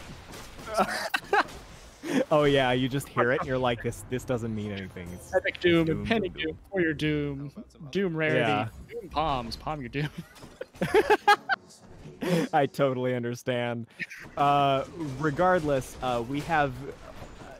I think Ananka doing a smart choice, which is only doing a single roll to be able to pick up one of the 2 Athena pieces that he needs. Yes, the flourish would have been optimal there, but the dash is still very good, and it's early enough that there is still a pretty high chance that he's able to pick up another piece of the puzzle pretty early on. Oh yeah, she's in his pool. He's got plenty of time. The whole of the game ahead of him. Oh, that does hurt though. If he had found the special. Taking this Ares, this could have been Merciful End. Unfortunately, That's true. At best, Impending Doom. Which Yeah, Impending Doom. Like before you find, Diamond There we go. But before you find Merciful End, sometimes I feel like Impending Doom is actually a DPS loss in some cases. In some cases, there are these like edge cases where an enemy would die to the Doom trigger and it doesn't, and instead you have to attack them one more time. But like, it's not that much. Shiitake has finally made it out of the Hades fight.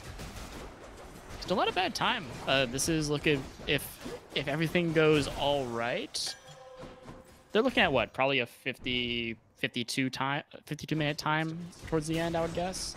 Yeah, I'd say 50 to 52, somewhere in that really nice, solid low 50 range.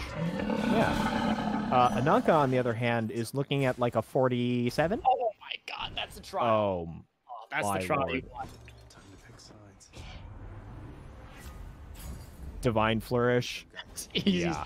Oh god, he's stacked. He's ready. All right. If Ananka gets Impending Doom off of this, I'm calling the police. we didn't call them off completely, right? Like they're still there. We've got them Yeah, ready. they're just they're hovering in their van right outside, just being like, all right, all right, we can potentially. Oh nope, no impending doom. Police have not been called. Should come in useful. Greatest reflex, picking up a +1 dash, very solid. Merciful End likes to have bonus dashes quite a lot, so I think I agree with that choice. Though I think there was a hyper sprint there. I'm interested in whether or not.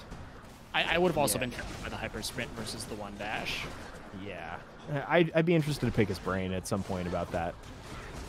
It's definitely more of a high roll. He does only have 1 reroll left, and I don't think he needs to high roll at this point. That is true. That is true. I could see that being the choice. Regardless, very well set up coming out of Tartarus. She's tough. Not yet. And not quite, after taking the trial, not quite a sub-3 exit like the rest of Ananka's runs out of Tartarus, but still like low 4. That was a 4-minute exit, pretty much. He killed the Furies at like 4 minutes and 45 on the clock, so yeah, like it's still good, which is crazy for Fisk, because Fisk can suffer in Tartarus, especially because of like enemy spawns having a lack of reach. For sure. Yeah, no, I find that Tartarus is extremely inconsistent for Fist. So having a good time coming out of that is very nice. You can rolling twice on Hermes. Why? On Beowulf. Get me out of here. Yeah, I don't know about that one. I don't know about that one there, friend. I would say that generally you can potentially roll once on Hermes, but that second one is just not going to do it for you. Even getting hyper delivery is not going to be like, it's so much more important to get Mirage Shot than hyper delivery. Yeah. Have a word with them about that. There's the Mirthful End. There we go. All right, Ananka. Okay, right into a Eurydice. Okay, not sure. Though this is a Eurydice at a time that makes it likely that he'll miss mid shop. No, he didn't. Well, maybe he did, but at the very least, he got 1 room before to find it. This is actually crazy. I'm not sure if I can't remember the last time I've had a 19 Eurydice into a non-mini boss chamber 20. It's pretty unlikely. It happens occasionally, but not very often. Oh, it doesn't okay. Did still miss the mid shop, but didn't. Still had deferred the mini boss 1 chamber later, which is nice because mini bosses are faster than normal chambers, so it's kind of like a half free room. Poor Ananka though, run over, missing the mini boss, the mid shop in Asphodel. Oh yeah, poor Ananka. Shiitake has everything but impending doom and merciful end out of Tartarus. Hey, Shiitake did find a natural Artemis though, so at the very least, they're looking to have a pretty decent Beowulf run. Still, that's true. Pulling those 3 reroll dice on that Hermes just doesn't feel good. No, it really doesn't. I think that's just I don't know. It might not come back to bite them, but if they do miss Mirage Shot on their first Artemis in Asphodel, then that may come back to bite them. Can't do that. I mean, they'll have 2 rolls. True. Lerny, hiss once if you think you're going to lose. Ananka looking to see. You'll probably exit Lerny at just barely like sub 8, which is yeah. Good. Still good. I mean, especially given the 4-minute Tartarus, so, and the missed mid shop in Asphodel, so very solid. I find the Fist decision really weird though. It's like, honestly, I've been finding I haven't been playing much Merciful End, but I feel as though it takes so much to get a good Merciful End run going, and even then, sometimes you're like bumping up against what would otherwise be like a pretty well expected time for another weapon like Beowulf. Well, like, this is really like, I guess, but at the same time, Ananka is just like crazy on fists. The big thing is that Ananka, I don't think it's about Merciful End, I think it's about fist. Because Ananka is just like ridiculously good at fists. I think he was like a fist 1 trick for a very long time, and it's his favorite weapon. So I think part of this is just comfort. Yeah, That's fair. And I mean the the setup for Merciful End in Tartarus doesn't hurt either. Yeah, for sure. Yeah. We are officially reaching the part of the stream where my brain is starting to turn into sludge. So if I'm a little bit slower, that's why. We don't want any of that leaking out onto the desk. Yeah, it's I guess I have to just go make sure my headset is reseated. Yeah, Curse of Drowning. Nice. Okay, Shiitake has everything they need. So at the very least, this won't be a like a foot dragging sort of pace on the last weapon. Yeah, I mean that's a this is so interesting. How do you feel about Curse of Drowning as like a thing that you pick up on Merciful End builds? I've done it a couple of times, and it has always felt like basically the same as not having it. I honestly, it can't add, like, if you have a good Merciful End build, you can't add that much, right? It has some AoE, like it might help with those small souls. I had a cool Eris run where I ended up getting Curse of Drowning, and that was fun. Merciful End, though, I don't know. It's just probably something he stumbled into. I don't even. I mean, he's using it. Yeah, he is using it. He's not letting it. He's not letting it pass by.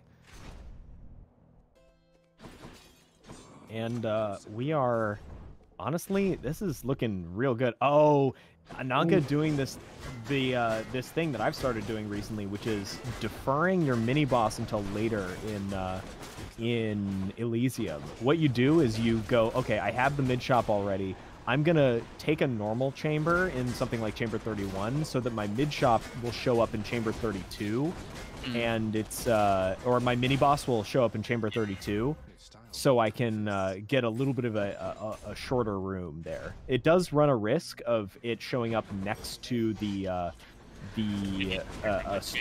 story room. Yeah, like a story room or something. But at the same time, it's still like if you're gonna get a, if you're gonna get a story room there, like that's good too. So it's not really too much of a loss. I used to subscribe to just taking the first one that I see for that very reason, like missing other free rooms. But the more I've been forced to think about it, the more it's just a low roll, and it's not even that big a roll. Exactly. Like it's just so much. It's just these subtle little things that help you get faster times on average that you learn the more you play the game. Well, Ananka, basically a biome ahead at this point. Yeah, not pretty much. A biome ahead, but I mean it is unrecoverable. No, 100% unrecoverable. Shiitake isn't like so far behind that we're seeing different colors on the different screens, but it's we're here. But it will be now. It will be soon because there's gonna be a boss fight, and then we're gonna be in Styx, and there's gonna be different colors on the screens once again.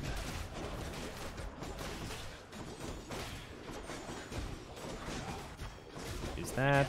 I don't see what I didn't see what the options were there, but that's. I believe that was just like Breaching Rush or something. Yeah, nothing good. I will say that was a terrible room 34 for Ananka. That room took. Oh yeah. Terrible spawns.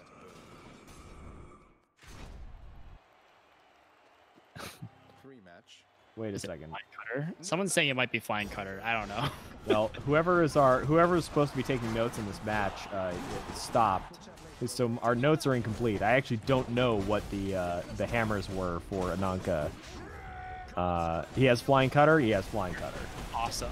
I hope we get at least one Flying Cutter out, because Flying Cutter, 100% more damage. I don't know why they kept Flying Cutter in the game. I don't know either. It's so bad. Like all other charging hammers are good, except for that one. Okay, so there's like, I don't know. there's something to be said. I feel like this happens with fists sometimes as I ask questions like, why is this in the game for fists? Or like, why is this thing like this? And then I realized that fists was the last thing they designed. I'm like, oh, they had the most limited dev time possible on this. No way. Gotcha. And they did most of their dev time on fists during coronavirus. Yeah, that's true. And since you've developed games before, so like even that distance like plays a factor, even though you wouldn't think it, I imagine, right? Oh yeah, no, it's way harder. Like having to change your environment to remote, it's so tough. There's something to be said. Oh god, don't you just love it when you knock a soul out of bounds? It's not as bad as losing all your cast out of bounds. But... true. I can't imagine who would possibly do that though. I don't think we've seen that yet. We're good. No. Yeah, there's something to be said for in-person development that is just not there in remote development. So, fists have some jank, but they're also very consistent and very solid just across the board, minus Gilgamesh. So. You just fist things as long as you play them well. I think that's the big caveat for me. That's prevented me from loving them. I have to play well, which means they're really hard. Also, we're not talking so much about the game at this point because right now, even though we have an absolutely fantastic Rune 33 spawn for Shiitake, we have Ananka going in and grabbing the sack, I believe, right now. No, actually, one more path before the sack. And then we're going to have Ananka just cleaning up the run. We're going to see how much lower than 50 minutes he goes. I'm assuming 58. No, actually, like 59 or 49. Probably going to be 49. Yeah, I'd say 49.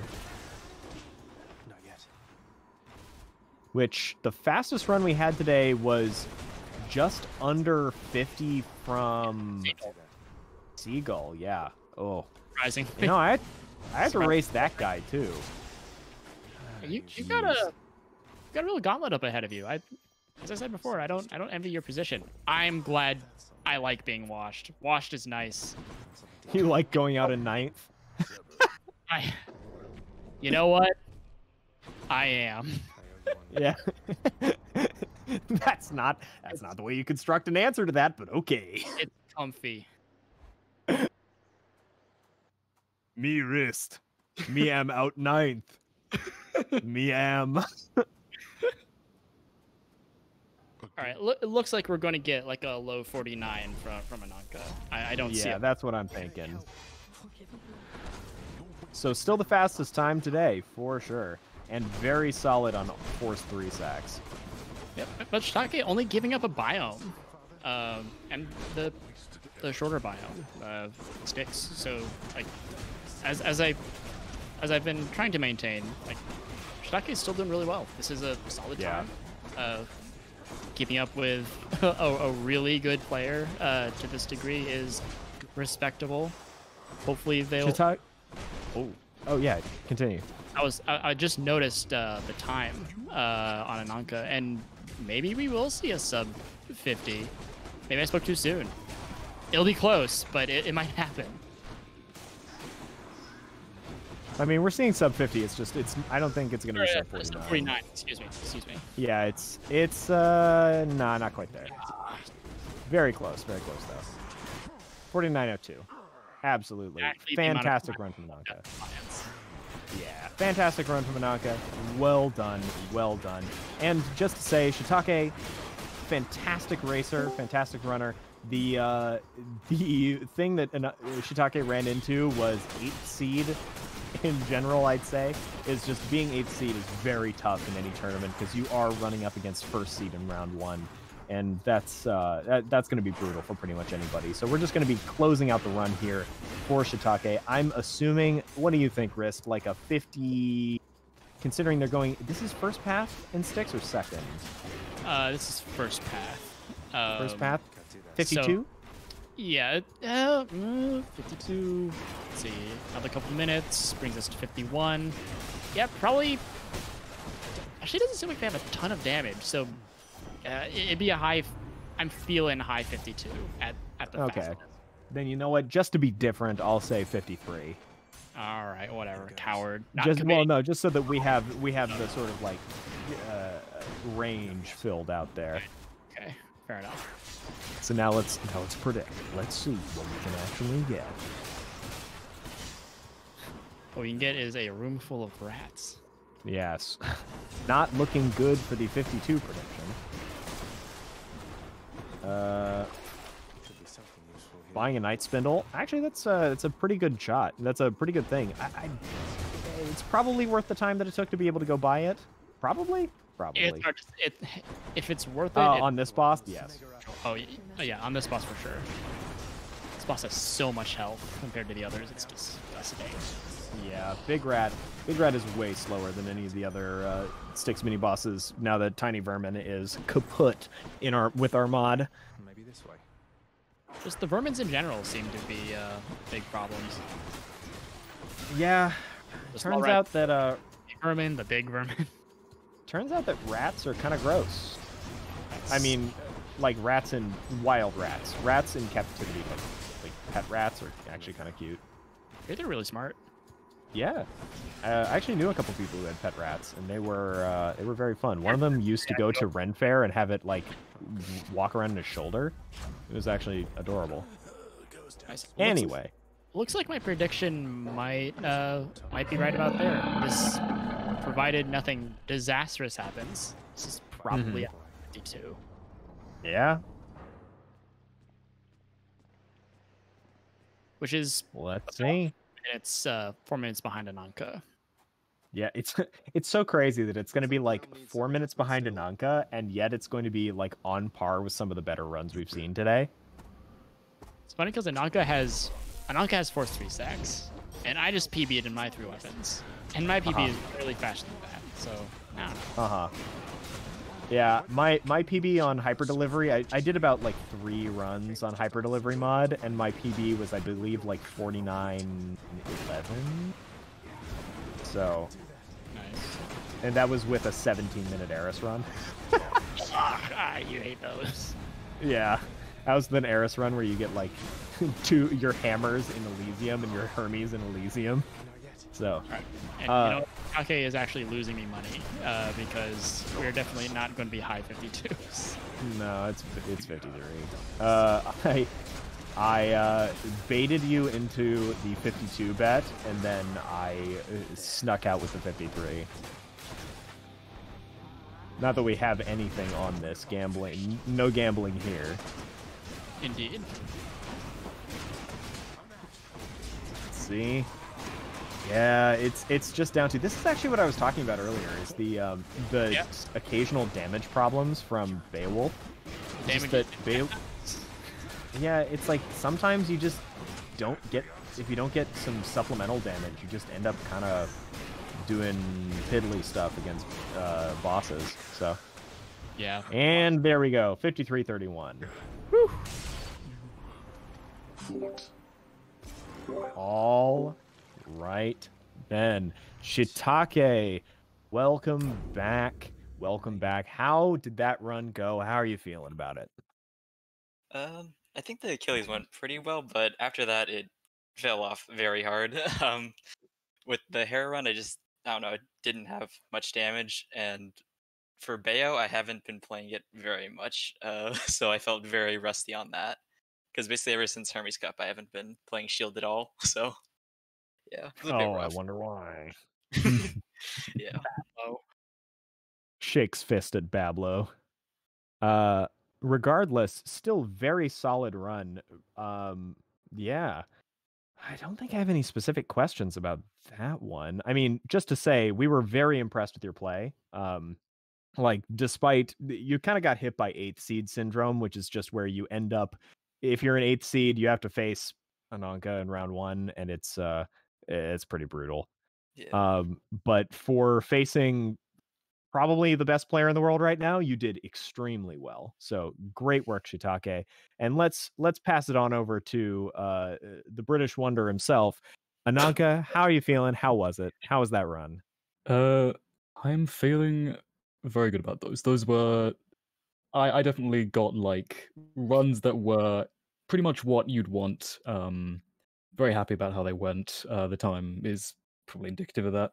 Um, I'm humbled and all that. And no, I very happy. I think losing 3 DDs on Achilles against Hades was quite funny. Okay, Um, that was very funny. yeah. Also, okay, Not my on best.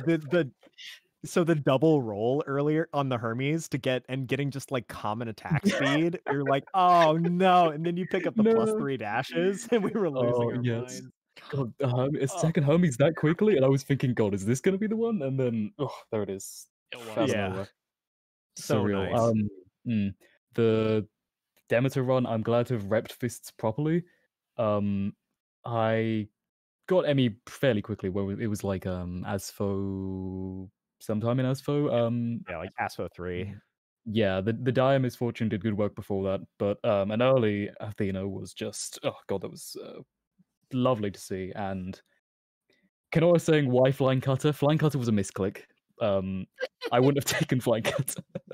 I had a feeling. I had a feeling. Yeah. Sadly, no breaching or explosive, but God, I've got absolutely no right to complain with a run like that. That was very solid. Very happy how they went down. All right. Well, fantastic work. Fantastic races, everybody. That is going to close it out for us today with this installment of Hyper Delivery. Join us again tomorrow at 3 p.m. Eastern, noon Pacific, for the finals of Hyper Delivery. We're going to be doing the semifinals and the finals back to back. So another 4 matches. I mean, it's going to be 4 matches because we have the first 2 and then we have a 3rd place match as well. So it's going to be 4 matches just like today. Back to back tomorrow. So join us there on this channel, DragonSquad Esports. Thank you everybody for coming out, and I think we're going to close it out with that. Any parting words, Wrist? Yeah, nothing except for what you said. Catch us tomorrow. Same hyper delivery time, same hyper delivery place. Don't forget any subs or proceeds otherwise from the stream will go into the prize pool for next time. So, yeah. No. Don't pass it back to me. We can't get caught in a loop. No, we're not. Yeah. I guess I'll pass that potato to Timbo. Thank you for running production and setting this up. This was great. Any words from you before we close out?